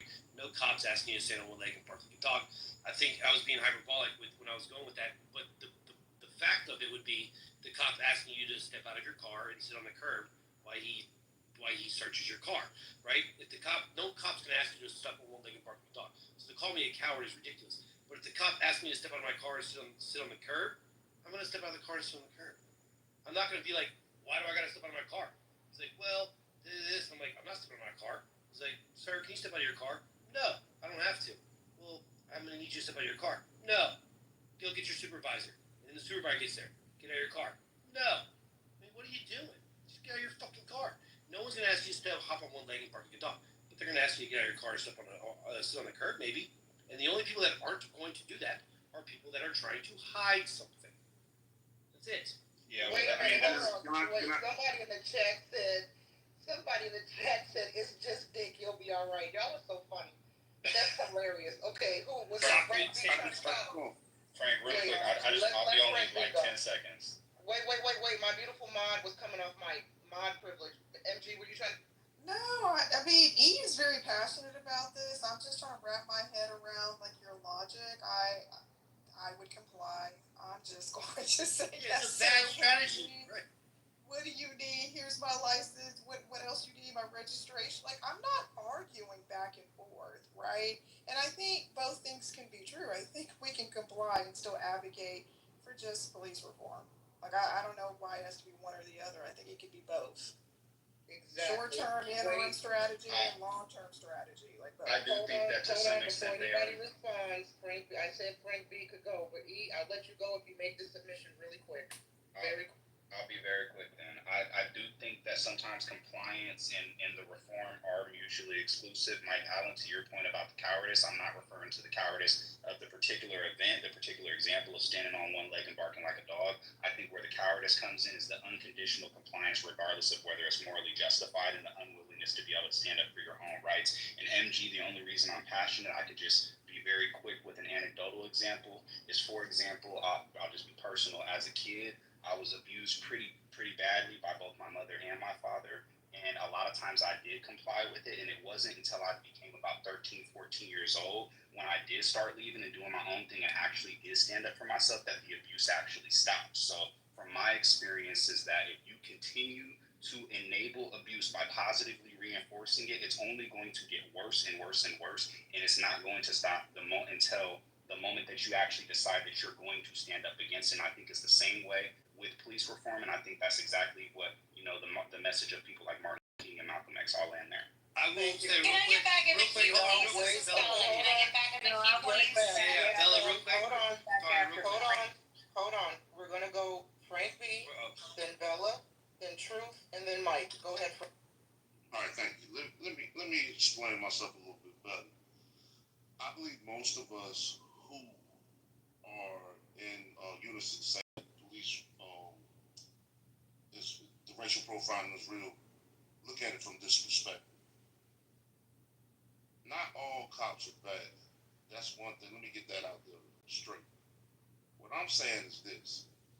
If you were to take a real statistic from that side of the law, the policeman's side of the law, and you looked at the individual policemen that went from how they pulled people, the people that they pulled being race, and then when you dig into some of these police officers, what they call it, their history as being a cop, you seem to notice that most of them,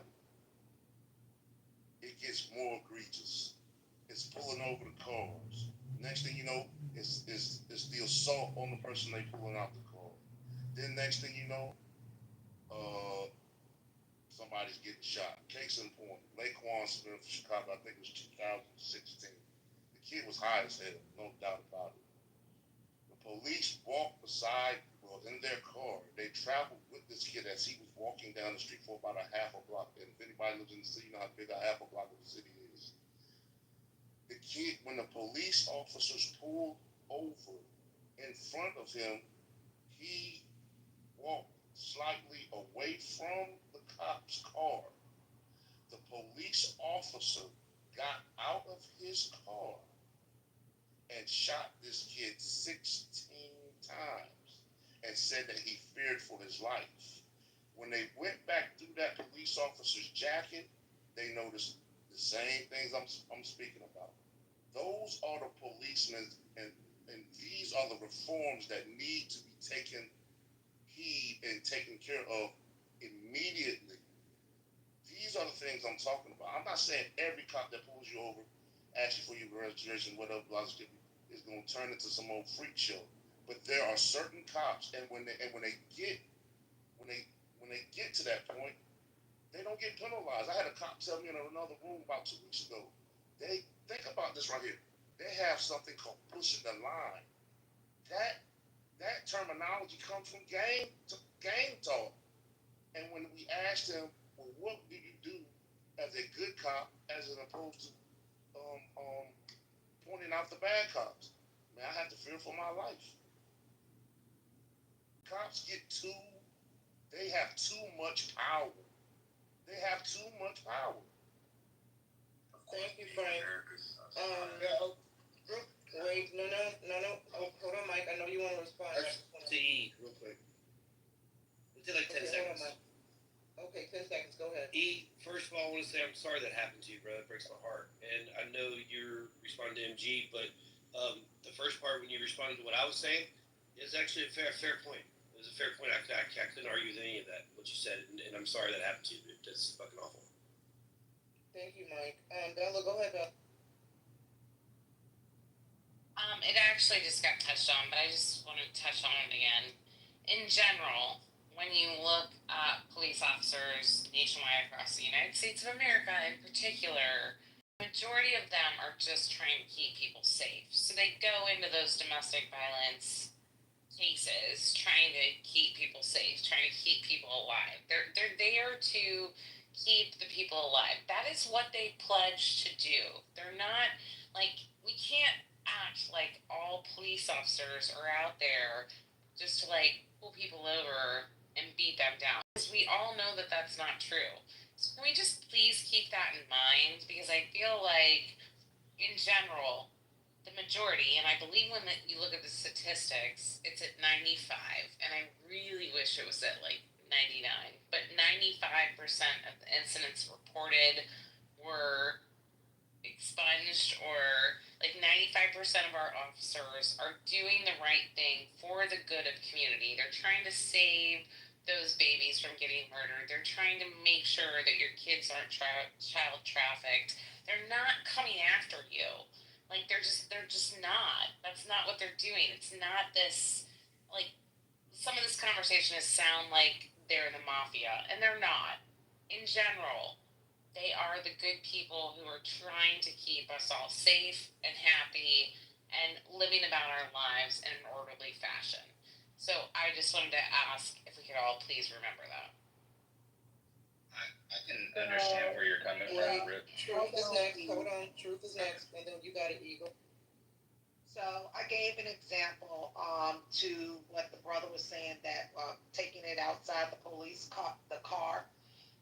And I don't know how many people you all seen this, but there was, I think it was on Reel, but there was a shop owner, black shop owner, who was in his shop after hours, him and an employee working on some things. Some white person called the police to say there were black people inside of a shop and the store should be closed around this time. Police showed up, knocked on the door. You could see the people inside the shop. It was a glass shop. Showed up. The shop owner came to the door, asked how could he help. The officer asked, what was he doing in there late? He says, well, we're doing some business. And he asked him, he said, do you know the owner? He said, do you know the owner? Because it's a black man. He said, yes. He said, you do? What's the owner? He said, I'm the owner. He said, oh, you're the owner? 2 white cops. And he said, yes, I'm the owner. He was like, well, can I see some ID? He was like, why? I'm inside my shop. He said, well, show us that you're the owner. Do you have the keys to the shop? So the store owner puts the keys in the shop.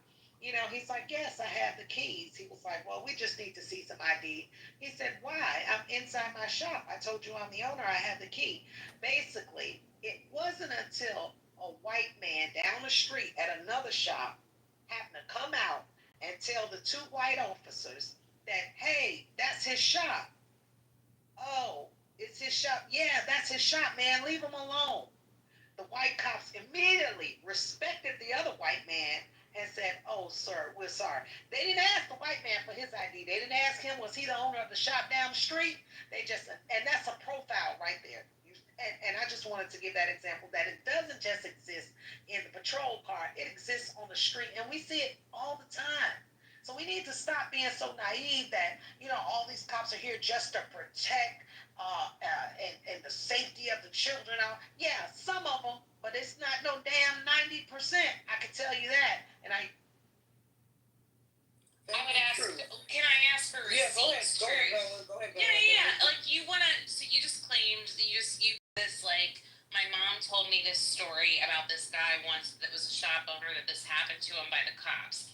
Do you have any receipts? Do you have a news report? Do you have a police report? Do you have anything to show receipts of what you just said? Or are you just trying to fuel the fire with bullshit?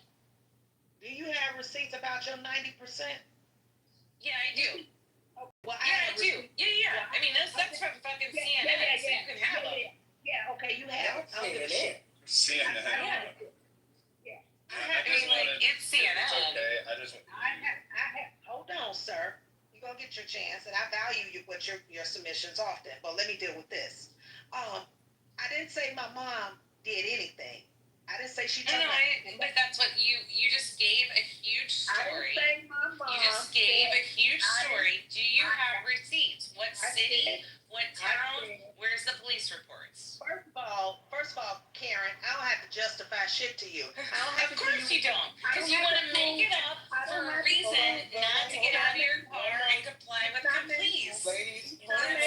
Come on. Shut the hell up, because I don't have to listen to you, and I don't have to prove anything, and that's the problem. White folks always want a black person to prove everywhere we go. You see what she asked, do I have a receipt? That's the very reason why when a motherfucker in the store and I get gas and he just act like, I say, no, give me a receipt, because the white man out here gonna ask me, did I pay for my gas? Even bullshit. Though the pump is you guys ask for more receipts than we ever do. So bullshit. First of all, you damn right we ask for receipts. Do you know why? Exactly. So I'm not allowed to ask for receipts. Do you know why? Do you know why a black person asks for a receipt? Do you know why anyone asks for receipts? Tell me why do black? You said you guys ask for receipts more than anybody. Tell me why. I don't know why you ask more than anybody, but everybody has the right to a receipt. Says any accountant and everybody. Shut up. Hold on, Bella. You just made the claim, and I think she asked you a valid question. You said we ask for receipts more than anybody. Why? I don't know why. No. I don't know why. She said we do, but whenever I asked for receipts, she said, well, you provide receipts, and I said I would be happy to, and then I asked her for receipts, and she was like, I don't owe you anything. That's how the conversation went down. It sure did. It sure did. Yeah. That's exactly how the conversation went down. It's like, you don't owe me anything, but I owe you everything. Why do I owe you anything? No. Why do I owe you receipts? Because I gave a submission of an encounter that happened on a Facebook reel that we could see. It was posted from the camera. This is the reason why. This is exactly the reason why. Because we're talking about law enforcement. And we're talking about legal records. And so if you're going to talk about legal records with law enforcement, the reason that we can enforce body cams, the reason that we want to believe in our police force, that I want to believe that my police force is 90%, 95% good, not out, that they're really trying to catch the sex traffickers and not trying to just pull over random black people, I sure as fuck hope that they're not doing that. But that is the reason, is because we are talking about the legal system. And so when you get into the governmental legal system, you have to have receipts. So if this happened, I would like to know the city and the state so that I can look up the police reports as to what happened. Okay, so first of all, what no police report? What are you talking about? Who said it was a police report? Well, it was a police encounter, but there's no report. No report. I just this thing with both of your white ears that when the white man came out and told them to leave the black shop owner alone, they didn't ask him to identify himself as the white shop owner. Do you understand why this is like hearsay? Let me finish because you didn't hear it. So no, I heard it. It just still sounds like hearsay. No, you didn't. No, you didn't. No. because I'm gonna get back to this because you're not gonna get out of this. Why do black people ask for receipts more so than anybody, as you stated? Well, you said that you had the answer for that, so you tell me. No, I didn't. No, I didn't say that. See how you hearing what you trying to switch words around? You're crap. But you're not yeah. Oh, You're not grasping enough of me. So when I said, when you said black people ask for receipts, you guys more than anybody, I said we do. And then I asked you, do you know why? You said we do. And I know. No, I don't know why. I agree with you. Okay, I said it, you agreed, but I don't know why. So you clearly know why. So can you please explain to why? Bella, in truth, I think we should move on. I don't feel like this is. Yeah, I'm not going to. Of course it is. Go ahead, shield her. Shield. Hold on, Bella. I agree we should move on, but when Bella says you guys ask for receipts more than anybody, she makes the submission as if she understands why. So I too was waiting for her to explain from her perspective, why do black people ask for receipts more than anybody? You're the one that made the claim, Bella, and then said, I don't know. Well, no. Truth was ready to explain it to me with all respect. I mean, I know you have a green bean, but you're not like the expert on this. Hold on. Bella, hold on. You're right. I'm not an expert, green bean or no green bean. You made the submission, and now we're asking you to explain from your perspective, because you stated it. Don't be a smartass with me, miss. You're the one that stated black people ask for receipts more than anybody, as if you understand why. If you don't understand why did you say we ask for receipts more than anybody? How would you know that? I don't understand why you ask for receipts more than anybody, but I do know that you do ask for receipts more than anybody. So there's a difference there. Why do you think that? There's a difference there. Because I've been asked for receipts. The first thing that she asked me for was where's the receipt? Okay, let's move on. Like, that is the reason why. She can't answer the question. She just wants to be What are you talking about? No, that's bullshit. That's bullshit. I'm so sorry, Truth, but shut the fuck up. Like, literally, you're just, okay, you're right. You're so right. Every white woman is a liar. You're right. We're all out together. It's not every white woman. Hold on. Let me ask you something. You got a white woman here. Hold on. You got a white woman here on this panel that literally called you a racist, fella. So you got to step down here. I'm not stepping down for shit, Jess. You is my house. You're the racist white bitch. The white girl mom? Oh yeah, this is Jess, the white girl mom. Yep. You guys calm down. Crazy, nasty. What's going on? Okay, I'm muting because the white girl mob is attacking the stage. Listen, all voices are welcome here. Black, white, male, female. Bella, I'm not giving you shit. Not at all. You're welcome to speak. I welcome your voice. But the thing about it is, you made the submission. Truth asked, why do you think, since you seemingly are aware that black people ask for receipts more than everybody else, from your perspective, why do you think that is? And you said, I don't know. I think that was a great opportunity for you at least to just do a little bit of critical thinking for this conversation and just take a guesstimation. But you refused to do that. And then here comes Jess talking about stand down as if Bella's under attack. She's a grown woman. We just asked her a simple question. So, white girl mom, stand down. Bella doesn't want to engage. We'll give the mic back to Truth. And then Jess, since you have a lot to say, you can go after Truth. If you don't mind, I did want to just chime in really. Is that okay? So for that very reason, she asked me, do I have receipts? I turned around and I asked her, she said yes. Then I said, why do I have to justify anything to you? Why do I have to show receipts? She gave an answer because she didn't believe me. And that's why black people have receipts. They ask for them because when we go to purchase something, if we don't get a receipt, we're accused of lying that we made the purchase in the first place. And some have even been strung up and hung for stealing. Some have had their hands out for stealing because they didn't get a fucking receipt. So when you ask a black person to show your white self receipts, it's an offense, first of all.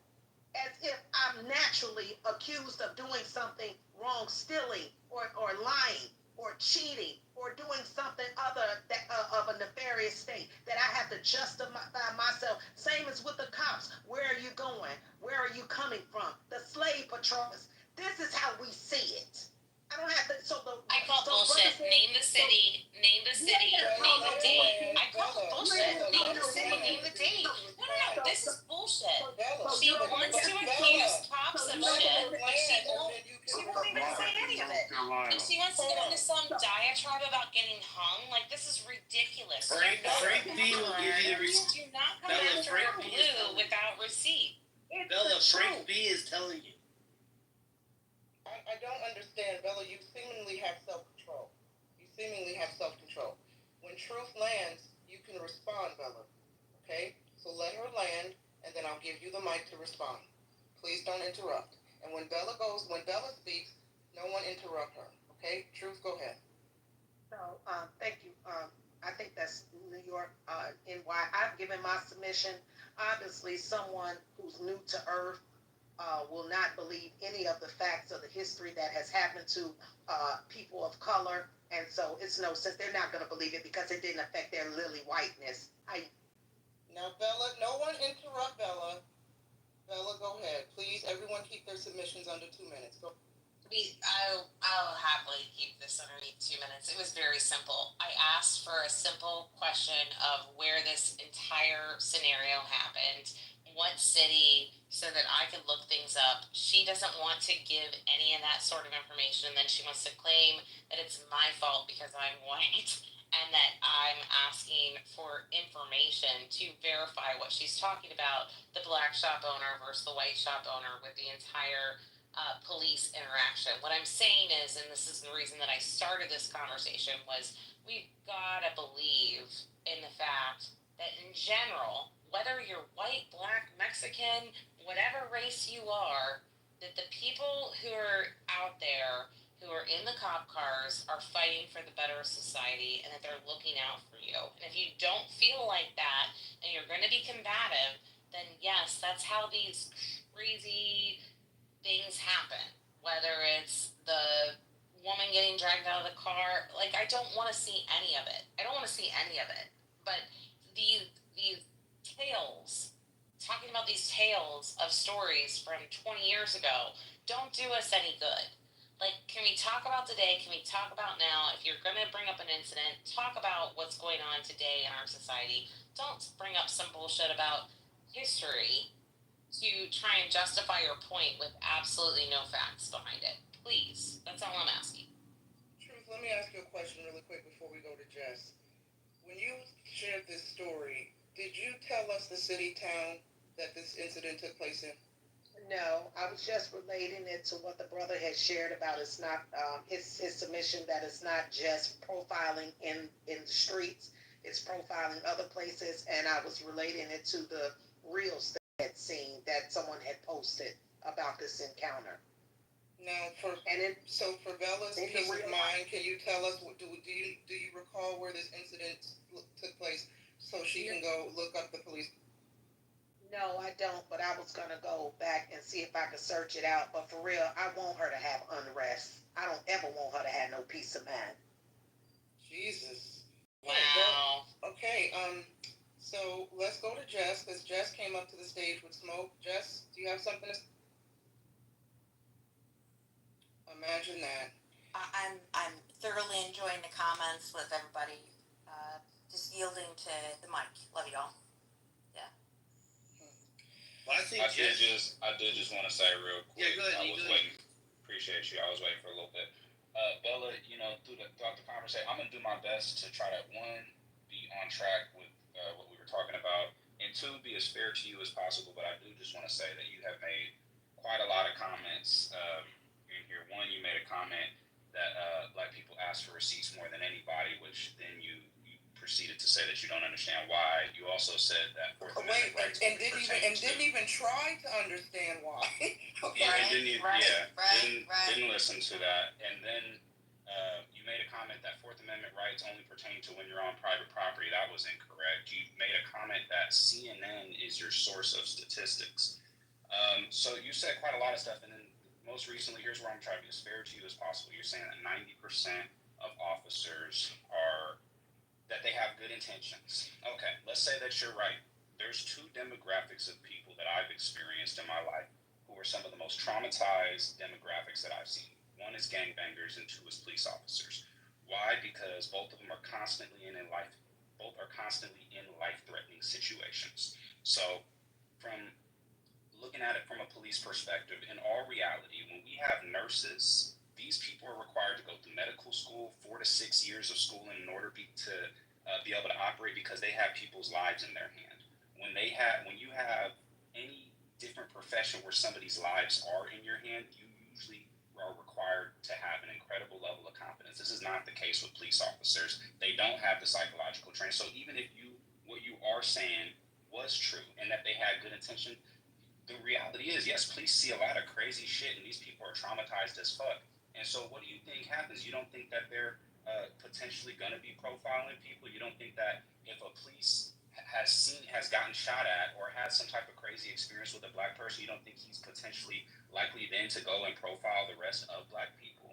I just don't. I don't see how anything that you have said in this conversation. One, it's been primarily ad hominem. You haven't really made any actual arguments to anybody. You've just been insulting to everybody. You said "fuck you" to a bunch of people. It's really in some sense been kind of childish, but and I'm not even trying to be insulting. I'm just trying to keep it real with you. But at the same time, it doesn't seem like you're logically evaluating what you're actually even saying in terms of them having positive intent. No, you can't make that assumption that these people have positive intent. You're not in their psychology, and we've had too many examples of where that's not the case. In order for you to for you to even be able to make that assessment. So what are you really basing it off of? If I could get in right quick, it won't take but a second to add on to what he just said to Ms. Bell. I just pulled it up. It happened August 25th.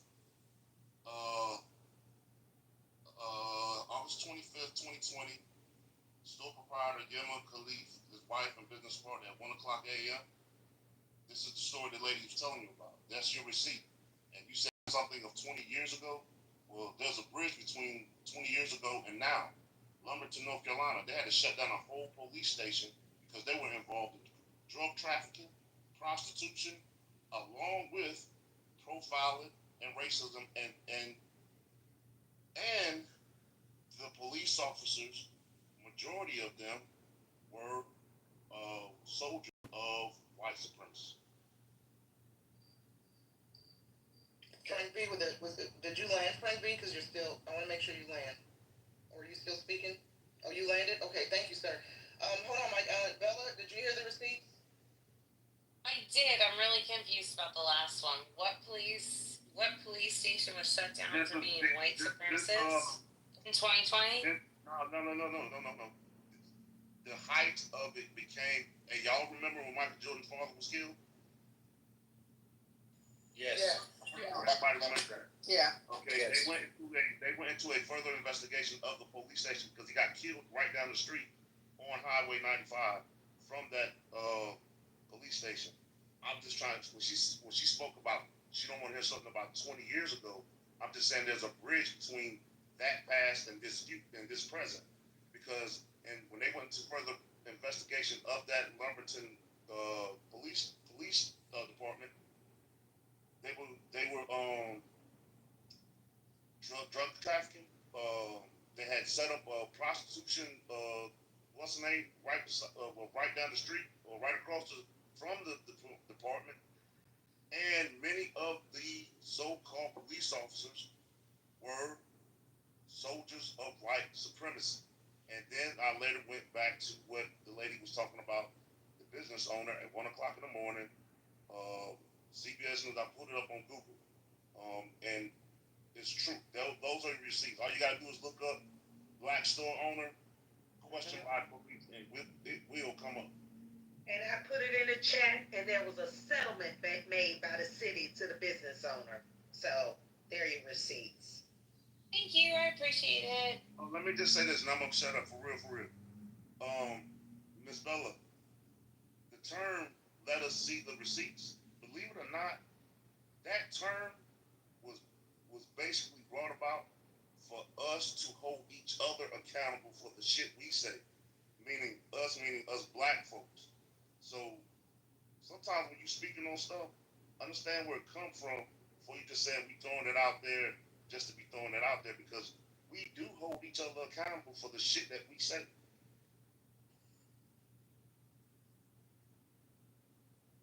And the original term was because you had to have your receipt in a store or you would be accused of stealing an item. Thank you, Frank. Thank you. All right. Thank you for the history lesson. I greatly appreciate it. She just blew us off.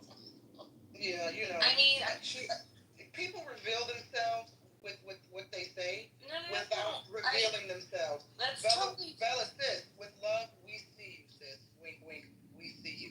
Totally fine, You know what I'm saying. You know what I'm saying. Yes, you hated me before I even started speaking, so it doesn't even matter. Girl, why would I hate Like, you? it doesn't even matter. Wait. There she goes, victimizing herself. Wait, why, Bella? I don't know you. Why would I hate you? Mike, go on mute, please. Tell the stage why would I hate you, and I don't know you. I think I've been nothing because but I'm asking respectful and legitimate. kind to you. Because I'm asking legitimate questions and supporting the police department. I'm already hated. It doesn't even matter. I've said times on this stage tonight that we listen to the police because I too have respect for the police. So I want you to explain to me, since you just made this very ridiculous submission, why I hate you. We're going to center you since you want to be centered. Why do I hate you? You hate me because I'm a white woman. It's that simple. I'm on here. Why? You probably Girl, pause. Everybody go on pause. Because this doesn't know me from a bag of dicks. She doesn't know my past, doesn't know my friendships. She doesn't know who I rock with. She doesn't know who I've made love to, who I've had dinner with. Nor do I care. And you actually think, that's because, you know what? Now I'm about to turn into a glass of whiskey and a pack of Newports. You don't care because you're very racist to your core and anti-black. Oh, there it is. Yourself. Yes. But you've already revealed this about yourself, Bella. Yes. You've already revealed this about yourself. Please tell me, Nye, how am I racist? Tell me how am I racist? How am I racist? Please, I want you to school me right now. I want you to tell me how I am racist. No, cunt. You're gonna tell me why I hate you. That's what we're gonna do first. Okay? No, you just told me that I'm a racist. I want to know why I'm a racist. Please, you're gonna answer my question first. I already told you. You hate me because I'm a white woman. I don't hate because I'm a white. Well, I don't hate white people. First of all. Clearly you do. And definitely truth does. So, like, most black people hate white people.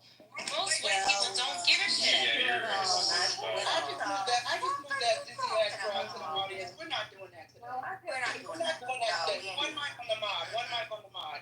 Jess, I gave you a chance to speak. You didn't want to speak, so you're not going to interrupt me. Okay, now when I'm done, I'll give you the mic.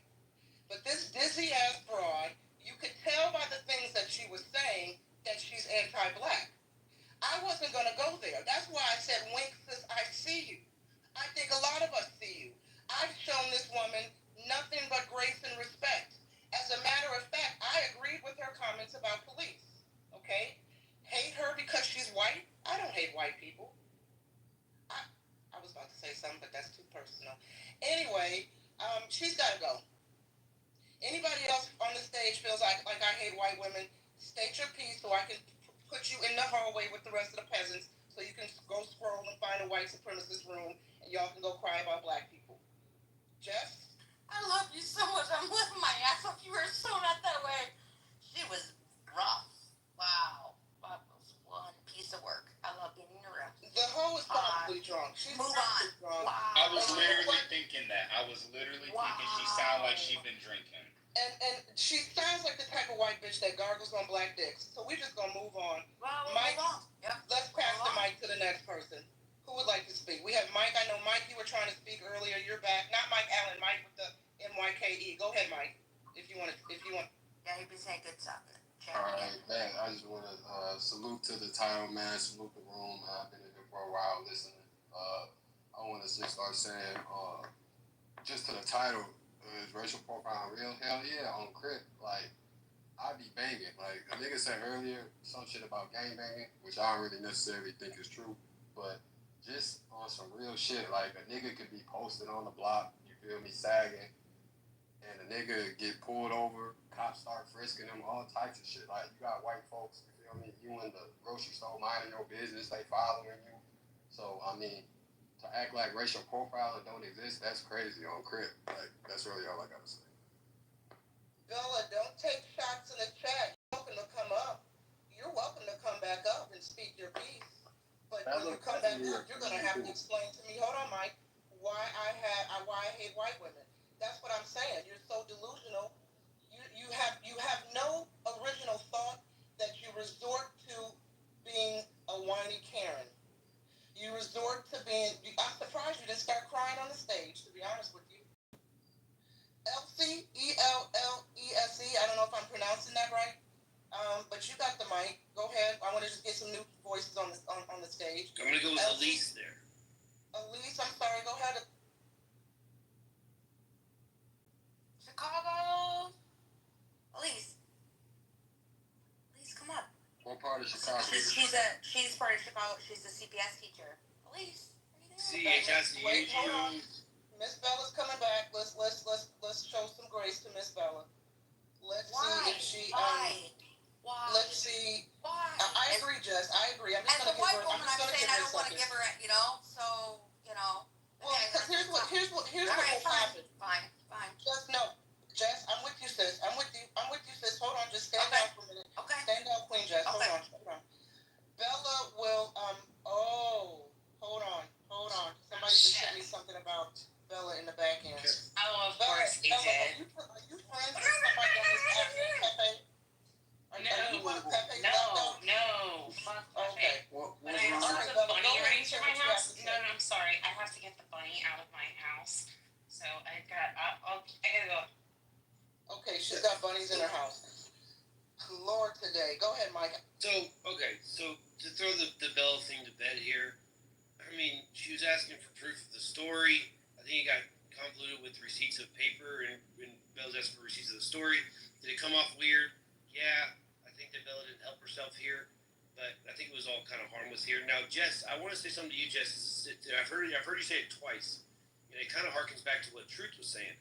In Truth's scenario, Truth said there was black Americans that owned the shop, and no one believed them until a white guy came over and told the cops, and they everybody believed the white guy. And the very first thing you said when you got in here, Jess, you said to Bella, you go, Bella, you are racist. I'm a white woman, and I'm saying it. And then I heard you say it again. You go, as a white woman. So I think that a lot of y'all need to be wary of people like, I think Jess is the most harmful people to the black community, people like Jess, because basically what Jess did inadvertently was basically saying, guys, I'm the white woman, so my voice speaks louder than everybody else, and I'm calling Bella racist, so now believe me because I'm the white woman and I'm saying it. And I think, Jess, you're inadvertently not understanding what you're really doing here. Is you're basically saying, Jess, you're basically saying that because you're a white woman, you have the authority over everyone else to call someone else racist, and it kind of came off kind of weird here. And I didn't really understand that whole part of it. But we'll move on from all of it. I mean, it doesn't really matter. I think that what we're missing in this whole conversation is Bella's initial claim was that not all cops are bad. Do I think cops get a bad rap? Yeah, I think cops get a bad rap. I think that every single person on this panel, if shit hit the fan, like if we're in our home and someone's breaking into our fucking home, or if we're somewhere with our family and some shit's going down, I think every single one of us would call 911. We would all call the cops to come help us. Every single one of us. So for all of us, I don't think you know that. That's cap, brother. Don't be saying that. That's what I'm saying. That's cap. So if someone's breaking into your home, you wouldn't call 911? No, I'm calling the Crips. You're calling the Crips? Yes, sir. Okay. Well, that's actually serendipitous of you here, because E, I wanted to ask you a question. E, earlier you mentioned. Yes, sir. Earlier you mentioned about, and these are your words, so don't hold me to this. You said the most traumatized people, and I agree with you. The most traumatized people are gangbangers and cops, I think is what you said. Bro, stop speaking on gangbangers, bro. That shit not true, bro. Y'all steady speaking on gangbangers like y'all. Bro, he said this, dude. Right, I'm just saying, you saying gangbangers and cops like you a gangbanger, bro. I'm a real life crit, nigga. You speaking on us, like, stop speaking on us like that, bro. Real talk. You don't So, know. Bro, whatever, Mike, I will put you through a fucking. I mean, y'all steady. So, E, Let's have one mic on Mike. Hold on, gentlemen. One mic on Mike Allen. Let him land, and then you guys can respond. Let's let Mike Allen land. Go. So anyway, so E, and again, I don't want to misquote you here. I think, and I agree with you. The most traumatized people are gang. You use the word, not me. Gangbangers and cops. I'm not misquoting you, right? correct. Okay, so you use that word. So now I just want to ask you a hypothetical situation. Let's say, because this is going to harken back to the whole ID thing. Let's say you're walking down the street, and again, these are your words. Let's say you're walking down the street, and two gangbangers walk up to you. Now, I don't know your name, and I don't want you to give anybody your name, but you have an E right there, so let's just say your name's Eric. And two gangbangers walk up to you like, hey, man, I know who you the fuck are. You're that fucking dude, Kyle. You're fucking Kyle, bro. You fucking did something to a friend of mine. I'm going to fucking kill you, bro, Kyle. And you're like, bro, I'm not Kyle. And they're like, yeah, you are. You're fucking Kyle, bro. Prove you're not Kyle. Let me see your ID. Would you give an ID to the gangbangers to prove you're not Kyle?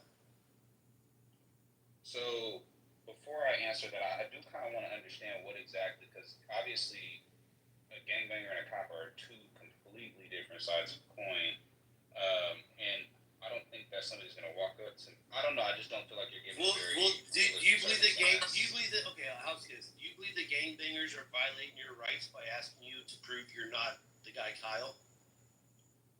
I think that the streets is very different from a situation when you're encountering police, because if you're, and first of all, if I'm in the streets and I'm in some shit like that, I know what comes with the territory of it. So, like, if I'm getting pressed about something like that, then I don't have a right to then ask to request protocol.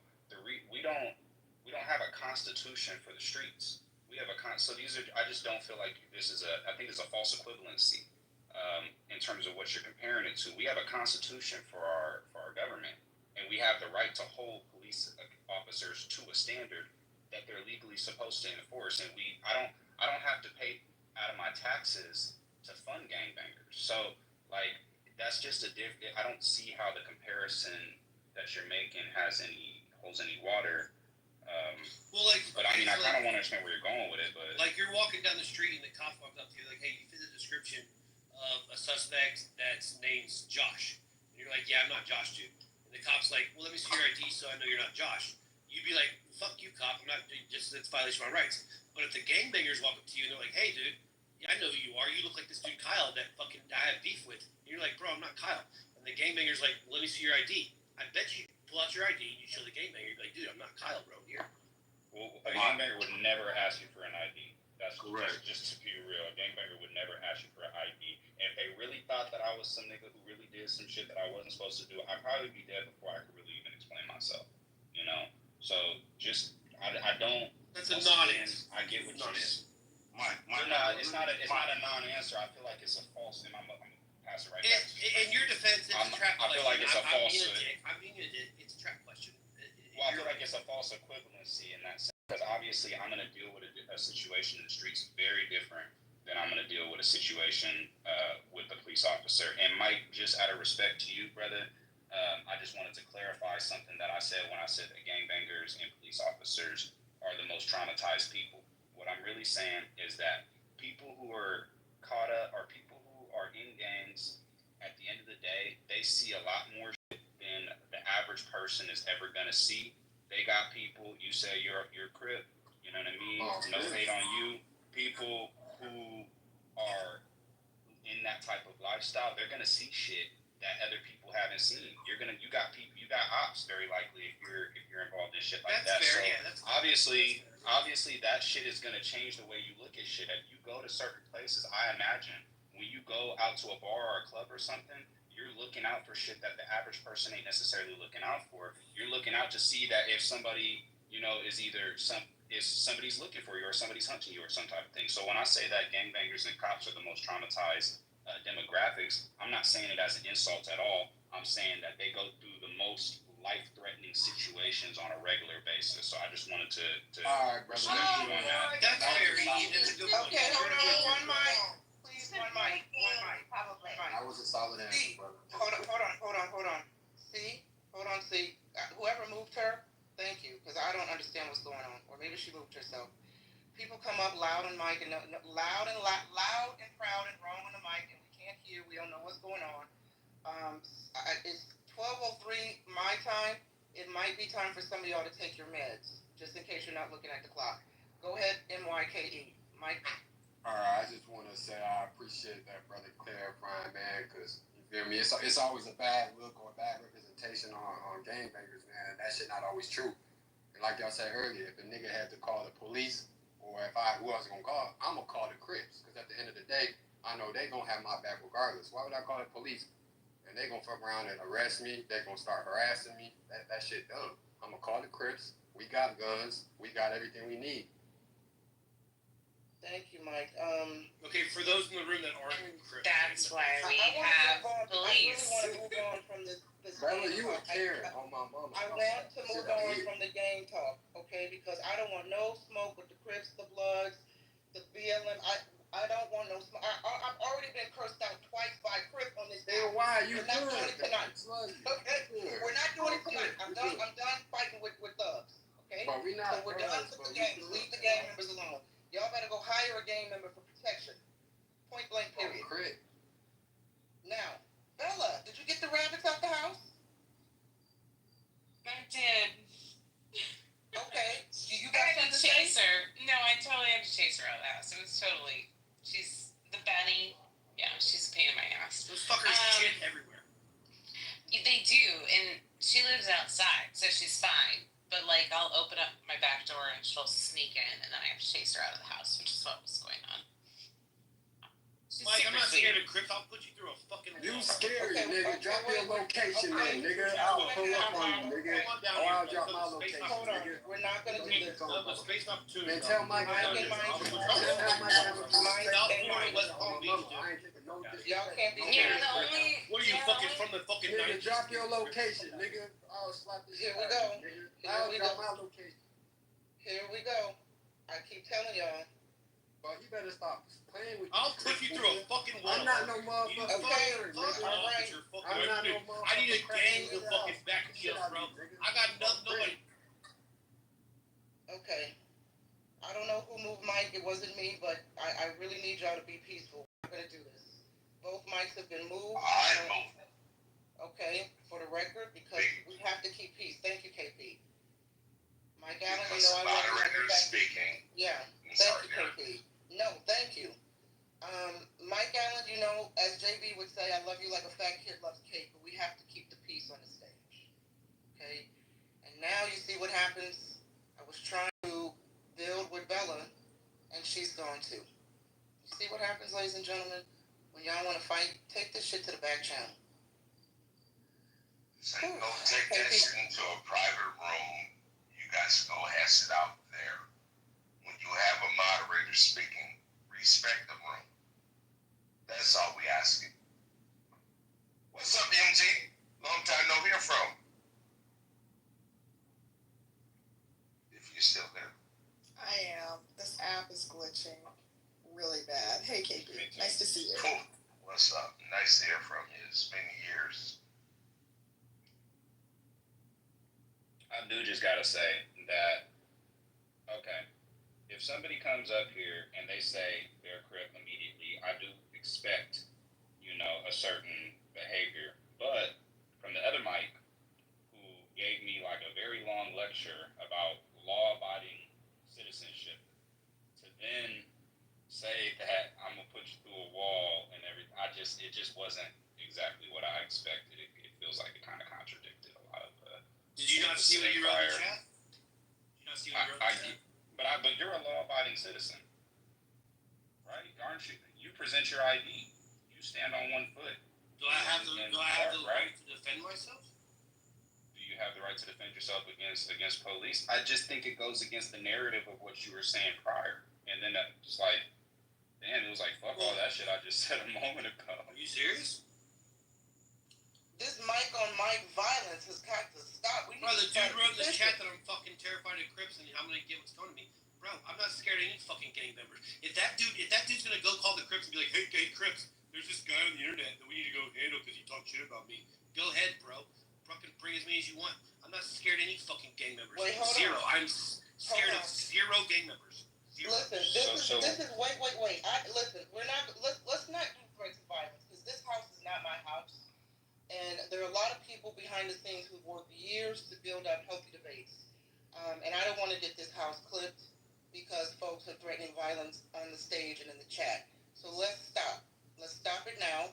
Let's not entertain it. Mike, you have every right to stand on business and defend yourself, but I don't want to put healthy debates in the crossfire of being clipped. Fair enough. Okay? I apologize, and I will say this. This is why I kicked those. Fair enough. I just want to say this real quick. Mike with a Y, I would expect him to give me the same amount of animosity if I were to go ahead and like that, because that's what men do. So I wouldn't expect anything less from the other Mike as he's gonna get from me. So that's all. If I can't speak, if it's not a problem. The mic is yours. Frank. Back to my man E. I kind of disagree with what you said. This little bit right here, when you said, what is it, police and gangbangers are most traumatized. I believe a male like myself, who I consider myself an L7. I'm 50 years old. Wait, Frankie, I don't mean to interrupt you. Hold on. I'm going to give it right back. You don't even have to mute up. Let me just address Mike Y in the chat. He says, so why is white Mike on stage when he started it, but kid Mike down? Mike with a Y, I have no problem with you coming back up, but I'm not doing it with y'all going back and forth and arguing. I'm not doing it. I'm not doing the violence. If you want to come back up and submit to the conversation, cool. But I'm not letting y'all back up to argue and fight and threaten each other on the stage. So the people are calling for you to come back up. I'm going to bring you back up. But the minute y'all start arguing again, you're going back down. So come up, raise your hand. Go. I just wanted to say, I'm 50 years old, been married for over 25 years, but when I was living in Chicago, which is very gang orientated, I used to run with a certain clan, and so when my man Mike had spoke on that, I don't know, I was out west for a particular time, me and some homies, and the way we were confronted about were we from the area, from the neighborhood, that question gets asked a little bit different than how it's being explained up here.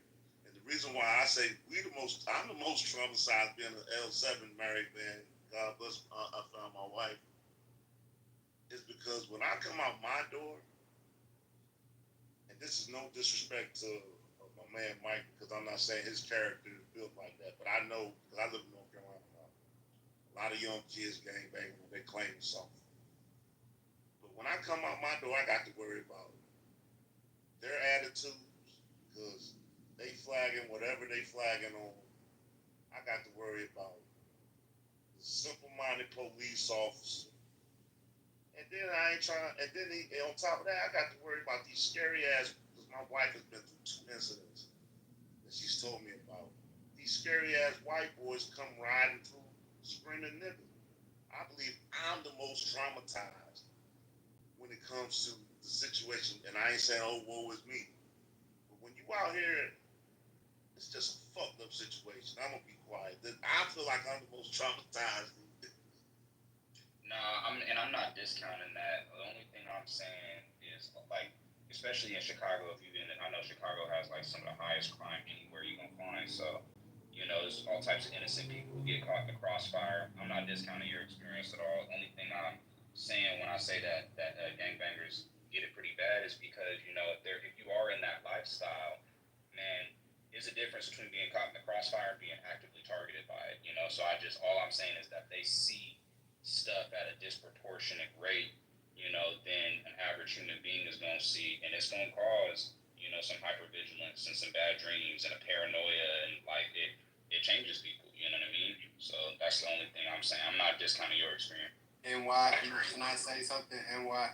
Sure. And then we're Because gonna go Frank, probably you had to battle with GDs, OGs. You had to deal with Vicky Lou's. It was so much shit back in our day. You had to deal with all this shit. We was inner fighting. It was crazy as hell. So I get Frankie B. Okay, so hold on. I ain't had nobody call me Frankie B in a minute. we're gonna go to let Mike speak, and then I see Elmo's on the stage, so we're gonna let Elmo go too. So go ahead, Mike. All right, I just want to say, like, it really bothers me about how people really view gang members and Crips and shit. Like, me personally, I have a whole college education. Like, I graduated from college and everything, bro. The streets honestly saved me, bro. Like, so to hear people always just having a negative image, a negative opinion on gangbangers and they just be so scared of gangbangers, bro. That shit crazy. Like, because to be honest, if it wasn't for the Crips, I would probably be dead right now. I'll probably be in jail. I don't know where I would be, bro. White people ain't give a shit about me. The police ain't give a shit about me. The Crips took me in. So at the end of the day, I'm not tolerating no disrespect from nobody, bro. You ain't finna disrespect no gangbangers. You're not finna disrespect the Crips. Because at the end of the day, y'all don't know them. Y'all honestly scared of them. But as y'all get to know them people for real, instead of judging them niggas, y'all see it differently on Crip. That's it. Thank you, Mike. That's why I say, listen, I've been on this app enough to hear so-called members, and I say so-called because I don't know these people personally. I don't know if they're really gangbangers or not. If they proclaim to be, I believe them. And I've heard enough of them crash out, pull up, and in one instance somebody got shot. So I want no smoke with the gang members. Okay, that's why there was we have a brother on the app who is an alleged Crip, and he offers $300 package for protection. You got clubhouse beef, pay him $300. He will handle it. And I've got him on speed dial in case I have any problems. Thank you to the gang members for offering their services to protect ninjas. Go ahead. Only my woman, I can't talk. Okay, no problem. No problem. Guys, go ahead, KP. Yeah. No, I was just saying, hey, say hello, I'm sorry. Okay, so it's popcorn style. We're going to keep the room open for maybe another 15 minutes or so. Go ahead, Truth. When I came up, and I'm from the south side of Chicago. I'm from Chicago. We got a lot of Chicago people in here today. I'm from Chicago. I'm Chicago too. Get together. Right Get on. together. Chicago. Yeah, girlfriends today. Right on. In a banger and someone who is a member of a gang, they're totally different things. So when we talk about someone who's a banger, hint, quote unquote, banging, that's different than I know. There was in my old neighborhood, and I stayed off 75th and Emerald. My dad did. That is Gangsta Disciple territory at one point. And there was one of the head leaders there who was highly educated, a very smart man that you would not know that he was the leader of this particular gang, because he gave off this nerdy disposition. Deadly just fact, not that he was the one who was doing the acts, but the bangers doing the acts. So I think that there's a gross difference between the two, and I think if you've never experienced that, or if the new schoolers, I don't know, because it was a different code back then, so things have really changed. But anyway, I just wanted to make that submission. 79th in the house there was a bad, fucked up area. If you know. And not to continually bash on her, Bella, when she was here, but I think that's why I didn't resonate very well with a lot of the shit that she's saying, is because what it sounds like is somebody who has really no cultural knowledge whatsoever and is just making comments about a myriad of different subjects without actually not even caring to try to understand or to listen, just assuming that because the perspective differs from her morals or differs from her lived experience, that must be ignorant. And I think that's why it came off so offensive. And quite honestly, it did come off racist. And that's why I'm disappointed that the men started going back and forth about gangs, because y'all let Bella quietly weasel off the stage before she got this tongue lashing. And but that's cool. That's cool. Y'all, she will be back, and the Lord remembers. I want to say to Mike, you're embellishing this gang life. I've been there, done that. And to I went to college changed and got myself better. So it's not cool, Mike. You're just gonna end up doing like 25 years. That's not true, brother. I'm not gonna allow you to speak that type of narrative, brother. I ain't gonna cut. There's a lot of good gangbangers. There's a lot of good Crips, brother.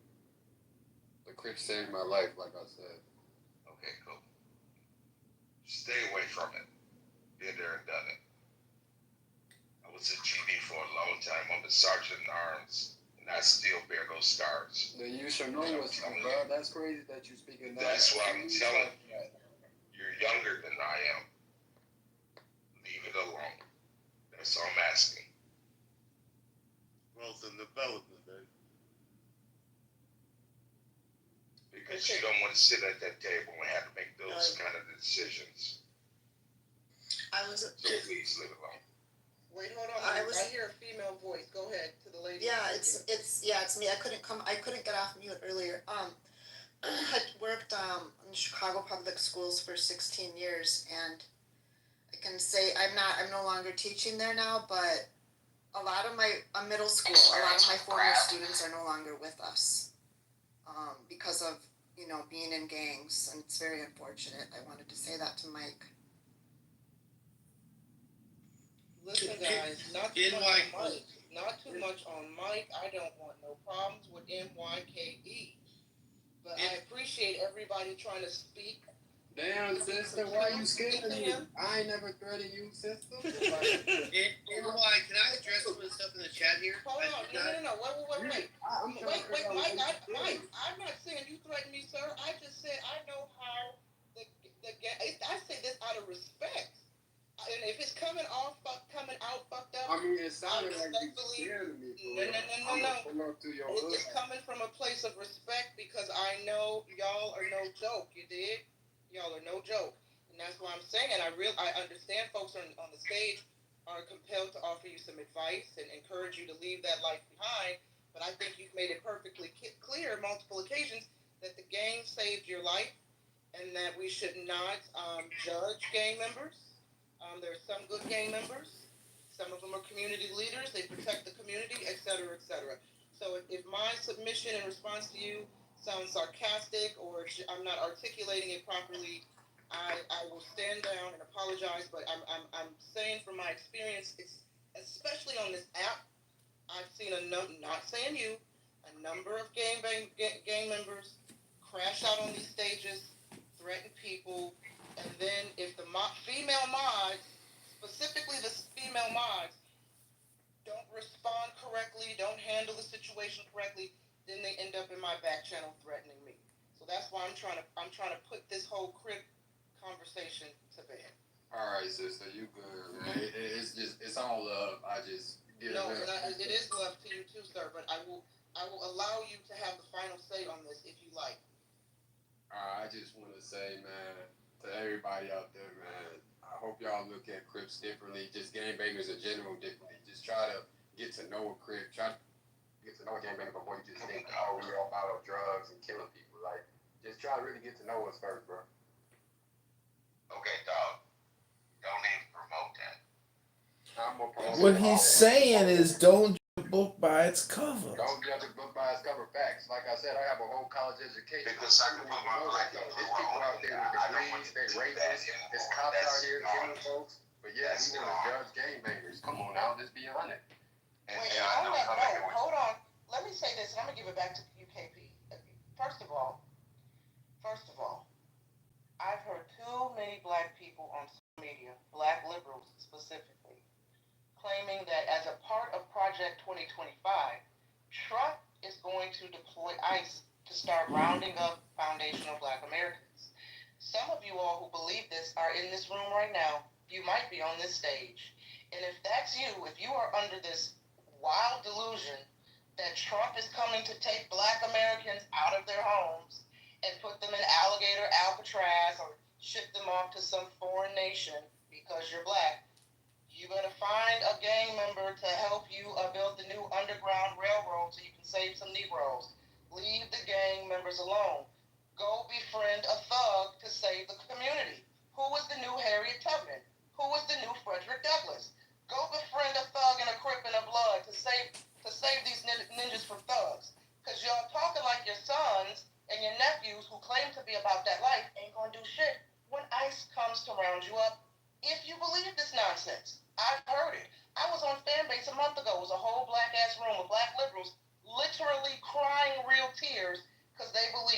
is coming to get us. Who's going to protect and save the black community? You better befriend a thug. I'm done. Who wanted to speak? I just want to say to Mike real quick, and I'll end on this on the subject, and to everybody else. I think exactly what you're saying is valid.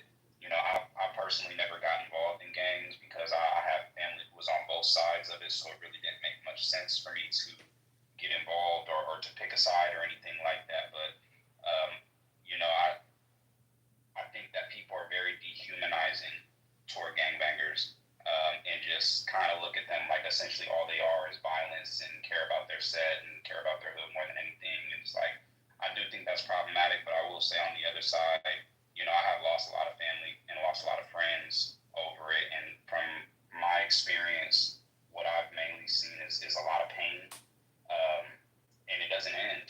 You know, the war never ends because people don't get over shit, and then somebody kills somebody, then it's a whole nother thing, and then sets keep breaking up into more sets, and it's more and more cliques, and then a bunch of people you were cool with, you're not even cool with them no more. Now it just is so ugly and it's so tragic, you know what I mean? And so it's nothing to dehumanize the person who's in it, and a lot of times it's tough because, you know, my auntie was the first gangbanger I ever knew, and my auntie, her mom was a dope fiend, you know, and she started selling crack when she was like 12 years old, so she got clicked in with some Crips, you know. But at the end of the day, it's like her life didn't turn out. She ended up doing time, and her life was hard, and now her daughter's life is hard, and like, you know, it's all I've seen come from it for the most part is pain, and I've seen it be used as a coping mechanism for difficult upbringings. But, you know, I respect you, and I respect where you're coming from, and I got a lot of people in my family and friends who are involved in that type of shit. But for the most part, what I feel toward them more than anything is concern generally, you know, because I don't want to lose them, you know. So I hope that while I respect that it saved your life, and I respect that it plays a large sense of purpose, I hope that the violent aspects that are associated with it, the aspects that could put your life at risk that are associated with it, I hope that becomes less prominent in your life. So that's all I can say. I agree with you, Keith, because I made mistakes in my life and lived that life. It's not, nothing comes from it, man. Nothing at all. And I just want to say this though. I was black and blue to the day I died because I took that oath to make it up to be a sergeant.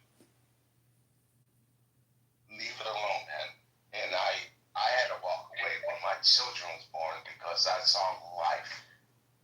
I said, I'm done. How we gonna do this to get out? Okay, cool. And guess what? No one challenged me. I'm just banished because I said no. I want to do something better because I'm having a family. Walk away from that shit, man. All right, I just want to say this, bro. I don't really want to center myself too much, man. You feel me? I want y'all to get back to the topic for real.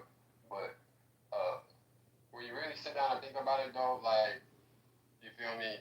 There ain't really no Crips, no gangbangers. That's when you really think about it. Like, who's out here being pedophiles? You got your rapists. You got your weirdos. You got like all those people. They're not Crips. They're not gangbangers. Those are your normal people. So at the end of the day, yeah, gangbanging is a dangerous lifestyle, you feel me? But anything is dangerous, bro. But at least we not doing none of that weird shit. Most of the time, we standing on business, and we only do shit if it's out of disrespect. Like, niggas in the chat that be talking all tough. Bro, drop the location, gang. Like Mike Allen, we could scrap it out. Nah, hey, look, hold on. 06 Crip, nigga. What's your No more violence, please. Oh my God, let's let it go. I want to say something too, because I moved to Chicago 8 months ago, and okay, go ahead, I live on the west side in Chicago, and I have a gang in my neighborhood. These guys are at the end of my street every single day. One time I got a little altercation outside. Who came and had my back when the cops came trying to get all tough? The Bloods down the street. They all surrounded the cops. They had the cameras out. They were talking shit, put that pressure on them. They literally saved my life that day. So I owe my life to the Bloods. It's what it is. That's some real shit. People don't want to understand that though. They just see Brad. They just see gang. Never talk about that shit in the media. They'll never tell you about that. I know I'm old because when I left Chicago, there weren't no Bloods in Chicago. But I want to say this. Hold on, I want to say this. It wouldn't say What is the I could put them on the phone right now.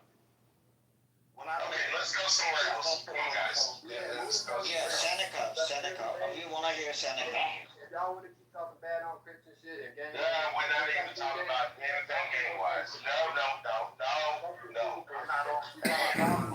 I just said no. We're done with that. I'm not going to. We're done. We're done with the game talk, guys. We're putting a button on it. Crap. We're going to talk about what we're going to have for breakfast in a couple of hours. Yeah. Something. As a matter of We want to fact, hear Seneca. Seneca spoke a lot tonight. If you missed it, you got to get a ticket for the preview show next time. Okay? If Seneca has any final thoughts, that's cool, but we're slowly about to shut the room down. But Seneca provided a lot of commentary this evening, very spicy. He got the crowd going. He helped generate guide the conversation. Whether we agreed with his submissions or not, we heard a lot of responses. And if you missed the show, so be it. Okay, no problem. You gotta get them pre-sale tickets, sir. Yeah, you got to punch that ticket in, Elmo. Come on now. That boy is legit. He's very good lad. Yeah. Anyway, as we start to wind down the stage, anybody have any final thoughts not related to Bloods and Crips, please? Yeah, I'm running for Congress. Yeah, hold on. Go ahead, John. Okay, sorry. And then you got it, Miss. But let John go, and then you got it. Yeah, I'm running for the 16th district of Illinois for Congress, and Matt Cool down there has been challenging me, as well as Dr. Adams, who has the Darren LaHood PTR at the top of this room. I just want to challenge these Green Bean moderators and Super Darren LaHood fans to create a room after this Healthy Debates is over, and I will answer any questions, debate, and upset any Super LaHood. That was last night, John. You missed it. Oh, it's going tonight. John, we're going to bed, John. I got a single vote on it, so. We are going to bed, John. Nobody's hosting a room afterwards. We're going to have to do that. No, it's late. During the day. It's not too late. Matt Cool is in the chat right now. Look at Matt Cool. Matt Cool is going to organize it in one house. Dr. Adams has been They had a whole room last night. 2 rooms that your name was brought up in. You did not appear in any room. So you missed that one.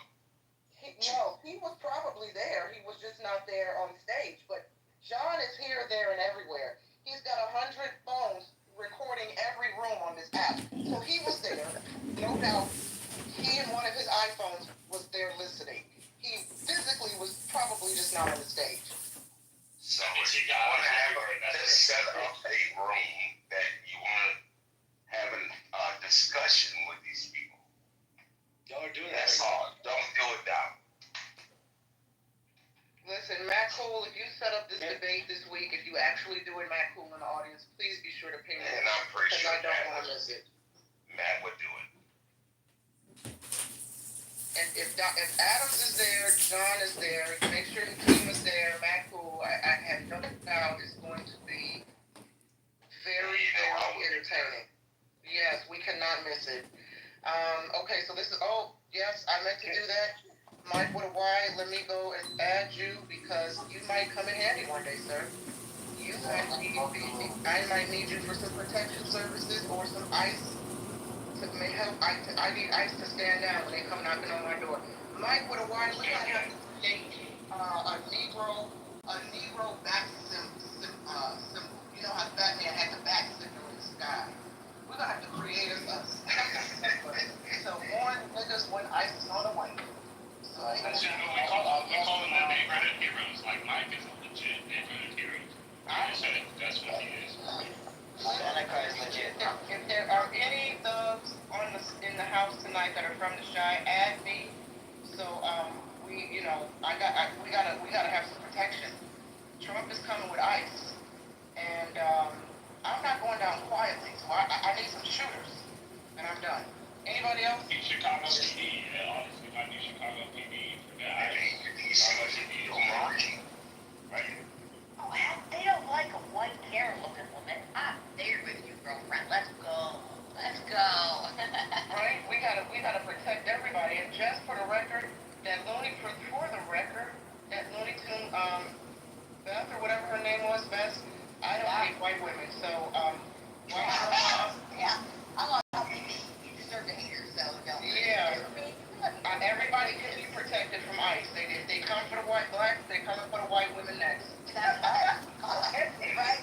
Right there. That's a shout out to Elmo. We finished here. We don't know what's in the pants and now opening up over there, bro. Meanwhile, we have crowdfunding from Mr. Seneca. We need a shrine in his name in Africa. Listen, white girls, y'all saw Handmaid's Tale. You know what's gonna happen. You know what's gonna happen. Right? Oh, shit. That's right. They're gonna put me in the kitchen making pancakes and cornbread muffins, and you guys will be the breeders. Fuck around and find out. We gotta create an army of shooters to protect us. That's right. That's what I would know. Blessed be the fruit, goddammit. Okay, so any final thoughts? Anybody in this room? Yeah, shout out to the crib, shout out to the blood, shout out to all the gang members. Shout out to Mr. Seneca. Shout out to Mike too, man. Mike too. Yeah, Mike too. I just want to say, NY, thank you, and your banter is unmatched, and I've been spending a lot of time laughing pretty hard while I got this mic on you, so I appreciate that, and I appreciate all of y'all just for, you know what I mean, having, y'all made my day. Well, I appreciate And we that. were road to the masculine mansion. Yeah, hey Pete, go ahead and plug your house right quick so people we haven't even Yeah, we were road to the masculine mansion for anyone who wants to stay up and have some conversation. It's gonna sway left, sway right, but guess what? We gonna stay center. Masculine Mansion, ladies and gentlemen, go ahead and search for the house at KP.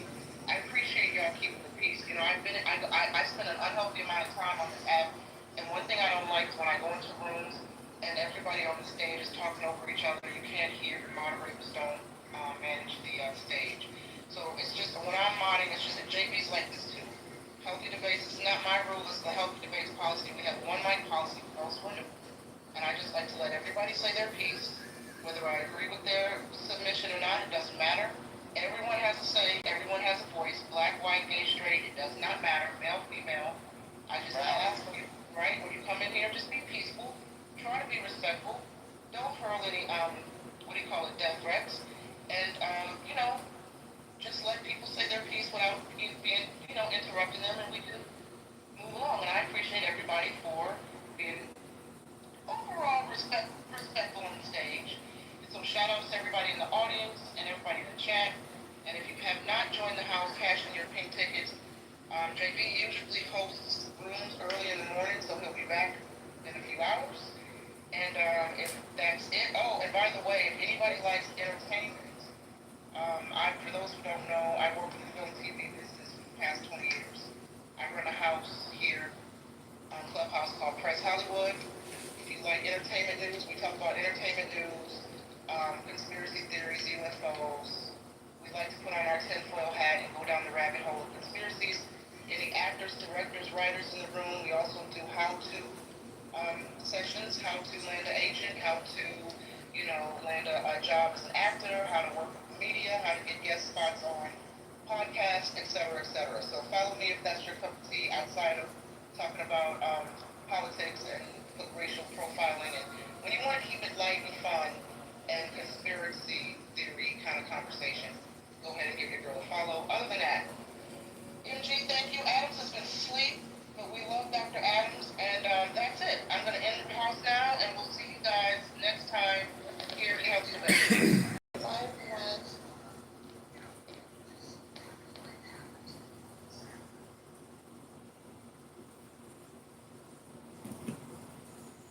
You still here?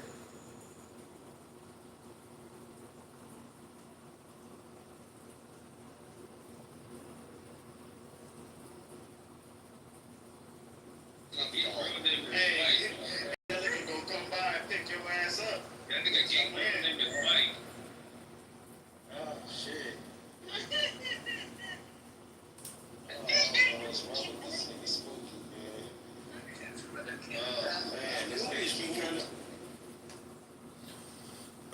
Because John Kitover for Congress.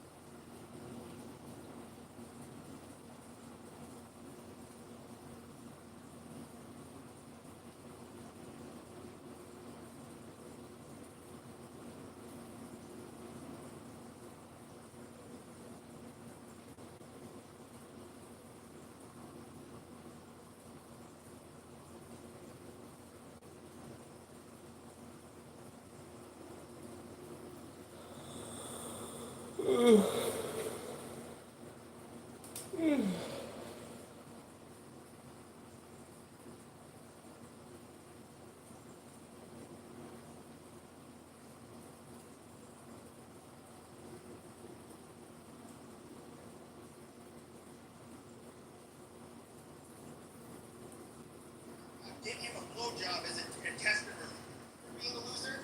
And just look at me. Women on the app, KK, we're all lies. It's all lies. Kissing the other fucking speaker. I brought so much. Gotta put the women on the app, the other fucking speaker. Fuck this bitch. I know people that.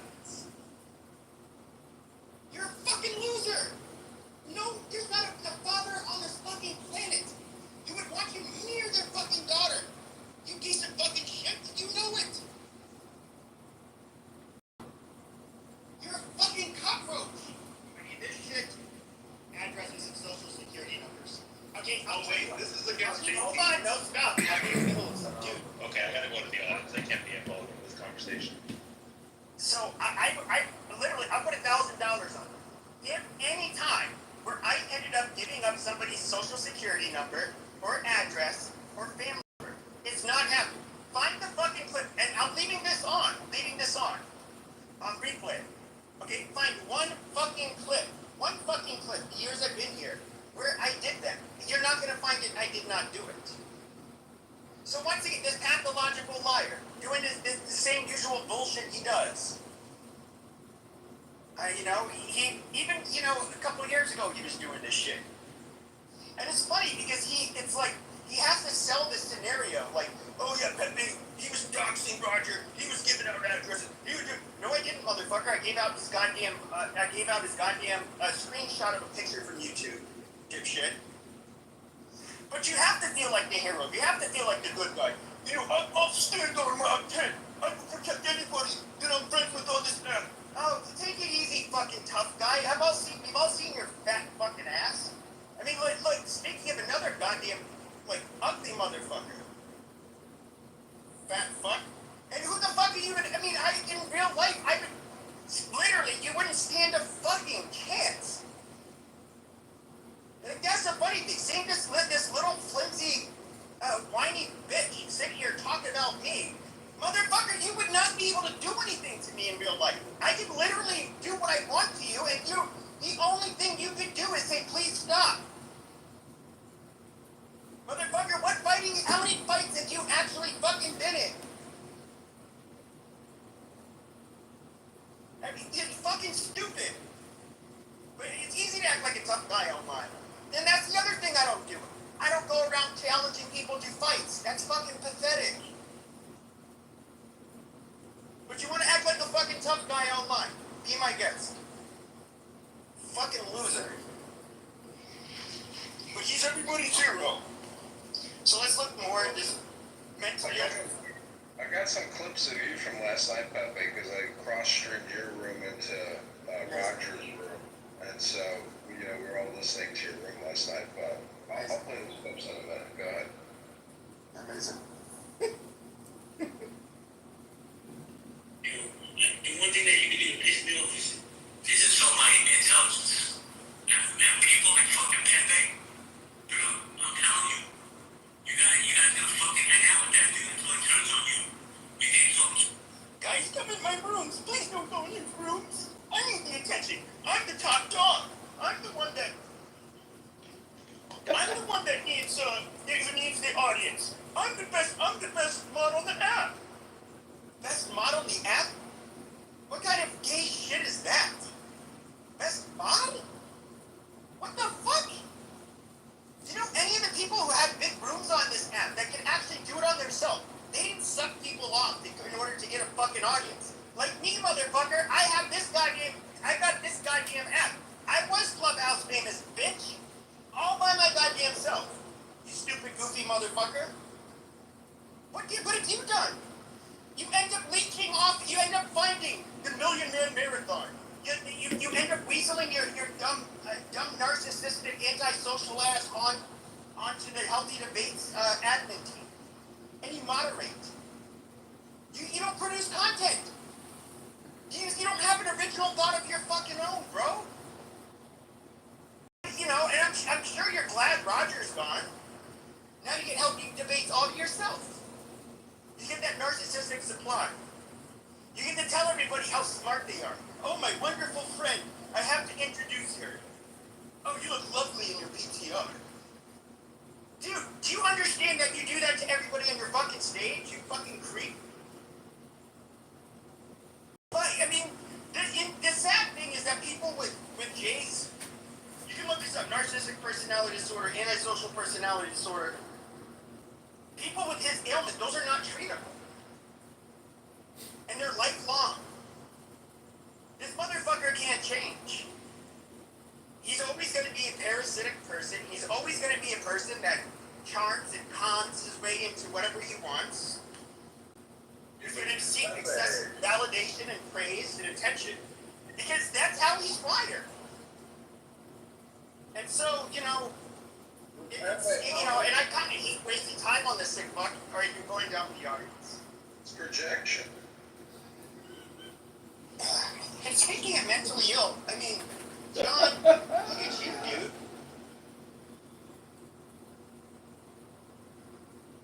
Like, here you are, a grown man in your fucking 40s. You're sitting around in your fucking underwear. You have, 50 goddamn cell phones all pointed around, streaming to different fucking platforms? Nobody fucking listens to you. You have zero goddamn audience. You sit there and respond to one of your accounts with all of your other accounts and vice versa. And you just say stupid fucking shit. You can't string along a fucking coherent opinion or belief or anything. You don't, I mean, you're barely even funny. Sometimes you have your moments. Like, what the fuck are you doing with this? I mean, in all reality, John, what the fuck are you doing? What the fuck are you doing, Pepe? You just annoy everybody on here because you're constantly fucking streaming their rooms. Everybody on this app looks at you as a mentally ill, deranged fucking person. John, you're not fucking normal. I mean, this is fucking stupid. But I'm actually one of those people, John. I agree. That despite how much you told me I'm a dumbass, I'm a piece of shit, I don't read books, I don't do any of this shit. Mm-hmm. I never cuss you out. I don't, the most I usually do is put you in the audience. And you're getting played for a fucking fool by Roger. Where's Roger now? I mean, I'm guessing you're smart enough to know that, but you're willing to utilize the attention and the platform for whatever fucking reason. But dude, whatever the fuck you're doing, John, why? Like, what fucking future? Why am I doing what I'm doing? Because I'm wondering, why are you doing what you're doing? You have it. It's like seriously retarded. I'm a retard recording retards. But let me look at another fucking clip. More clips. Saying.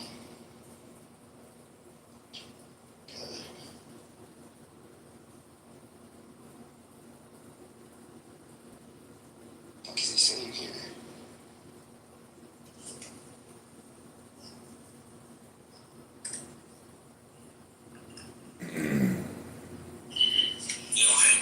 Just wanted to put you on point. That was my way.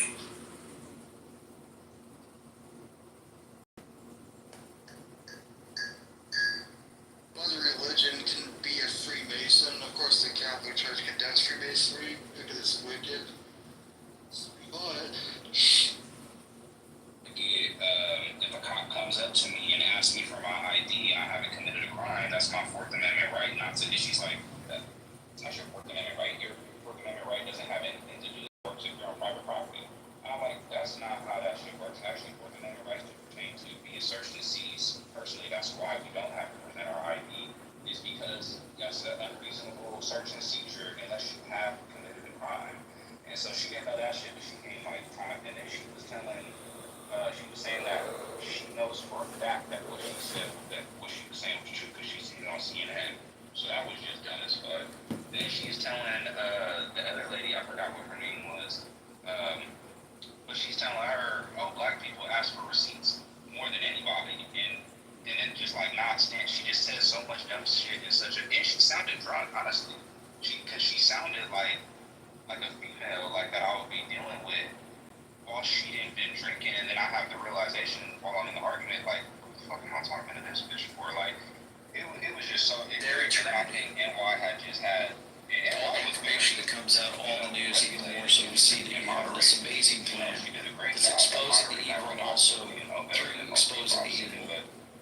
Folks are looking for good and they're starting to turn toward, just like the quarterback shared, he's addicted to reading. Yeah, I just looked it up again. Like, a lot from their homicide rate so much is wisdom falling. from you, so much power. Like, and also we're learning. I guess like if you believe in Trump's vision, like this makes sense to people, but this doesn't make sense to me.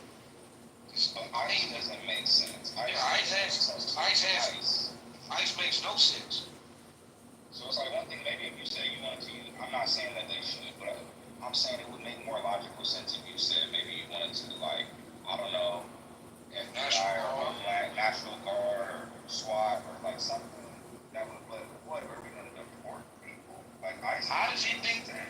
What does he think's going to happen in a state like Illinois or California? Because he did list Chicago, Oakland, Baltimore. He's gonna massive incarcerate young brothers. I'm telling you. That's exactly what's gonna happen. And look at it like look at it like this. The more he can, this I know it's gonna sound fucking crazy, but the way he looking at it, hey, the more we throw in prisons, more taxes we draw, what you know. So it's a profit. It's a profit for them, regardless. It's a profit. I'm saying, like, if we're really serious about crime in America, there's certain things that will be done for them. Like, for them, that's right. You can think they're wrong, but they think they're right. You think that your God is the right God. So people have their own personal, what you call God. You need to understand that first. So when you talk about a personal God, just like they think the black woman of God, if I say, well, there's a power that is energy, and they be like, and I say this energy is a Yeah. Let me see if I can push my meeting back. We're gonna get to the bottom of it. Yeah. Because we call CJ, can you explain to us what the fuck is going on? You've been breaking the internet over there on the dark side. They've been whooping your ass for about 4 days straight. What the fuck did you do over there, CJ? You know, I don't know. I don't know. I'm trying to get to the bottom of it. I mean, I don't If know. anybody in here knows the 411 on Brother CJ, Yeah.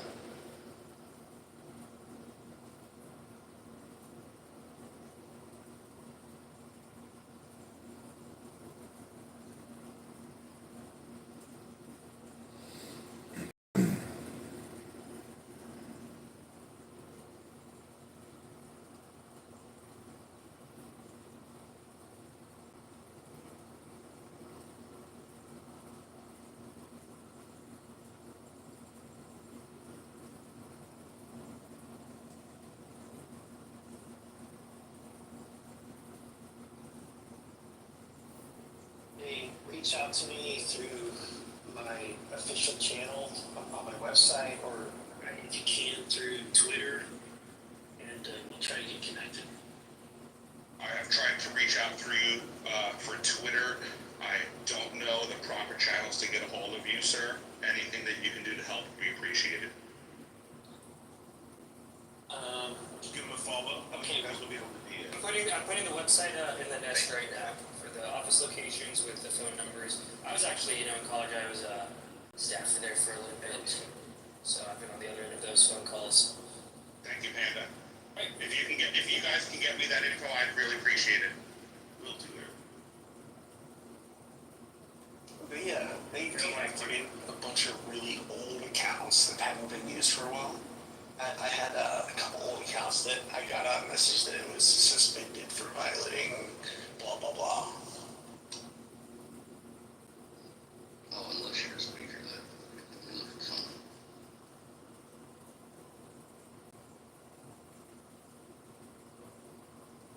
Son of a bitch! They fucking wiped the old Chatman account and some sex bot picked it up. Son of a bitch. Sorry, buddy. They got some. You didn't use the sex bot. I have a new beef now. Hey, man. Hey, you know what? I know I had this discussion in a minute, except before I go out following this paper pin, right? No, I didn't I? You know,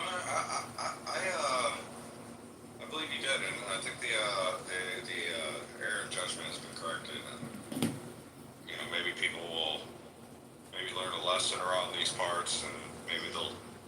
I don't know what you think's going on here, but apparently people lost their goddamn mind. Think they come up here. It's not fucking shit!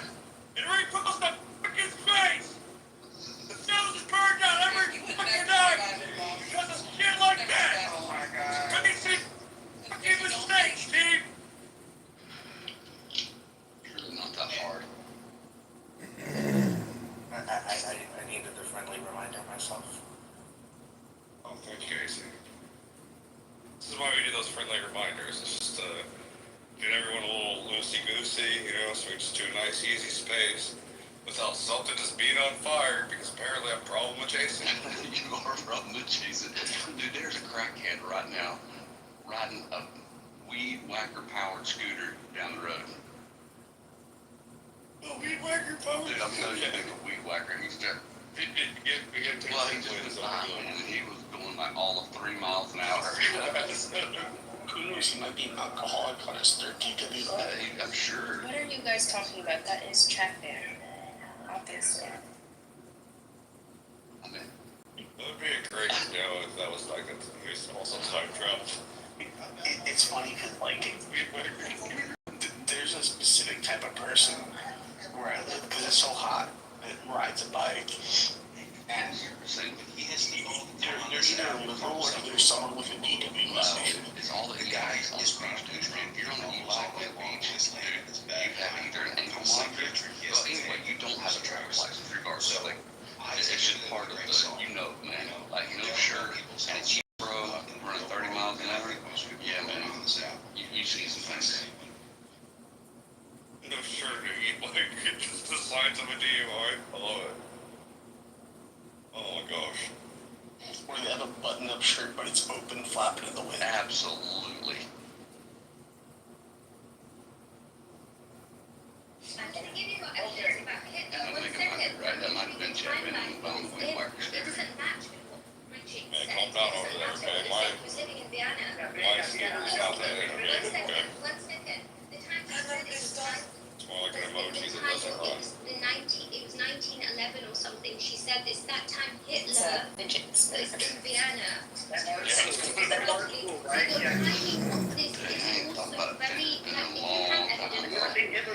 Support what you're saying, then show us, right? Okay, you're interrupting me, so let me finish the thought.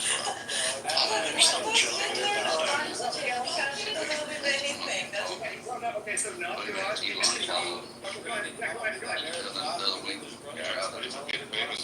I mean, like 20 years, I think, is what it was. They broke up in 1914. They went back.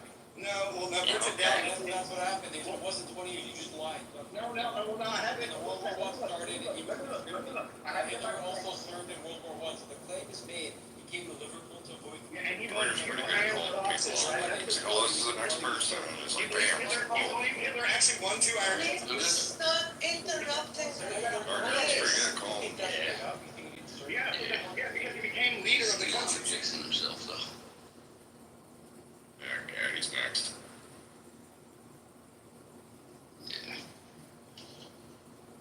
Next Reed, what's up, buddy? Hey guys. How you doing, pal? Anything interesting happening in your world today? I don't know. Not much lately. Working on certain things, right? Did I see you make some videos out of Imagine? What? Did I see that you had made like some longer videos out of Imagine where you were like taking Imagine clips and putting them together? Yeah, I think I did that. I created a Tesla ad something. I think I'm sure you have watched it. It's cool. I use like add cinematic shots with the prompt and generate a few things and made a video. It exactly looks like a Tesla ad, like logo, text, and everything. Extremely accurate. Yeah, I saw it. I thought it was really good. It's you know, Imagine's still a little bit clunky in like in how it moves, but I think that'll be resolved relatively quickly. Yeah. I think the prompt adherence is a little bit hard for Imagine right now, and I'm sure they're improving that. It's hard. You need to extremely prompt it precisely to get the results, and most of the time you don't get it. So.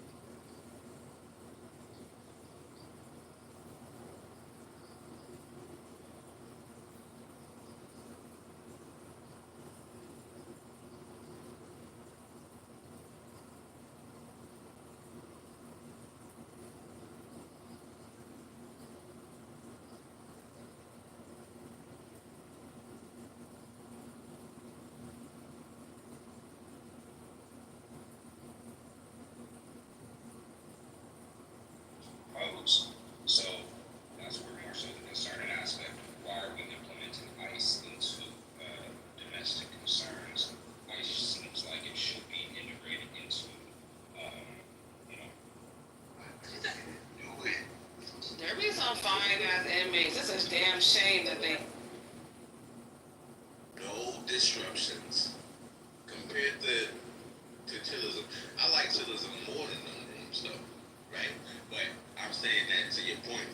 130 people on the fucking stage, right? We're talking about fucking Diddy. We're talking about things that people can disagree about.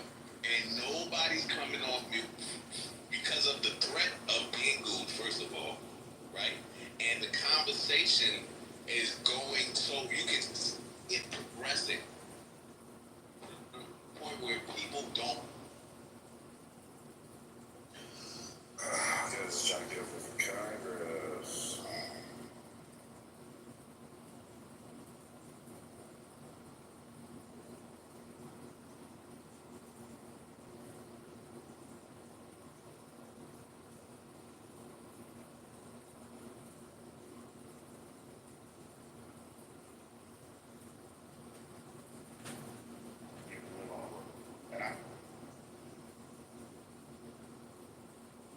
I feel like you have to live on the border to be qualified or educated about the issue. No, it's so for the people on the border towns, it would seem more impactful if you live by an area near the similar.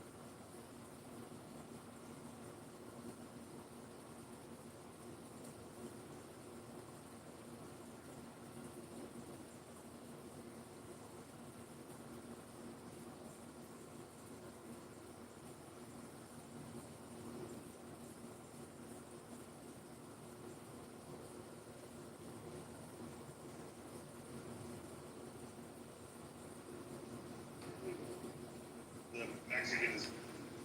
You bring your legs a little, kind of like a shock absorber. And by the time the punch makes contact to your glove or to your arm, now your job is to. Into the intent of people pushing out the term like opium and spreading that, and specifically using that particular term to attack people like LT and attack people like Dave from the X-22 report. Step back and just think about that. You see the nefarious deep state media operations. They infiltrate the alternative media space too, and they get people pushing these things, these narratives. It's bad. Hope is bad, right? Too much opium. Well, I'm here to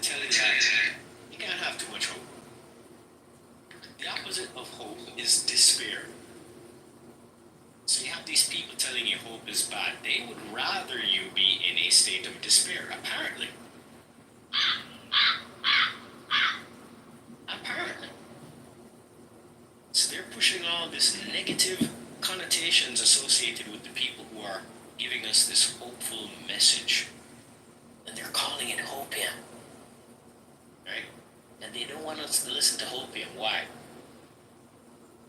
Interesting, right? What do you think about it from that perspective, Dr. Paul? A couple of years ago, someone came up to Michael, my co-host at Cafe Lockdown, and he grabbed him while they were protesting on the steps of Parliament and said, "You have an obligation. You have to listen to me. I never come out. I never go to protests. I'm coming to this one. I'm going to tell you something very important. You have an obligation, a moral obligation, never to stir hopelessness." And it's been one of our principles, that we not to sell hopelessness. And I remember the big code of sitting around people, I guess you call it blue pills, and they were all sitting there telling me, resistance is futile. There's nothing you can do.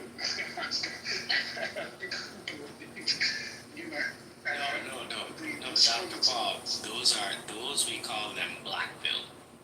The blue pilled ones would be the ones who are still walking around in ignorance. I think that would be the appropriate corresponding metaphor for blue pill.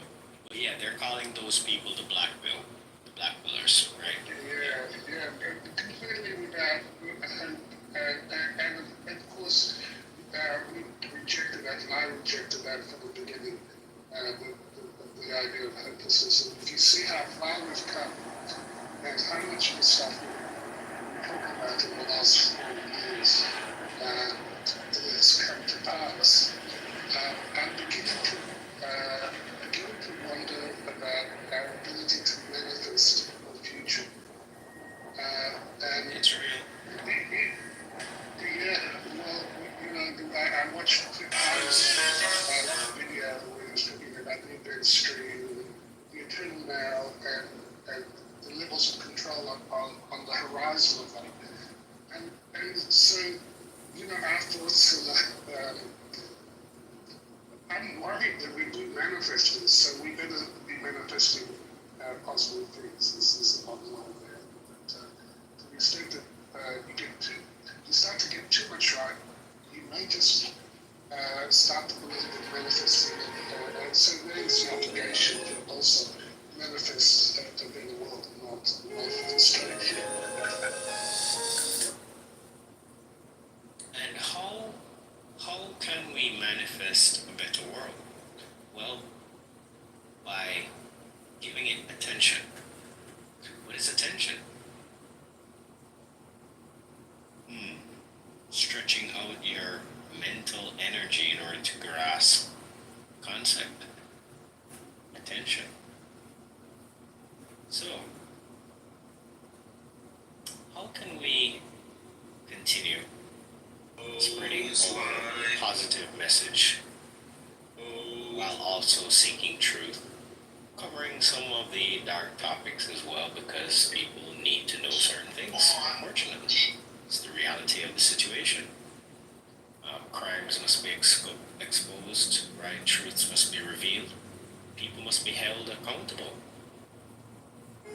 Now, here's another interesting thing, Dr. Paul. The people who get attacked with the hopium, well, of course, it's because they're pushing a positive message, but why are those people pushing a positive message? Well, let's take a look at LT and Dave, who both get attacked with this narrative, right? And these guys are opium pushers. Oh, you listen to X22. Oh, these people are cute people, right? And little did they know, they were laughing at us years ago, right? Little did they know. Now they're seeing the pedophiles get arrested, and they're like, wait a minute, guardian to the pedophiles? They're seeing the FISA-gate stuff come out, and they're like, holy shit, Russian collusion. They're seeing the panic in DC, and they're just like, holy crap, now I understand. This has all been planned. It's the largest sting operation you guys have ever seen. Global operation, in effect.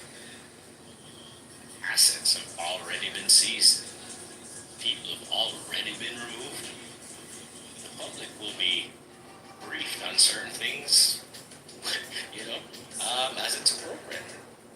And the most recent messages that we're getting is that it's time, right?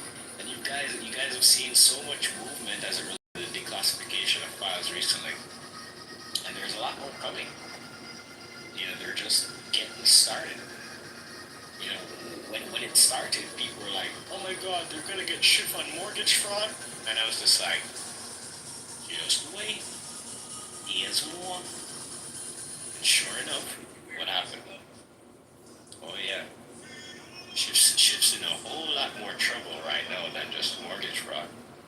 All the Russiagate stuff is connecting back to him when he was on the Senate Intelligence Committee. Eric Swalwell is being implicated too. Told you. Right? So, who's in control? Well, right now it looks like the Patriots are in control.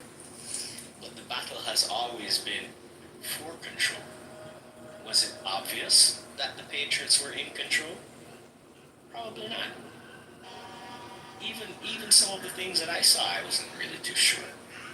But, I had seen enough in the past to be a bit reserved in my judgment and watch and see how things play out so I can make a better assessment. Well, I had my speculations that they were gathering evidence in the background and they were waiting on the right time to move, and yeah, all those speculations were confirmed. Now we have multiple grand juries that have been convened.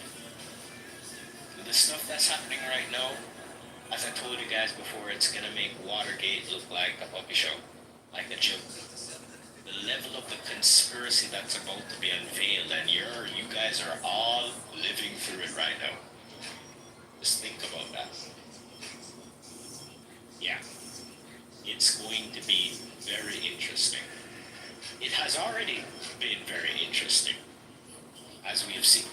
Are you guys paying attention to what Trump has done with the IRS and the stuff he's saying about the Federal Reserve recently? I mean, people, we have arrived. Ladies and gentlemen,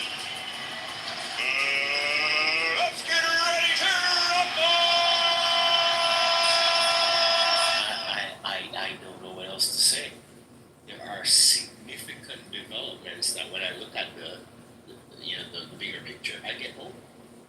So here's the thing. This is the commonality between Dave and LT.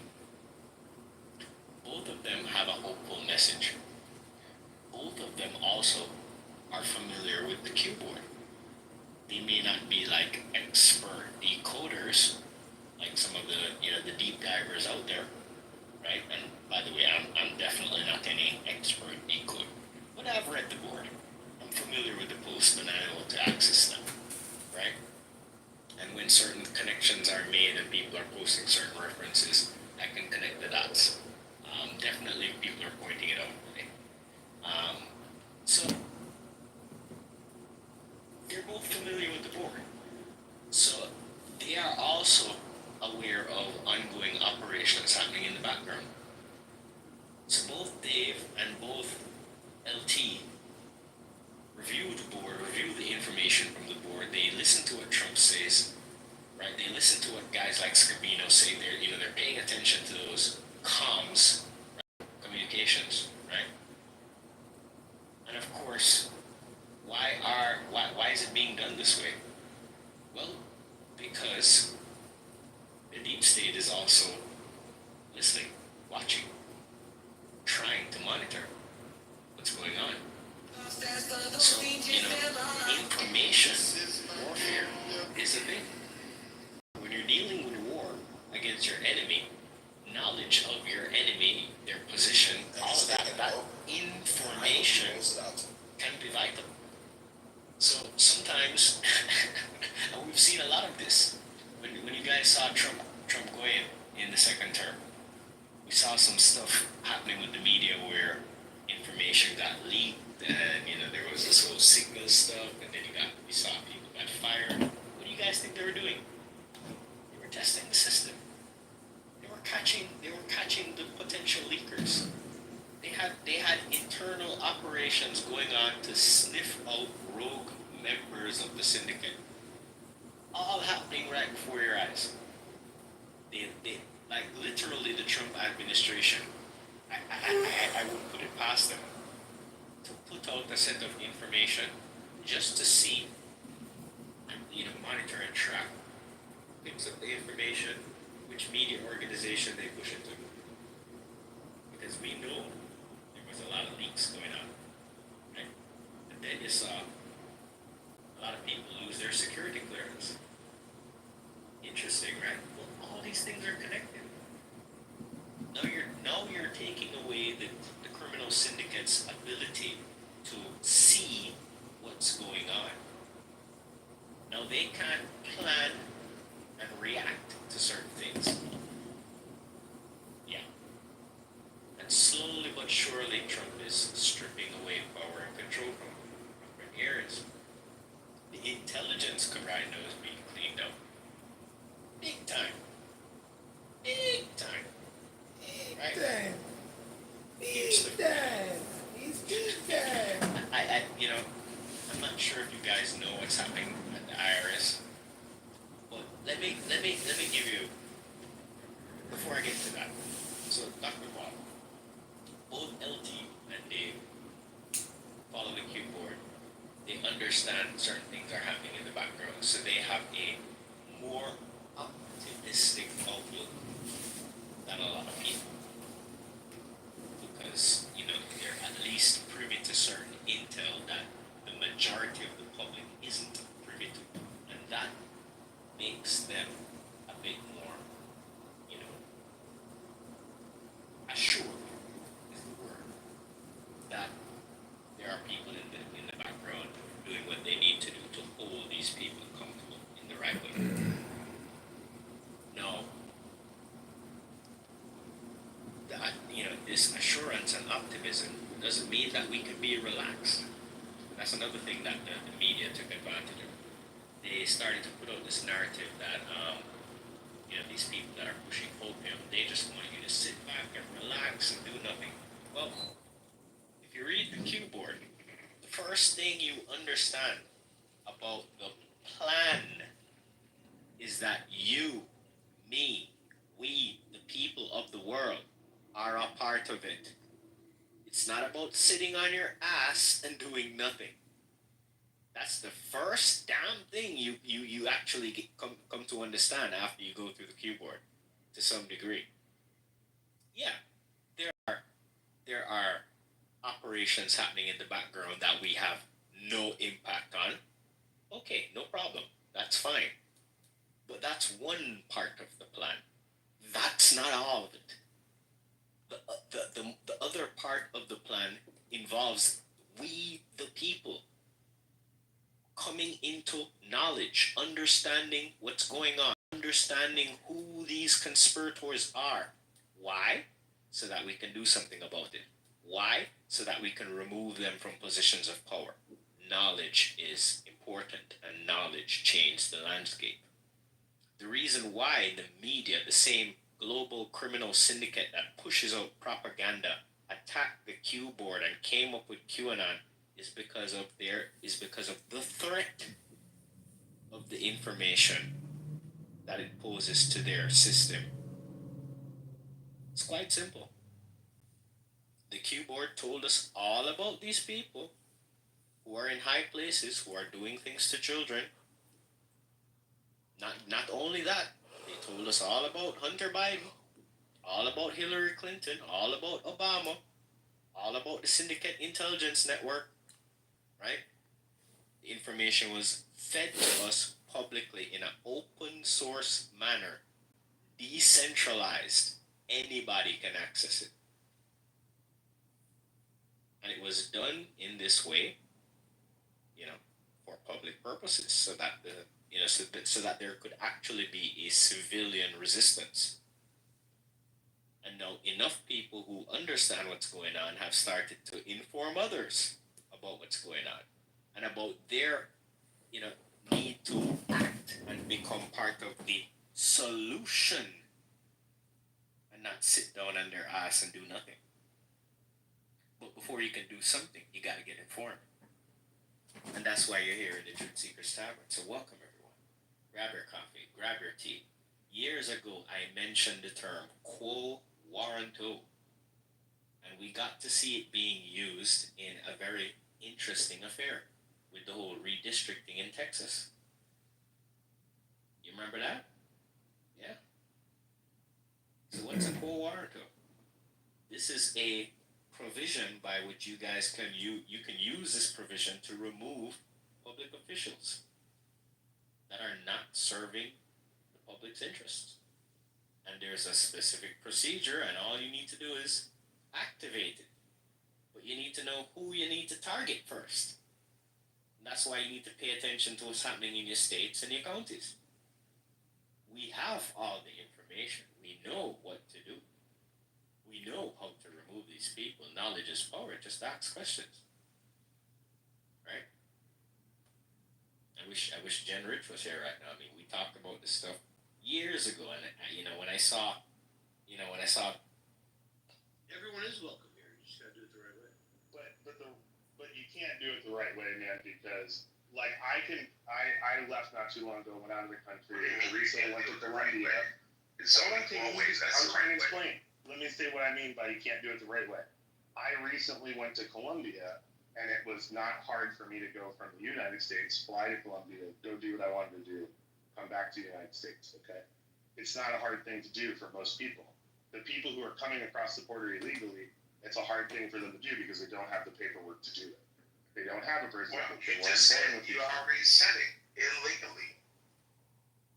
Right. The reason they come illegally, right? I recognize that there's a law, man. I just disagree with the law, kid. It's not like I think there's not a law and they're not illegal.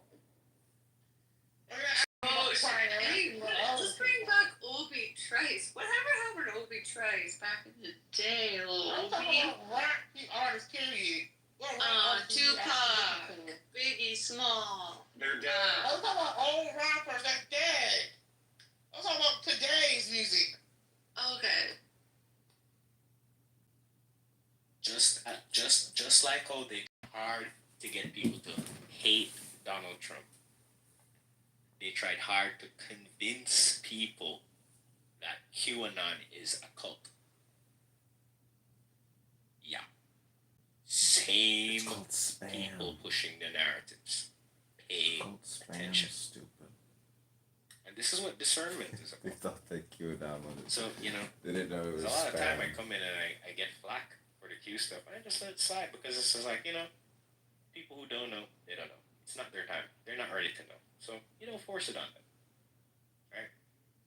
But I'm definitely not going to let anybody come in and just make some brash statements that are way off base. If you don't agree with it, that's one thing. That's fine. You haven't seen it, no problem. Maybe you should take a look at it. Right? There's some interesting information there. Right? I mean, you go to those boards and you type in key phrases like Clinton. The amount of information that pops up. Yeah. Well, Clinton's body count is definitely something the public is aware of. The Clinton email scandal is now coming back into the forefront. So, I have no idea what's going to come next.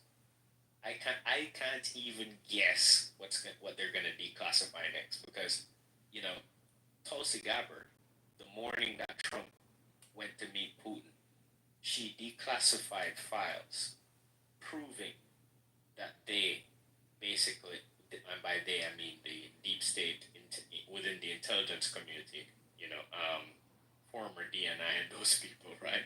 Clapper and Brennan and Comey and these people, right? They basically tried to sabotage the relationship between Trump and Putin, U.S. and Russia. Sabotage diplomatic relations. Like there's freaking emails that prove that these guys were spinning this nonsense and spinning this story. And she declassified bombshell stuff right before Trump goes to Alaska. Timing is everything, right? So it's crazy. Three researcher, speaking of emails and controversy, we were talking about, giving the just a bit of gene shots to pregnant women. What a scandal that was. Well, there was a character I got a lot of streams going. called Dr. Tom Shimbakuru, who led the Vaccine Safety Data League for the CDC. And he was behind some of the papers that purported that this is safe. We haven't studied it, but this is safe. Give it to an pregnant woman. And he's come under fire.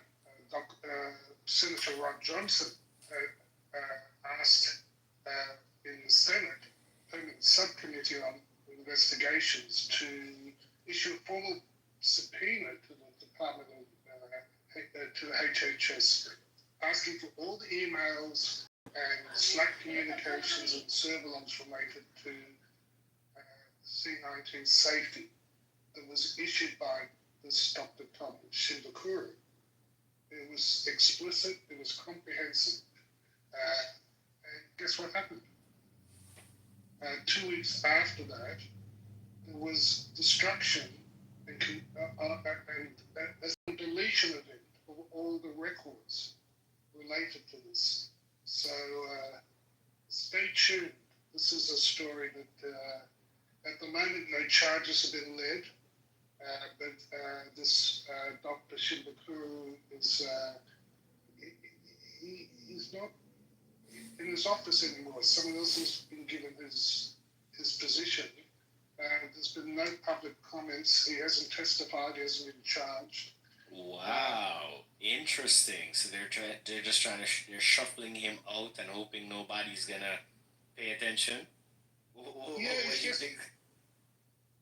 It's very suspicious. But this guy, and like I say, he was the one who wrote the papers that reassured millions of people that it was safe, and he's gone missing, and all the communications and files have been deleted, which stinks to high heaven, and may well be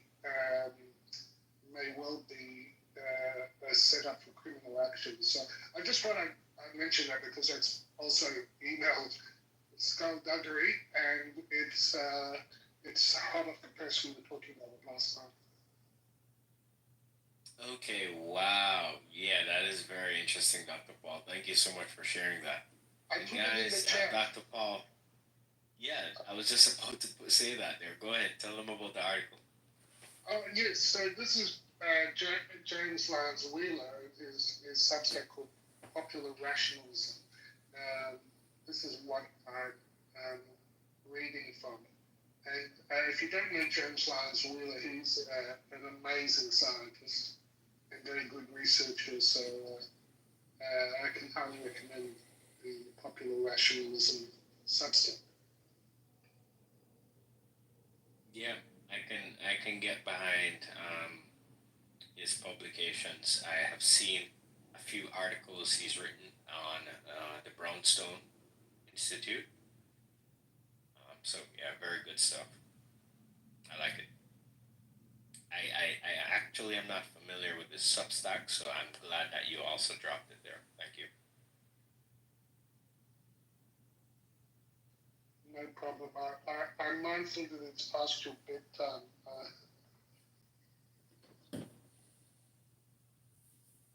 Yes, it is approaching my bedtime. It is 1:37 a.m. here in Kingston, Jamaica. Producer, we're gonna need your streaming services for the next one. So before we dive into that, guys, the floor is open. Any comments, any perspectives before we hand the mic over to producer for the X22 report, which is gonna be a late night stream here.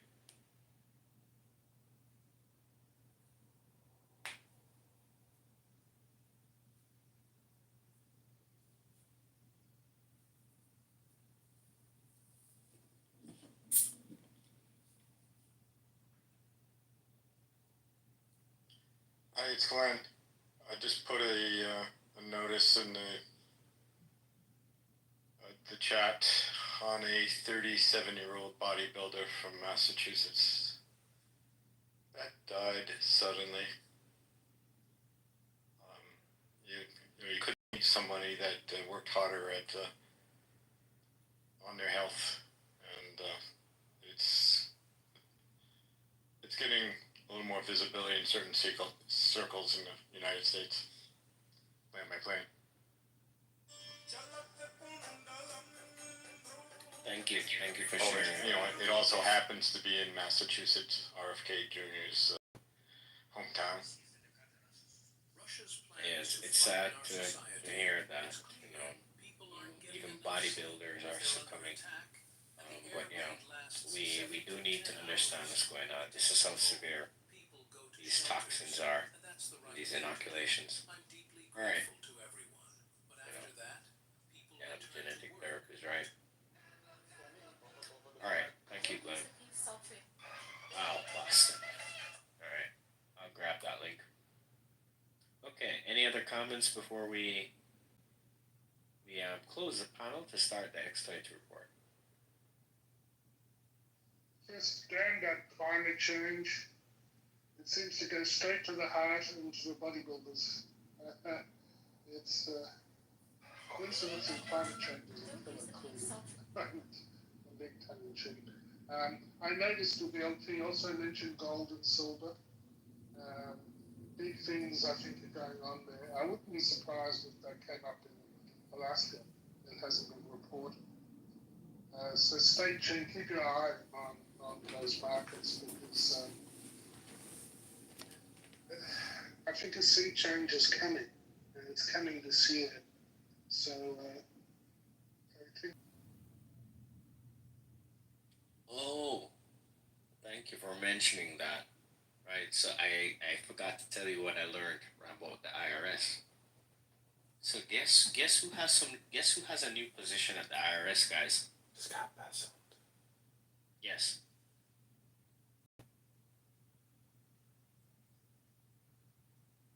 Nobody? Is it too open? Joe Biden. Oh hell no.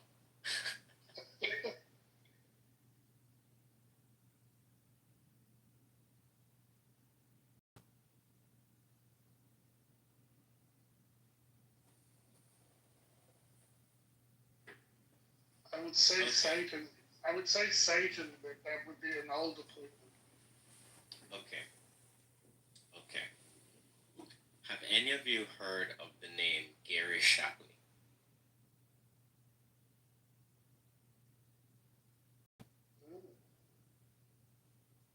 Gary Shapley?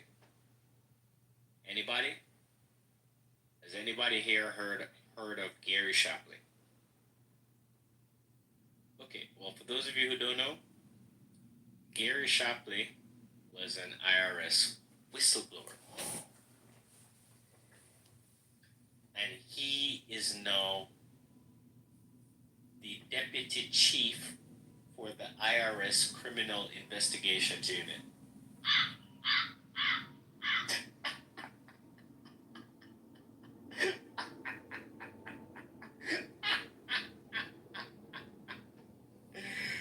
Oh boy, they're screwed. Enjoy the show. No, nobody didn't find that funny. Guys, this is like this is gonna be good, right? I don't think anybody's a wake researcher.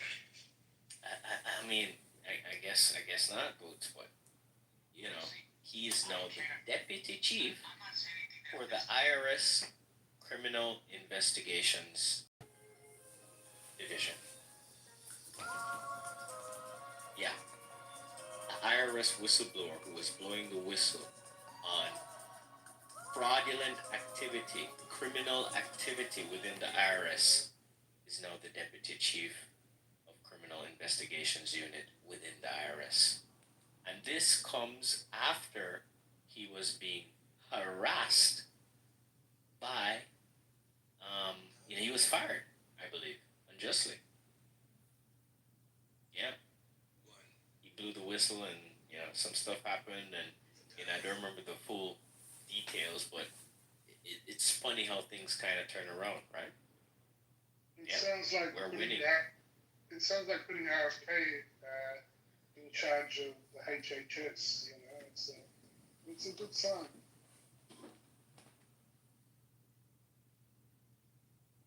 It is a great sign. These are the type of people we want to put in those positions. Why?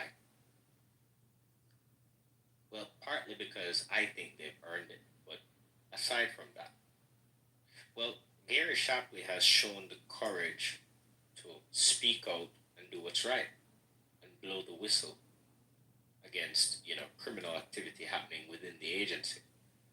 What better person could you put as one of the heads of the criminal investigations divisions? It seems appropriate. It seems fitting. You know? It's poetic, right? Yeah. Poetic justice? Is that the appropriate term here? In that area, researcher, are you expecting to play Sunday morning with Maria Barlova? Because not particularly. She has, I wasn't planning to. Yeah. What happened? Great interview. The whole interview with Marco Rubio, and then at the end, she had the lead person doing aggressive accounting at the DOJ, and he talked about delving into January 6th. All of it, including the destruction of records by the first congressional team. Oh well. Well, that actually sounds very interesting, Glenn. Do you have a link to that particular report? And I would stream that definitely. I don't see why not. Don't because. Is it on YouTube yet? Well, what happens generally is it's on YouTube, and it usually lasts for about a day, either on YouTube or on Rumble. That somebody puts it up and nobody bothers them, but because it's Fox, channel, it won't stay up for forever. I see it because it's part of my bundle, Fox News. So, and I DVR it all the time, so I can get it anytime I want. But the average person, like I say, either has to look for it under today's date in either Rumble or YouTube for somebody that grabbed it. Is it like a keeps it up for 30-minute about show? 1 to 2 days. Is it like I'll look for it. I'll look for it too and bring it back if I find it. Okay. All right. Thank you. Well, I will set up I guess a few short streams after the X-22 report, but for now we're gonna start the report. Before we do that, is there anyone who would like to chime in? Last call. Just good night, all. All right. Good night, Dr. Paul. Yeah, good Thank night. you all so much. Good night, Michael. Thank you all so much for joining us here tonight, guys, in the Truth Seekers Tavern. And it's been a great conversation. Great report from LT, and we do have another one, which is probably going to be good too. So strap yourselves in, adjust your device volume accordingly. You are connected to the Truth Seekers Tavern live on Clubhouse, and we're about to start the report. I think most people are asleep. So let's do this. Producer, you're up.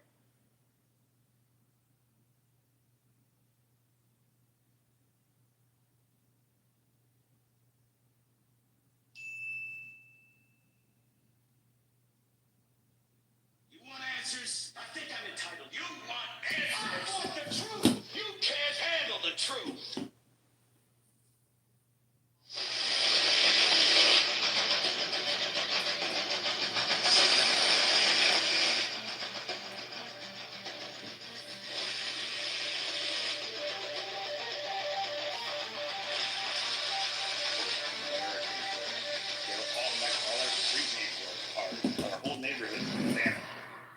hospital signs, Spanish.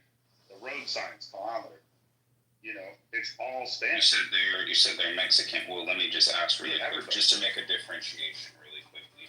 Are you saying that they're Latino or Hispanic or Spanish or however you want to define that? Or are you saying that they're Mexican? Because when you're saying that they're just to clarify, when you're saying that they're Mexican, that means specifically that Mexico, that's their nationality. Ethnically, they're Oaxacan. Okay. So ethnically, they're what the people that naturally live from Mexico up through into Colorado. They're Oaxacan. So these people have been here for generations, like 40 or 50 generations. They didn't move over the border. The border was set in place. And their community was split. But they have lived here. All the street names are them. We have whole barrio neighborhoods that are all Mexican and all Mexican traditional houses. And these are all Oaxacan, short, native Mexican people, not Hispanic people, not Chicanos. These are all different groups of people. The Chicanos live north. They're in northern Mexico. The Ometepec are down here, which are the Christian and Catholic versions, all the way up to San Xavier. Most of the native people here are, they're native to Mexico and America. Like the people who live on the Indian reservation. Should there be any level of filtration? Like, have you ever heard the phrase "an ounce of prevention is worth a pound of cure"? Well, right, man, but this is like you have to understand that when you're in this area and you drive from say Tucson into Nogales to Mexico, there's no change in the people and the diaspora. Yeah, it sounds like we're a pretty accommodating country. No, I mean it's not that we're accommodating because the Are there any changes in the structure predominantly of government. American cities in Mexico? Are there what?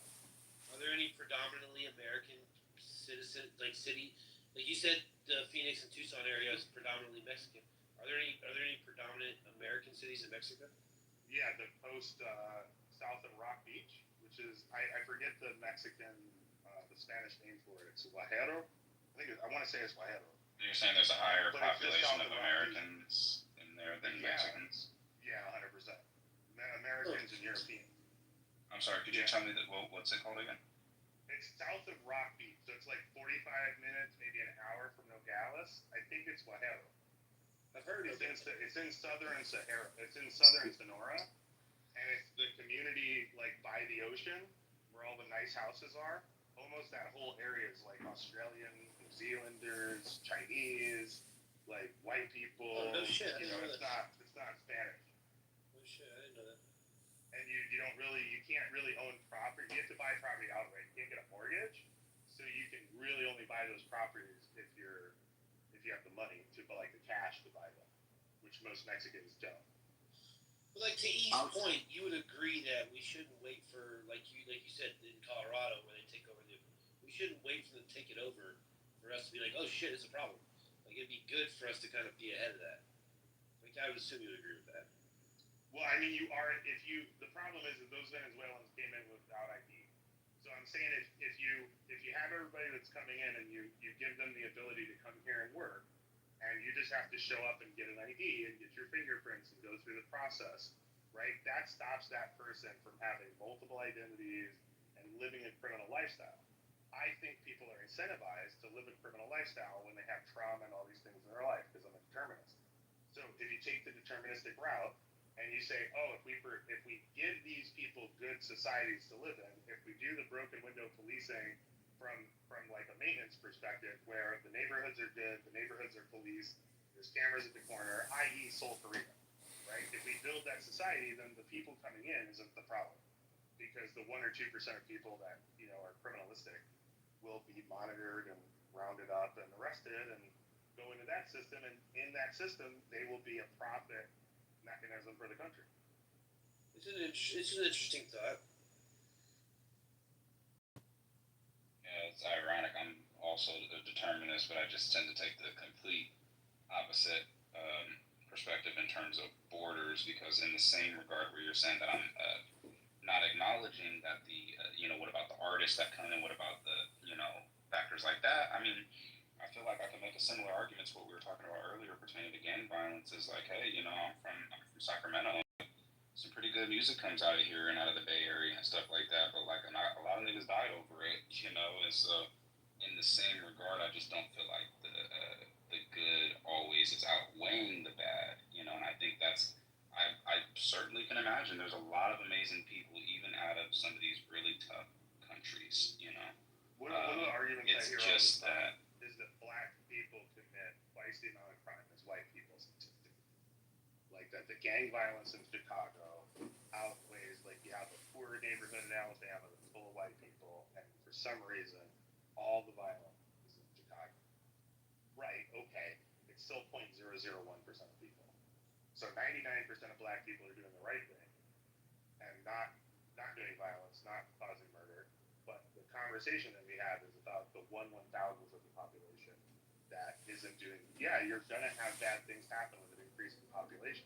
You're gonna have more crime. If you go to New York City, you have more crime than you have in the middle of Illinois near a lake. Right, obviously, yeah. Right? You just have more crime because you have more people, you have more social interactions, all those things. More deterministic opportunities. outcome. Right, but people are still criminal at a level of about 2.5% of the population. So about 2.5% are criminals for any given population size. That increases in raw numbers, but it doesn't increase psychologically. Like people don't change the pecking hierarchy and all the different things, the hierarchies of people, based on the fact that they're poor. Can I ask both of you guys a question? I've never heard the determinist thing before. Can you guys explain what that is? And both of you, where's that gray area where you guys are both determinists? I want to say that wrong. You guys are both. The book Behave. It's talking about Yeah, endocrinology. I am frozen. Nurture, right? Like what happens, your experiences in life determine who you are as a person. And where's that gray area where y'all are both determinists, but there's the gray area where y'all kind of have to. well, philosophically, I'm glad you quoted Robert Sapolsky. Robert Sapolsky is probably my favorite neurobiologist / primatologist / endocrinologist. Yeah, exactly. He's absolutely a genius. But yeah, no, essentially on a philosophical level, in terms of, and I don't want to go too tangential because it's kind of a deep concept. Keep it layman for me, brother. Come on now. But this is because of stress that we're arguing about stress. Well, yeah. That's why zebras don't get ulcers, right? There's basically 4 camps you could fall into, you know, and we're kind of in the middle one. So you got people who believe in. I'll try to keep it layman's. You got people who believe in fate. That's like a predeterminism. Like they believe in that everything is orchestrated. Everything is, you know, that there's no escaping it. You know, kind of prophetic in that sense. You got people who believe in determinism, which is kind of a rejection of free will in some regard. It's not believing that everything is going to happen predetermined, but that things work in a deterministic manner. So that I am essentially, everything that's going on in my mind is a product of what's going on with my brain, my body, my nervous system, my stress hormones. I was predisposed to a lot of these things by genetics, ancestry, stress that I was exposed to while I was a fetus, and all types of things. My whole political perspective, you know, 30 years later is ultimately formulated by a whole bunch of things that I didn't control. And then you got people who are in the compatibilist camp, which means that they realize that their brain works in a deterministic structure, and that, but they also think that they believe that they can reconcile it with free will. And then you have complete libertarian free will, where these are people who believe that they can make choices individual and separate from what their biology. That would be is. your So essentially, where do you lie? Where do you lie in that? Where do you lie?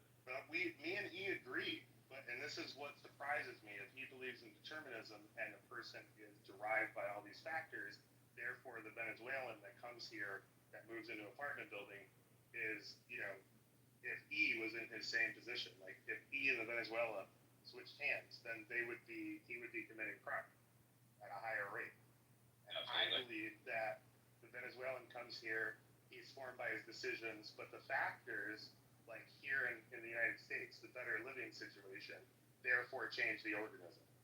And you have a chance that most people that come here would be better behaved as opposed to worse behaved. So the surroundings determine what happens. Mm-hmm. As opposed the interactions, yeah. And E, where are you falling on this, E?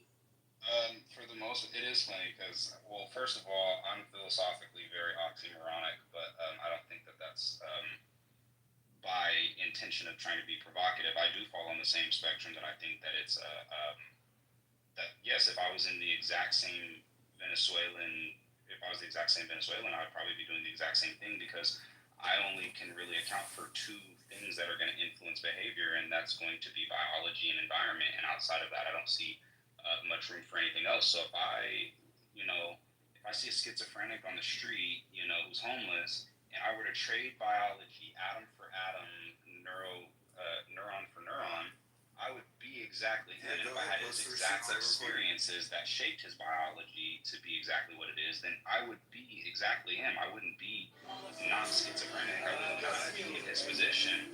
Trading it on, I think that what helps is not just going on the biological level, but looking at it on the physics level, like the atom aspect of it. That how could I have done anything different than what he is doing? And if I had his exact experiences, exact genealogy, all of that. So yeah, I do believe that. I think that we fundamentally agree on a philosophical level, but I think in terms of prescriptive level of how we should address that is probably where we differ, because he tends to look at it more like open borders, and I think it's ultimately a compassionate view that he has. So that's why I really do think that he has a positive intention behind it. I just think that there's such a thing as pathological compassion where the road to hell can be paved with good intentions, and that compassionate view could also come at the cost of deregulating what is a society that's producing something good for the rest of the world. So I think, like I said, philosophically we agree. Primates don't primates migrate in a bifurcational pattern that does not respect 90-degree angle boards. It's not a natural way of movement and spreading out. It's artificially contracted, so you can't just freely move it. I understand it's not. All the way down to zoning. I really hate that. Drives me crazy. I understand it's not natural, but neither is capitalism, and so I think that it does fall into the genetic fallacy concept that just because it's natural or not natural doesn't necessarily mean that it is the right way or wrong way or effective way of having governed, how we govern a society. In my anthropology path, I apologize for not knowing the term, but there's different types of animals that operate. They're all mammals, but they operate differently in how stage they're young. So they're young. For some animal groups, stays with the mother stays at home. For some animal groups, the mother leaves the babies in a nest, and her and the dad go out. And in some parent groups, the dad leaves, and the mom leaves the nest and search of berries, and the dad leaves in search of meat or whatever. So all these groups act different and do different things that support, but still mammals and very closely related, like wolves and any mammal that's kind of at the edge where they have an appendable thumb. You know what I'm saying? So lemurs, that kind of thing. This is the same way humans work. And to crush that down is like you're really fucking with evolution here. And I think it's a really bad thing to do because of all the things Sapolsky mentions with stress, right? When you have these criminal groups, why are they criminals? Because of stress. There's not a change in hierarchy. There is a change in endocrine. There's an endocrine change that ups the amperage, right? Like adrenaline does not change your behavior on who you think you can beat in the hierarchy. What it does is give you a temporary, it does what you would normally do. So if you're going to run, you're going to run. If you're going to fight, you're going to fight. But it doesn't change your behavior. The hormone. Yeah, I understand. Actually, I want to let Mike comment on what you're sharing. No, I'm actually enjoying listening to you guys. I've never actually heard this before. Does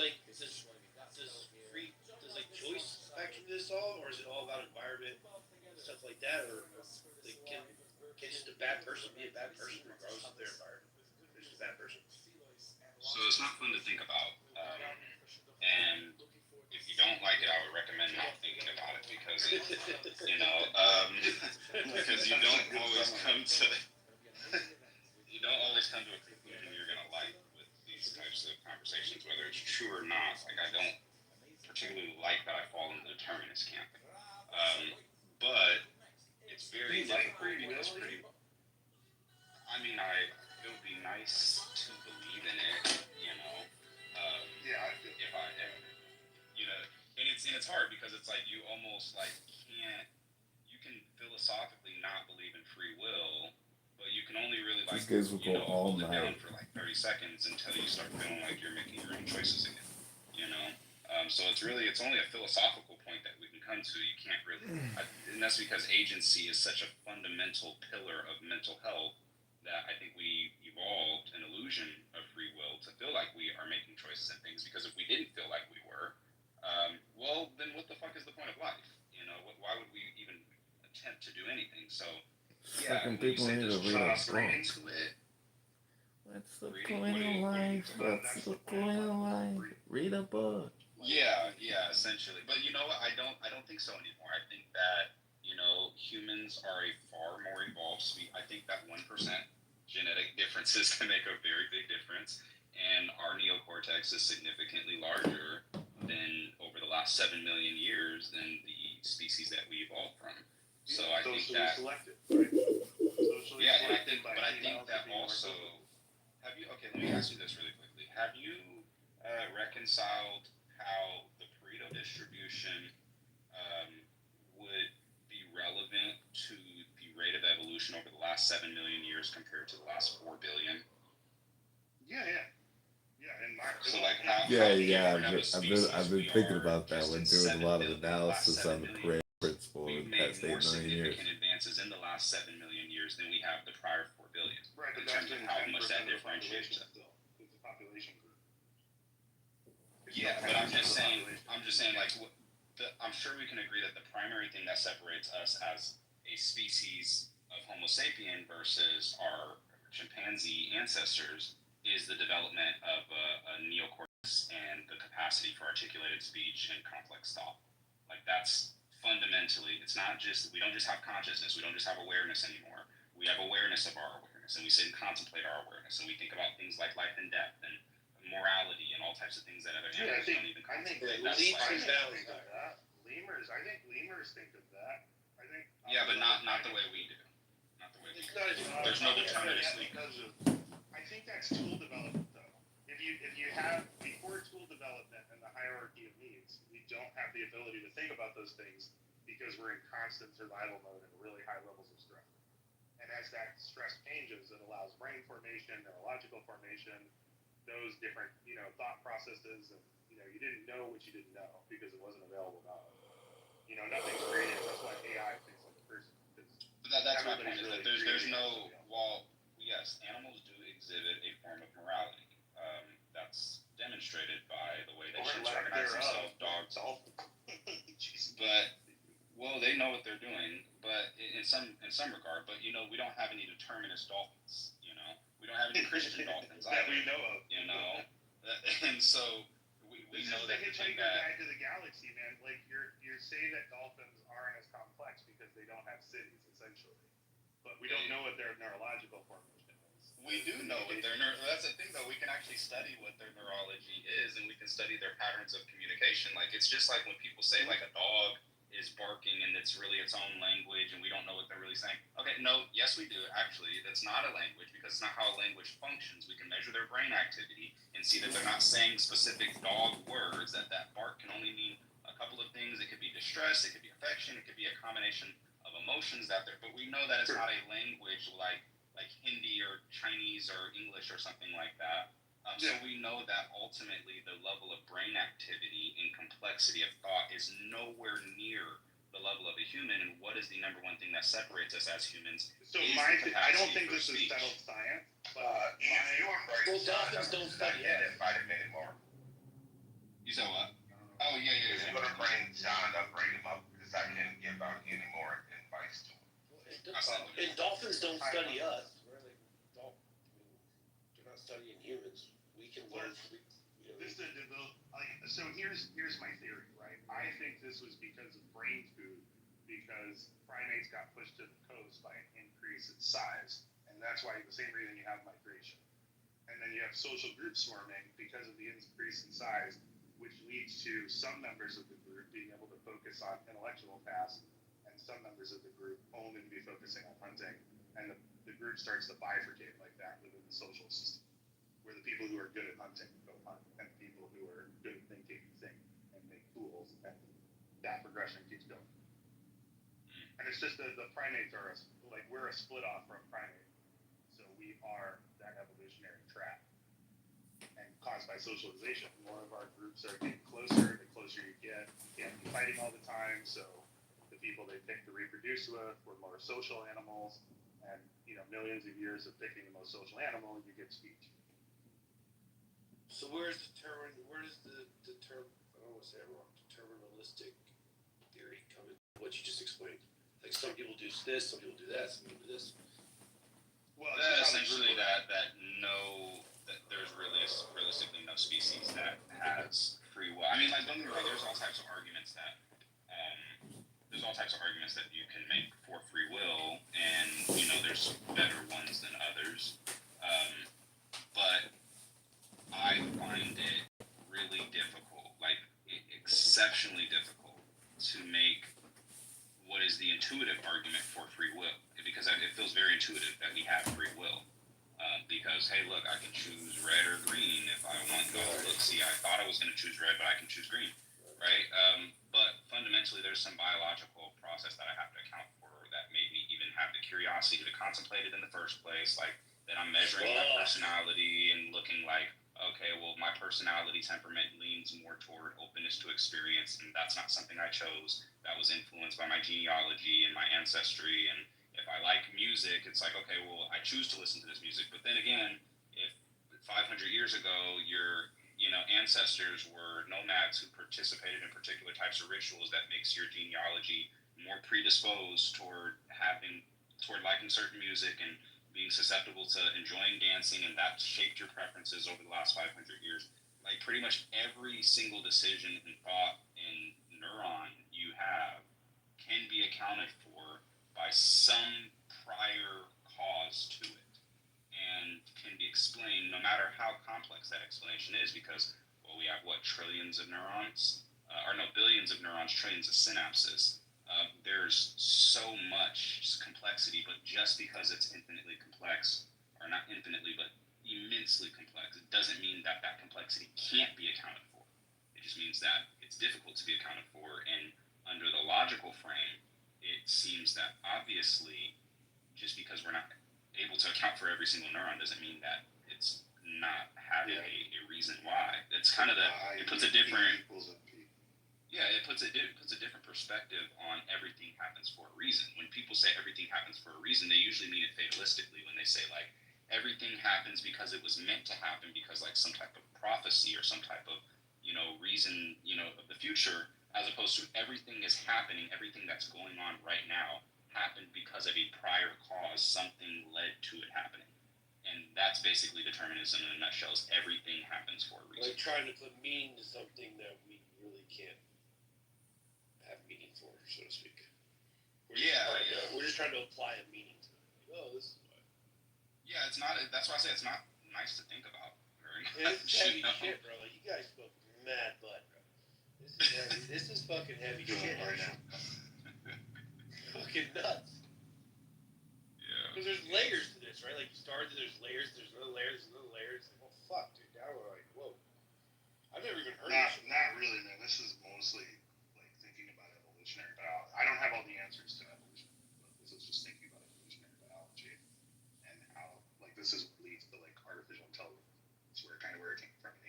Well, it's like subconsciously, or from what I'm getting from it, like subconsciously, you were going to make the choice you were going to make, whether you knew it or not, because of whatever factor you had, either in your ancestors or where you were raised or blah blah blah. But you were probably going to go down that path regardless.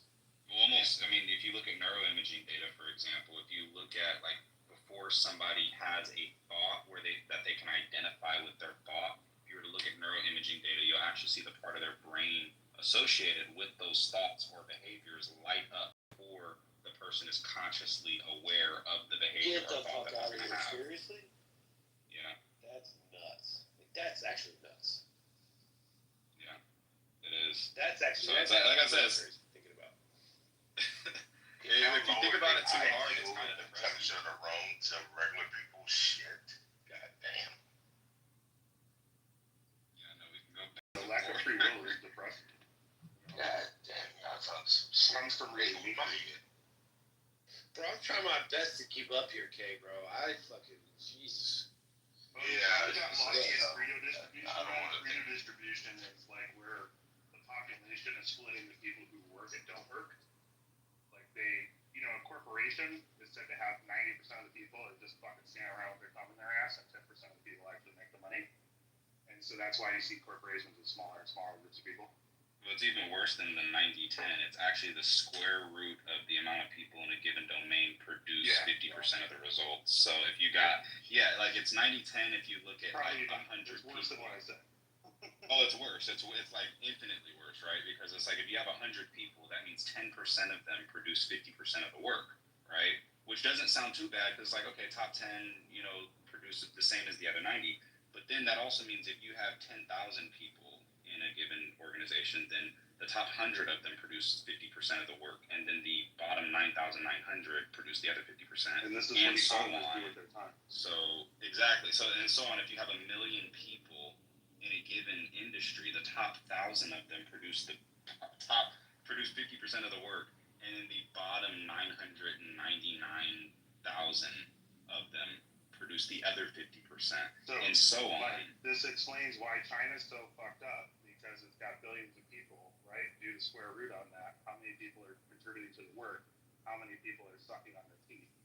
His contention is, hey, we open up all the borders, millions of people come in here.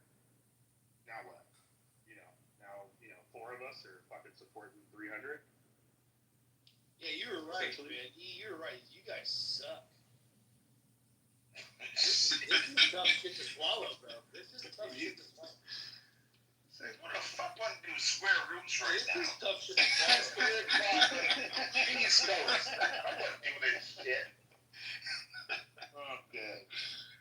That's why we have spreadsheets and GPT. Just ask Claudia. You a nerd. Dude said China's got billions of people. Take the square root of that. What the fuck? Well, there's a distribution of intelligence too, right? So you know what, if John? you have large groups of people, you also have higher amounts of really smart people to solve problems. Yeah, and John, I tell you what, I blanked out probably about an hour and a half ago. That's why you didn't hear me say anything. Motherfucker, I gotta go do some operations in the morning. I ain't got time for this shit. Well, funny thing is, Kenny, you have no choice whether you want to do the operations or not, brother. You're gonna do it. It's predetermined to do that. Yes. Yeah, it's predetermined. Mike, you want to? That's true. Man, you're good people, E. I like you, E. You're good people. Mike, look up PV. Yeah, cool, but it's like, I don't want to think that hard anymore. PVNP is a math problem. It's PVNP completeness. It's talking about it. It's a how you can figure out how, like, if a process will end in a certain way, right? And this is just as true for organic processes as it is for electromechanical. So PVNP, if we solve that problem, then we'll solve determinism and we'll know whether it's true. Yeah, fuck that. Who the fuck is thinking this hard? God damn. That's not. These are old problems, man. This is old shit. Well, despite our agreement on a lot of the philosophical domain, it's interesting that we don't extrapolate in the same direction to the political domain. Because we seem to be not completely identical in the political domain. I mean, we probably agree on some things, but I think Kay and Mike, what it really comes down to is like your political beliefs. I always say that politics is just like a cultural and economic manifestation of philosophy. So that's essentially at the core of your political beliefs are really just your philosophical beliefs. Would you say religion? I'll let you guys done the politics. I don't care. You said what, Mike? Would you say religion kind of falls into that kind of thing too? Yes, religion is a philosophy. For sure. I still had this conversation with my kid and just had him do the political compass to show him this. That his philosophical beliefs, alter his political beliefs, and he doesn't even realize it's happening when he answers the questions. It was phenomenal. Yeah, I mean, like. And he's 14. I mean, although sometimes it can go very odd directions, such as with myself, as you pointed out, John, that like I'm a determinist who has a lot of conservative views, that doesn't fall in the category of a conservative. So it can sometimes can go very odd directions. But yeah, me too. I have a lot of conservative viewpoints for sure. I like guns and right. Well, I feel like it comes with age, right? The older you get, you kind of get a little more conservative. Yeah, That's correct. I don't know. I guess you definitely do. I've become more liberal. I was like super conservative when I was like 16, and now I'm a lot less conservative in that regard. Yeah, he's gotten. I don't know. I guess I feel like the more that you think, yeah, maybe. Well, I don't know. I'm actually kind of more of an asshole than I was, but I think that the more that you think about the issues and particularly attempt to agree with the side, like agree with what's counterintuitive. So whatever you think, whatever your perspective is, the strong. And this is kind of what Mike, what me and you were differing on earlier. You and Seneca were very strong on the, take accountability. I don't mean to not strawman you in any way, but kind of like pull yourself up by the bootstrap type of position. And to be honest, I generally lean a little bit more toward that side of the argument, but I think that you have to be really careful and precise with how you formulate that argument. So I think the problem with where I agreed with some of the stuff Seneca was saying, there's other problems that I disagreed with what he was saying. We were forgetting about the determining factors that lead. Well, I think. I'm just trying to say, right? Yeah, well, I think when I looked at Seneca, what he had was like, first of all, he's fed up. He's fed up, from his perspective, with black people who don't take accountability in their life. He's fed up with the guy who walks into the store and steals some shit, gets caught, and then is like, oh, it's because I'm black, right? Yeah, okay, people like that are really bad representation of the black community. And I think he's seen a lot of that. And I think actually what it really is at the core of his belief is he's found a very empowering message for himself, which is that, hey, it's not the white man's fault. They're not holding me back. I actually can take accountability for things. I can change my life. I have the ultimate authority and power over my life. America, we're not dealing with these same things we were dealing with since before 1865. I think that he has a very empowering message, but I think that the way that he's taken that empowerment is, one, he's using it very condescendingly toward other black people, and also he's being overly general when he says the term black people, that black people need to learn to do this, and this. When you make a statement like black people need to learn to do this, and this, it's never going to be perceived well. It's not going to be persuasive for people who have the counter argument. I think that what happens is that it's just the same concept as a Candace Owens complex, where you had somebody who had this liberal mindset at one point and had these beliefs like, oh my God, that we're being oppressed, these things, and then they had a wake-up call like, hey, actually I have way more power. But then now you've literally swung the same way the pendulum has just swung to the other side. So now you're just going into all these right beliefs, and now you're not accounting for how you felt prior, which was that there actually is some oppression, there actually is racism, there actually is things that go on. And I think it's really difficult to find a balanced view, because what you have on the left is you have a bunch of liberals who are complaining about the white man and how, everything, it's so impossible for the black man. And then you got people on the right who are saying black people can do anything and don't do, and that racism isn't real. So you have to synthesize a balanced point of view. The only thing I felt like he wasn't synthesizing a balanced point of view into what he was saying. And that's why I didn't fully disagree with everything he was saying. I did very much so disagree with the way he was expressing it. Yeah, it's not absolute. It should be applied. Sorry, go ahead, Ken. Go ahead. No, I came in at the tail end and he didn't even speak. And that's why I wanted to get that conversation going, because and why I wanted to shut down the room, I said, well, we just roll it over here, because I wanted to learn more of that conversation. From what I got from it, I mean, and I think you're saying like it's not an absolute thing and it shouldn't be applied that way, which I actually agree with. And I think what I thought was off a little bit about what Seneca was saying was that like he for lack of a better term, he was basically saying they bring it on themselves, and I thought that was kind of a weird way to look at it. You know what I mean? Yeah, he was saying you reap what you sow. Yeah, There's aspects of it where it's like, okay, this is what isn't properly accounted for. where he's right is that the solution ultimately has to come from a place of responsibility because we don't have other options outside of responsibility. So, like, if my life is shit, even if I have an oppressor, it fundamentally is my responsibility to figure out how to surmount these obstacles in my life. You know, like, I didn't have my dad in my life and whatnot, and I didn't have a good relationship with my mom, and I still don't have a good relationship with a lot of people in my family.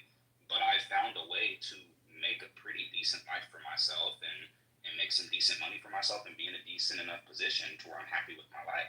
Now, ultimately, that comes down to my responsibility. But at the same time, I also have advantages too, you know, that I have to account for that other people may not have. So I think where the problem with conservatism sometimes, and there's problems with both liberalism and conservatism, is liberals think everybody can do anything, you know. But also liberals at the same time, while they think anybody can do anything, they also take no responsibility. Like, they think that if something bad has happened to you, like if you experience trauma, then you're just like hopeless and like nothing is your fault. And I know that's a little bit overly generalized, but I'm just saying that's kind of the contour. Progressive side. Or the progressive side, yeah, thank you. And then when you have like a lot of conservatives don't take account for the fact that like they're like, well, I grew up and I didn't choose the gang and I didn't choose to do these things, but it's like also look at what your background was, dude. Like, look at your life comparative to somebody else who would have been in that circumstance. I feel like a lot of conservatives lack compassion. And I don't even mean, maybe compassion is not even the right word. I think just empathy, like the ability to actually put yourself in another person's circumstances. And they could say things like, oh, well, I never chose to do drugs. I never chose to do this. Yeah, some people don't choose to drink because they literally don't like how it feels. That's why they don't drink. It's not a moral thing. It's not because, oh, I just don't drink because, no. And then there's people whose, dopamine receptors are 20 times more sensitive to it, and their mother did crack, and they're predisposed to addiction. And if you were in that same person's circumstance, you would be struggling with addiction as well. I mean, my grandmother doesn't smoke weed. She doesn't do anything because she doesn't like the way substances feel. I love the way alcohol feels. I just choose not to do it because I think it can be destructive for me. So it's like we're fighting a completely different battle. But I'm also not interested in eating like fast food or high sugar food because I just don't really like it. But she is. So we're all predisposed to different things. The problem with conservatives is that they're not accounting for people's predispositions. They're not accounting for people's background. They're not accounting for their history. They're not accounting for the fact that even the motivating message that they might have for themselves that's empowering, other people don't even always have the same intellectual opportunities to process those ways of thought because the stuff that they're going through has not enabled them to be able to do that. So it's easy to just say anybody can do anything and we can all pick ourselves up by the bootstrap, but that realistically is just not true. That we can all do. Yo, let me ask you a question. How high are you? As high as my profile picture.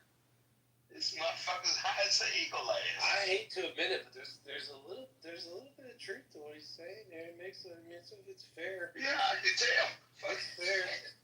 Well, no, I mean, it's as conservatives, we kind of get caught up in the whole thing. Well, dude, just make the fucking right decision. Like, what's wrong with you? Just make the fucking right choice. And we kind of. This motherfucker has been around the whole realm of reality. We kind of like forget to take a step back. I was trying to talk about the IQ distribution. Like, that's like the key problem here. Like, this nigga's high too. God damn it. 50% of these people are really dumb, and they just do not have the ability. They don't have the horsepower to make the right decision. They just, no matter what group you're talking. I don't know what it is, Adrian. I need to get high. I need to start indulging in that. The more complicated the world gets, the more of the IQ distribution is not able to compete, which is why we have the poverty problems that we're having. They got that medical. And Adrian, you're more than welcome to come off mic. They got that medicinal shit, Kay. We can't get that shit. And Mike, I just want to address what you're saying. I don't indulge in marijuana. I just don't. I like the smell of it, but I don't like. I've been high one time, and that was it for me. Nerd. Sorry about that, kid. Yeah, I'm a nerd with that one. Hell no. I'm good. And Mike, I just want to address what you're you're saying real quick too, like as far as the problem with conservatism, I'm not saying that conservatives aren't right in terms of their solution. Their solution is actually 100% correct, because there's two primary pillars of mental health, and they're agency and gratitude. And when you look at, for example, something like appreciation, it actually is a fundamental pillar of your life, of your mental health. Appreciation, you have to look at it not just like love, being happy about the things that are in your life, but look at it like the opposite of depreciation. Look at it like in economics. Appreciation is the psychological mechanism you use in order to preserve the positive things that are in your life. So you need that preservation, and then you need that sense of agency to feel like you're able to make decisions in your life. These are the two primary pillars of mental health. So conservatives have got that down. They appreciate, hey, we're in the greatest country ever. We have the most opportunities ever. They're in that. They also have the sense of, hey, I can do anything. That is not the problem. The problem, like, they actually really do have it right in terms of their assessment. The diagnostic is proper. It's not what they're getting wrong. What they're getting wrong is the prescription. So the modality on how you influence somebody to take accountability, the modality on how it's like, what it's like as a diagnostician who doesn't understand operant conditioning. And what I mean is like a psychologist who understands how to diagnose but does not know how to treat. A psychologist who understands how to diagnose can see, okay, this person has narcissistic personality disorder in combination with bipolar and these other mood disorders and stuff like that. But they do not have any sense of like, okay, what's the proper prescription to prescribe this? What kind of cognitive behavioral therapies do I need to give this person?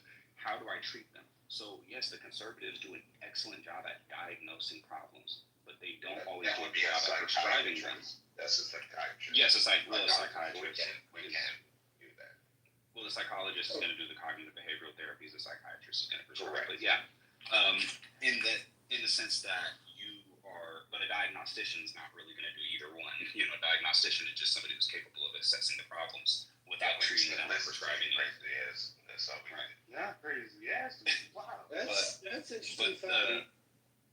And Mike, what I'm really saying is that you guys have the right diagnosis, but by just telling somebody, well, just get up and do it, that's not going to work. Like, you have to get them. And the crazy part is, like I said, I tend to align a little bit more with you guys' way of thinking about things. Ironically, despite the fact that you probably, it is. And despite the fact that I probably came off like the opposite perspective, I actually tend to align a little bit more with where you guys are thinking of it. But I also look at the other side of the perspective that if you wanted to reach out to those people, in order to change their perspective, you have to deeply empathize with their plight and start on a step-by-step basis, which is that, you know, you can't, like he said, you're telling crippled people to walk.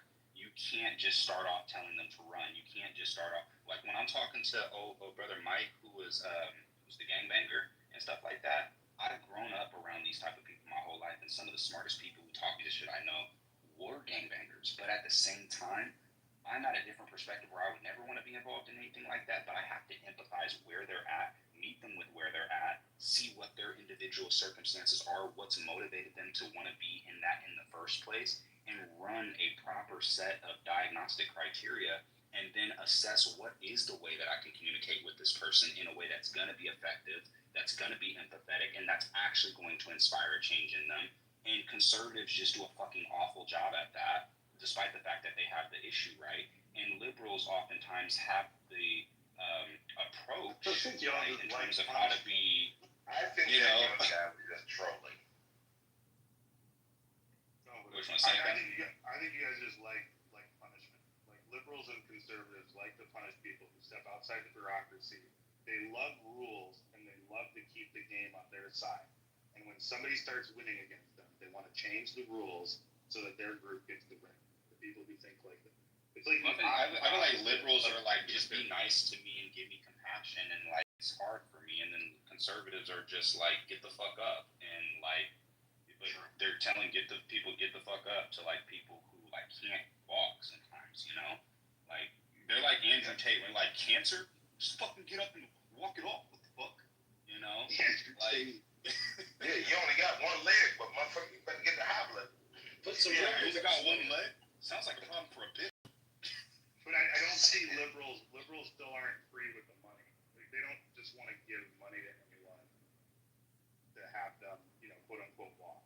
They don't want to get people out to do it. Like in the large. They want to be paid to manage that person's life. They want to be paid to make the decision for that person. But they don't want that. I wanted to ask you, could you differentiate progressive, because you corrected me earlier, and I appreciate it, progressive versus liberal? Yes. I think most people are liberal in certain instances versus progressive. Your progressives is what you're seeing now within the last 10 years, I would say about 10 years, 10 to 15 years, that everyone is free and let's give money to everyone. That's progressive. There's no rules. It's going to be Lord of the Flies. You know what frustrates me about this is we're always talking Yes, about sir. these things, but this is like this is old school philosophy that came up that was anybody. There's no rules. You know what I mean? From an art, like there's a deep social of progressive. There's a deep social connection between postmodern philosophy and literature and thought and the Michel Foucault's of the world, and then that kind of spawns progressivism. You know what I mean? Do you guys think that progressives have to be liberal? Yeah. Your viewpoints are generally liberal, and then you're also about control, right? You end up in the top left with now, and it's really good.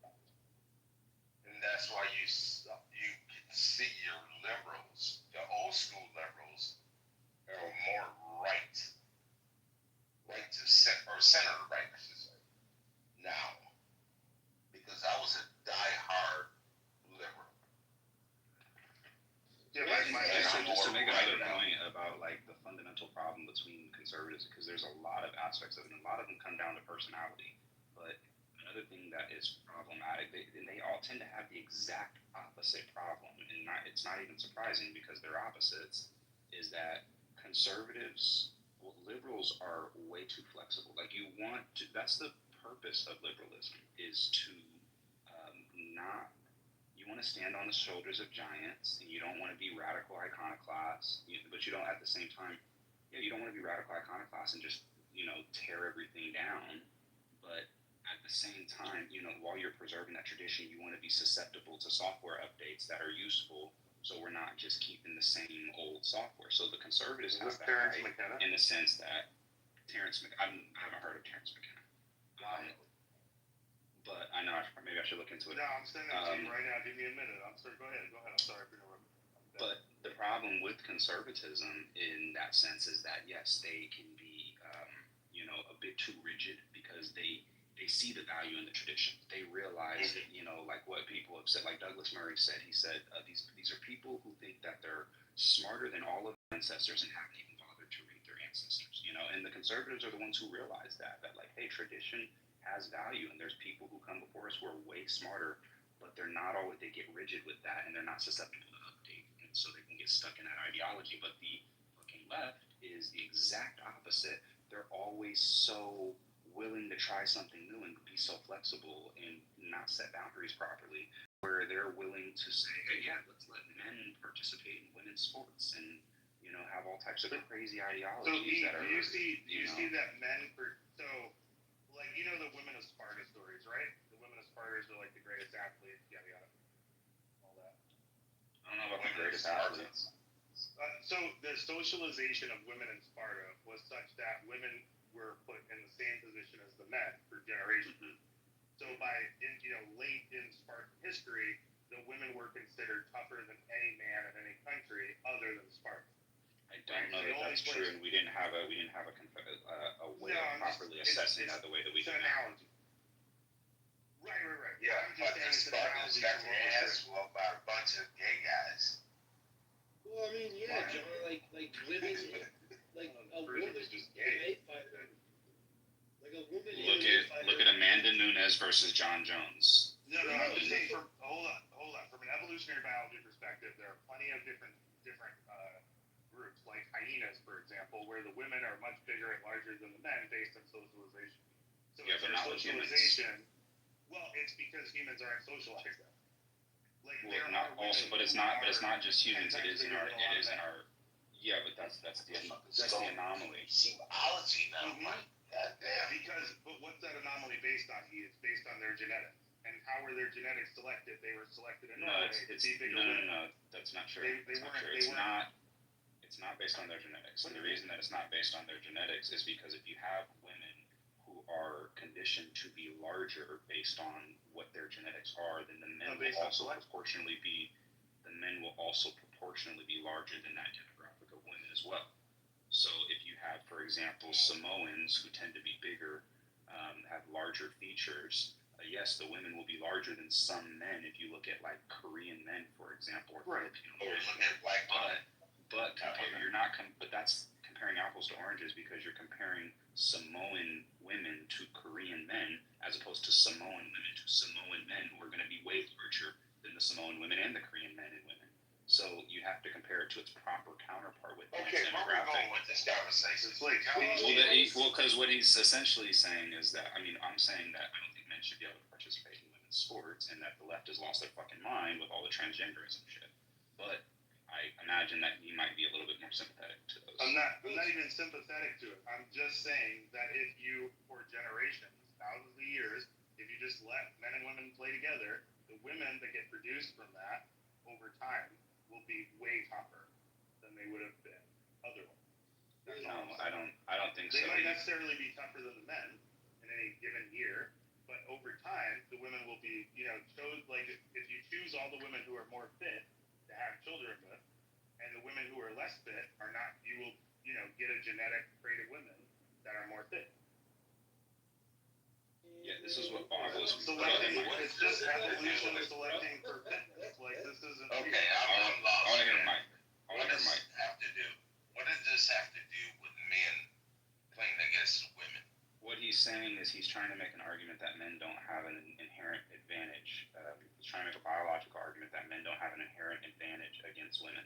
But I'm saying that's really crazy. That's been disproven. That's a bullshit argument there. I'm sorry. And what I'm saying is that men have denser bone structure, more muscular. We can dominate any female in any sport. You can have a high school boys team can outbeat anybody in the WNBA because we just better. You can take the same thing in soccer. When the purple-haired girl was sitting there and stumped on the flag, that played for the U.S. soccer team, when she disrespected the flag, got their asses whooped by a collegiate team. Got their ass ran. Men are just better and dominant at sports than females because of our genetic makeup. Right, what affects your genetic makeup over time, okay? Do humans never change? Yeah, but it doesn't, no, they do, but they don't change over the course of short periods of time, like 100,000 years, when these have been things that are... I'm just saying that if you have women who are competing with men, the women that you produce on the outside of that, if they're socially selected, if you socially select all the women who are physically fit, who are larger people... But what I'm saying is that what you're saying is incredibly hypothetical, because what it would take... the level that it would take... species socially select. I'm just saying that if you look at hyenas, the women who are larger, so there's no woman, there's no man. They're not women, they're female. Okay. There's no male hyena that can beat up a female hyena because they're just. Yeah, but that's the thing is we're not hyenas and we have billions of years of evolution. evolution. Selected differently. Correct. Right. So I'm saying if we. But even if for the next 10,000 years, if we decided to socialize females differently to make them the dominant species, they still would not be able to dominate men because the level of how long it has taken for men to develop to be physically dominant to women is not something that's happened over the span of human lineage. It's something that's happened for millions of years because you look at chimpanzees, and the male chimpanzees are still dominant even 7 million years ago. We're still dominant to the females. We're not going to breed this out in another 100,000 years, or maybe probably not even another million. Probably take many millions. You can take your gorilla is the same thing.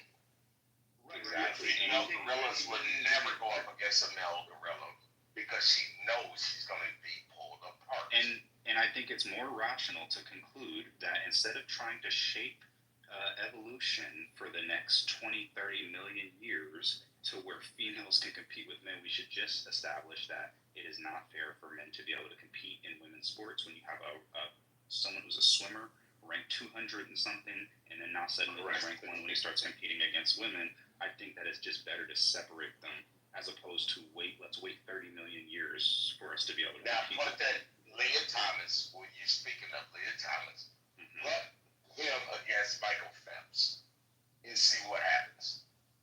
No chance. He gets smoked. And the same with these. But you want to go sit here and beat up on women. That's bullshit.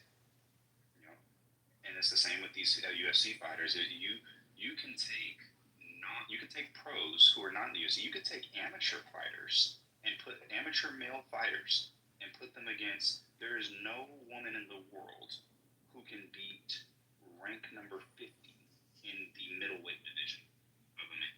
There's just none. It's such a disadvantage, and that's where I say liberals lose their fucking mind with this compassion shit, because where they're coming is really, I think, to some degree, trying to be like, well, look, we need to let everybody into spaces. We don't want these people to be, ostracized from life. If I was in that person and I was born transgender, I'd want somebody to treat me, and I'd want to have the same opportunities. Yeah, I see that it's coming ultimately from a positive perspective, but we got to not be willing to lose our fucking minds in order to support people. The boxer out of Michigan, heavyweight champion, black girl. She was a lesbian like 3 times, gold medalist.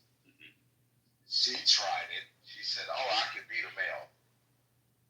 Got her ass knocked straight the fuck out. Straight the fuck out. It's terrible. But that was and my then point. she tried to say, well, his gloves were unpadded, made up all kind of excuses. What the fuck is her name? Clarissa Shields. Great fighter. Not gonna knock her for a woman, because now she wants to go on this campaign to fight Layla Ali. And I'll concede, to the somewhat irrelevant point. I'm not saying you're making this point, John, but like this is a point that's commonly made that is irrelevant. Ronda Rousey would fuck me up. Amanda Nunes would fuck me up. And I actually train. I'm a blue belt in Brazilian Jiu-Jitsu. I've been training boxing for 10 years. I'm just not as good as them.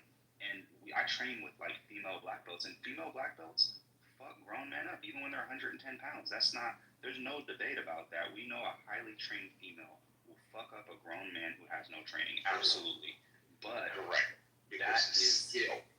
Exactly, because the skill. But then when you put another man who has the same level of skill or the same level of training, there is no chance that woman you're gonna die. Even guys like that, you're gonna die. Like, there's nothing. Don't do this. Yeah, there's nothing you It's can do. putting your top degree jiu-jitsu lady against what's the famous Gordon Ryan. podcaster? So Joe Rogan. Joe Rogan. Well, yeah, fucking break your leg in a minute. If I had to fight Joe Rogan, I would never fight him. I'm third.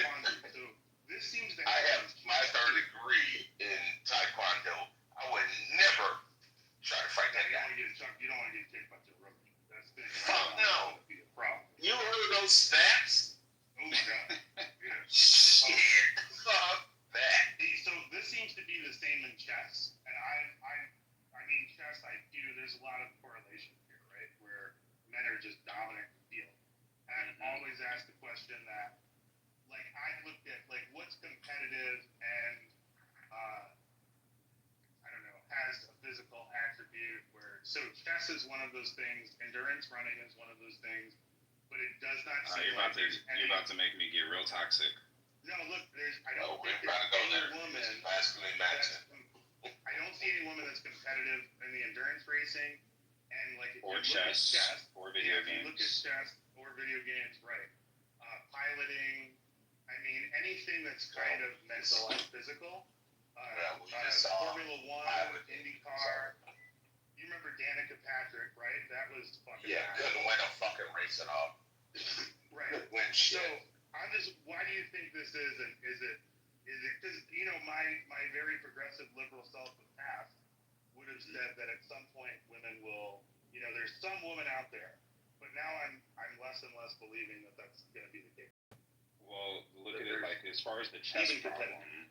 As far as the chess problem, we know why that is, and you were talking about IQ literature. So let me ask you, because I'm not sure how you've done a lot of research, but I've done a lot of research too, and very likely our research has also differed on. You probably know things I don't know. I probably know things you don't know, but I want to see if you know this. What is the differences in IQ between men and women? I think it's standard deviation. No, it's virtually none. It's virtually identical in terms of their IQ differences, but there is a difference at the outsets of it. So in terms of average IQ, they're virtually identical. There's no difference that you can really find whatsoever. Yeah, I'm talking about the high end. But yes, but also the low end. So the reason it's average is because all the stupidest people in the world are men, and all the smartest people in the world are also men. So when you're looking at the people who tend to get the really fucked up 55 IQs that they just are pretty much, sorry to say, totally useless to society in terms of productivity, right? Or developing any skills. They're all men. And then when you got the people, the Bobby Fishers and the people with 180 IQs and 190, they're virtually all men. Tend to be men. They're virtually all men. So when you look at what does it take to be a Magnus Carlsen, there's no training to become a Magnus Carlsen. And KP, if you don't know Magnus Carlsen, best chess player who's ever lived. Basically, there's no training to be a Magnus Carlsen. This is a superior, just like there's no training to be a Usain Bolt. Like you could train your whole fucking life. You're never gonna be able to run like this man. He's just got freakish genetics. Similar to a John Jones guy who's just got freakish genetics. Some women with freakish genetics, like even Fogelston or whatever her name is, the German chess player. He's the best woman ever lived. I think she's 24, 2500, something like that. She ain't even close to Magnus Carlsen. Yep. Like, it's so far apart. Yeah, the girl who did the Queen's Gambit too. Yes. Like, she's also way far apart. She wouldn't be able to. Yeah, the level of not even in the same ballpark. Yeah, it's insane. The greatest programmers that ever lived that are on the women's side, like Ada Lovelace, that the programming language is made out of, not even raise a candle to catch not on. even in the. What was the chess player that ended up fleeing to Canada because of charges he was getting charged of? Huge in the 80s. Bobby Fischer? Yes. Yeah. Yes. Bobby Fischer still wasn't as good as Magnus Carlsen. Yeah, he was really good, but Magnus Carlsen. Is that what got me into playing chess? Even Hikaru is better than Bobby Fischer ever thought of. Oh yeah. Because of computers and all sorts of stuff, there's not even a comparison between people today and chess. People, But that's where we go into the patriarchal domain, where I'm willing to slightly be misogynistic, but more so patriarchal than misogynistic, is that I just don't women can't compete with men in pretty much most competitive domains because they're not wired to be competitive. They're wired to be well, yes, they're wired to be social. They're wired to be connected. They're wired to be what's the word that I'm looking for that I can't think of? Nurturing is the opposite of competitive, collaborative, in that sense. So when you look at a male, what do you think? Protect and provide. When you look at a female, why did she have breasts in the first place? It's to nurture her children. It's to be caring. So exactly, but that's the thing is they're not wired to be competitive. just like we're not wired to be docile. That's why society doesn't reward us for Dude, being look, docile. my wife is a very smart lady, but she doesn't have any interest in chess and or thing. Like, I like chess and cameras and engines and, you know, electric and all these things. She has zero fucking interest in that shit, bro. Biology, chemistry, like zero interest. Smart lady, works in medicine, has zero interest in doing medicine or learning about it on her time. Like, it's just because it pays her bills. It's very utilitarian. So, But I would tell you, she's in medicine, right? yeah, she went into Yes, nursing you like noticed- most girls do. yes. Egalitarian. But if you notice, maybe her female friends that's in medicine as well, how they are trying to become so masculine. It's Satan. I can't stand talking to them fuckers. Well, dude, my wife's very egalitarian. I mean, we have a lot of kids. She puts on makeup before I get up in the morning. You know, she's not. But I get what you're average saying, liberal KP. woman. You're saying that you can't stand the fucking modern. This is why I don't like female rappers. I'm sorry. It's very rare that I can appreciate it because it's an imitation of trying to be a nigga, and you're not. And it's like it don't even sound right when they say certain stuff. Like they be like, yeah, and that nigga ate my ass, and I put it like, and it's just like, no, that's not. Or even hear young women say, suck my dick. It's like, oh my god. It's just like you're gonna be single for a long time, baby. You got another thing coming up. It's like, I'm damn near 50. I'm damn near 50 years old. I don't want to hear that shit. Bro, I really like since I've become like, you know, I'm the big 5-0 now, so I have in my old age, man, I can't listen to rap anymore, bro. I really haven't been able to listen to it since I was like 40 years old. Like 35, 40 years old, I've been done. I just can't. Yeah, you know, I was done with the great era. We had Pac, you had Biggie, you had Nas, you had some other people. Oh yeah, there were some good folks. That was a great era. Oh my god. Now you can go back to Houdini was one of the dopest groups. This new shit, like what the fuck did you just say? I ain't gonna lie, there is certain motherfuckers that you can't knock. You can't knock Mac Dre. You can't knock E40. You can't knock Larry June if you know Larry June. E40 is hilarious. Well, that's our age. They're all old school though. Yeah, they're in our age group. Yeah. Hey, but you know Larry June's a little bit older than me. Actually, let me ask you, John. John, how old do you think I am?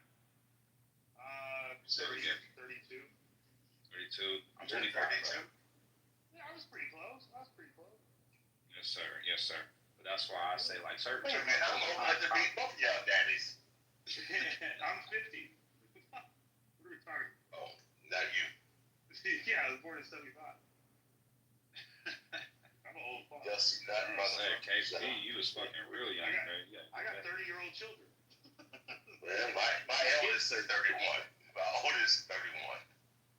Yeah. What's up, Minus? I got a 26-year-old, almost 30. You got it, bro. Yeah, Given I'm that Kevin Samuels is in your heart. In my time, man, we really changed what liberal meant. When Kane talks about liberal and progressive, like, I think George Carlin was out right now, and I think of him as a liberal. He would be canceled. Terrence McKenna, that I sent done. He would be done. They would have thrown that motherfucker out in the street. Like, Terrence McKenna would be more canceled than he was in the 70s. You know, I'm talking about shit. It's When crazy. George, when he did his stand-up, that was like 92, 93-ish, I think. Yeah, his ass would have probably been cooked. 1997. He would have been cooked. Yeah, I think he died in like 04 to 07 or something like that. Maybe 08. He said, hey, there's a big club, and your ass ain't in it. That dude was hilarious. But he was what I thought of as liberal, like a free speech advocate. Yes, free speech he was very liberal. But everybody else now, the progressives, do not want that. They more mouth. Like, everybody's got to follow our social policy, or we're going to socially exclude you. Yada yada. That's why I wonder, is like, how do we get? And if he was alive, he'll be way far right now. He'll be on the right. Yeah, he'd basically be a Trump supporter. That's how far the Overton window is. Yeah. That's why I say, how do we get back to a classical liberalism where people haven't lost their fucking mind? You can still fight for women's rights without saying bitches gotta be niggas. You can still fight for, you know, I don't know though. I don't know. I think that you're seeing, I think you are seeing a shift back because you have, okay, with men, what's the epidemic you have? With men, the epidemic is that you have a bunch of lonely men who are involuntarily celibate, right? You got the incel problem with men. But then with women, you got the involuntary childlessness, right? And involuntary can't end up getting married. So they're experiencing something too. It's just that men are experiencing it younger, women are experiencing it a little bit later, and they're having older. Yeah, exactly. Yeah, and like so 30, 40 years in old. the same sense, there's a bunch of unhappy women out there, and there's some young women who are starting to say, do I really want to take my advice from this old, ugly, blue-haired cat lady bitch who's giving me all this shitty advice on how she understands men? And the last 40 relationships, that she was in, it wasn't her fault that it didn't work out, you know? But she didn't get it by, like, relationship number 3, that there was something she needed to improve upon. So, like, these young females, they're not stupid. From meeting several women, just friendships, not situation, anything like that. Between 40 and 60, they have no man, never had sex in 20 years. It's insane. They stop looking good, nobody want to fuck with them. That's why they start buying them roses and all that shit, dildos and whatever. It's fucked up. But that's what I'm saying is that young women are starting to catch hold of that, and then now you got young women shifting back like, oh, I want to be a traditional wife. You got women who are so scared of what these old bitches are going through. They're like, I don't even give a fuck if my nigga cheat on me as long as he's good to me, you know. And so they're shifting back. God bless them. Then the pendulum is swinging back for the older women, saying, hey, you know what I wish I could tell I ain't been laid in so many years. They starting to switch, say, I can just shut the fuck up and get me a man. Yeah, I want to say to these 20 and 30-year-old men, just focus on your business and your house and your life because your wife isn't born yet. You know, that's another thing. You mentioned Kevin Samuels. No, because his profile pic. I just said I thought it was funny that he had a profile pic of Kevin Samuels, but he joined right after all the patriarchal conversation. But no, in terms of what you're saying, John, I agree. I agree with what you're saying when you say, you know what I mean, don't focus on your woman right now. I have very policies for the type of females that I deal with, you know, and they have to be providing some type of value to me, to my life. And so I don't even, I don't even like standard shit that people be talking about. I was listening to Charlie Kirk talk about, you know, what was he saying? Don't ever split the bill and this, and this. I'm like, I'm going to be real with you. I'm not paying for no bitch. I just went over to a female's house a couple weeks ago.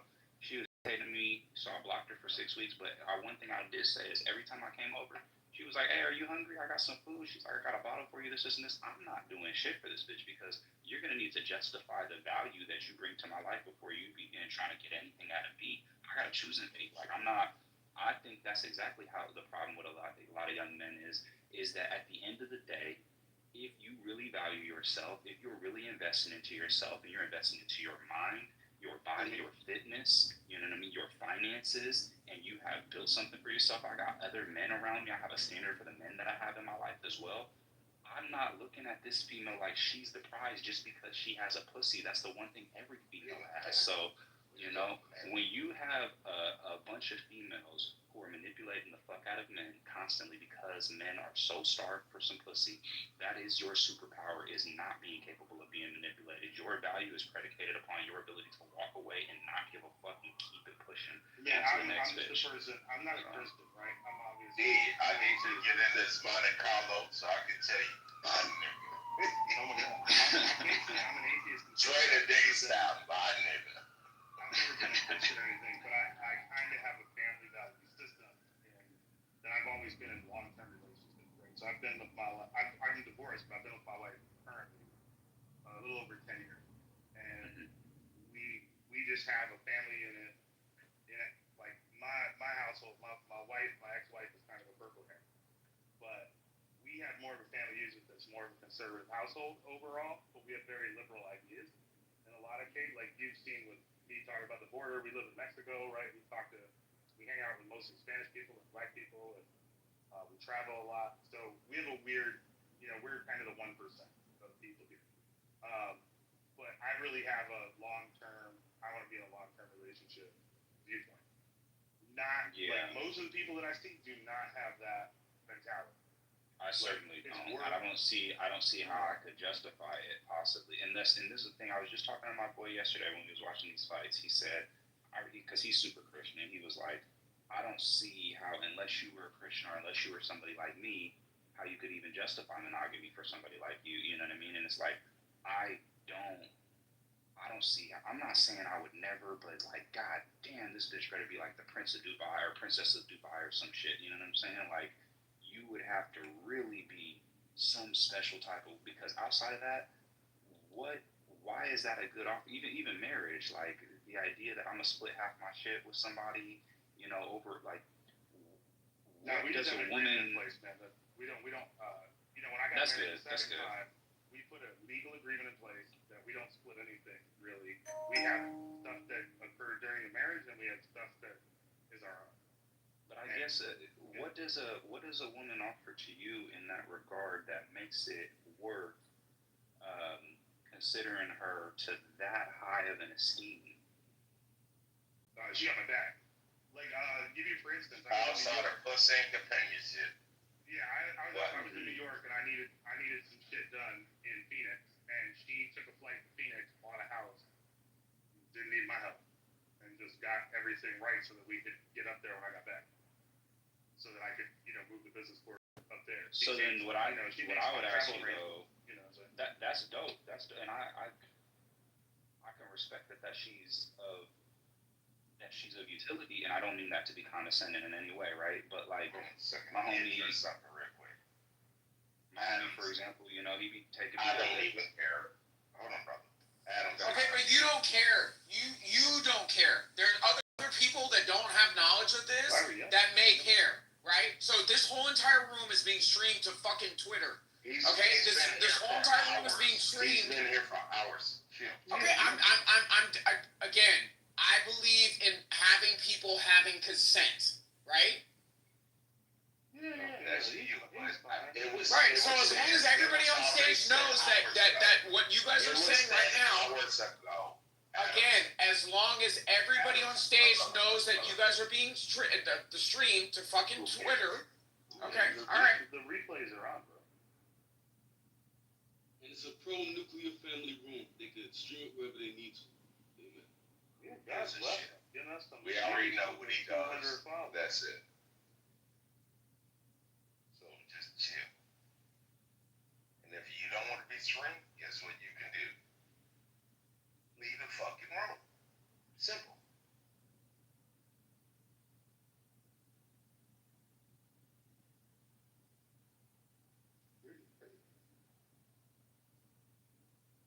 Well, you gotta stop using weird, bro. Weird gets weird. Weird as shit. This dude is wild. What the fuck is he on tonight? Dude, the internet is undefeated. Fuck somebody streaming something. Oh no, Kate.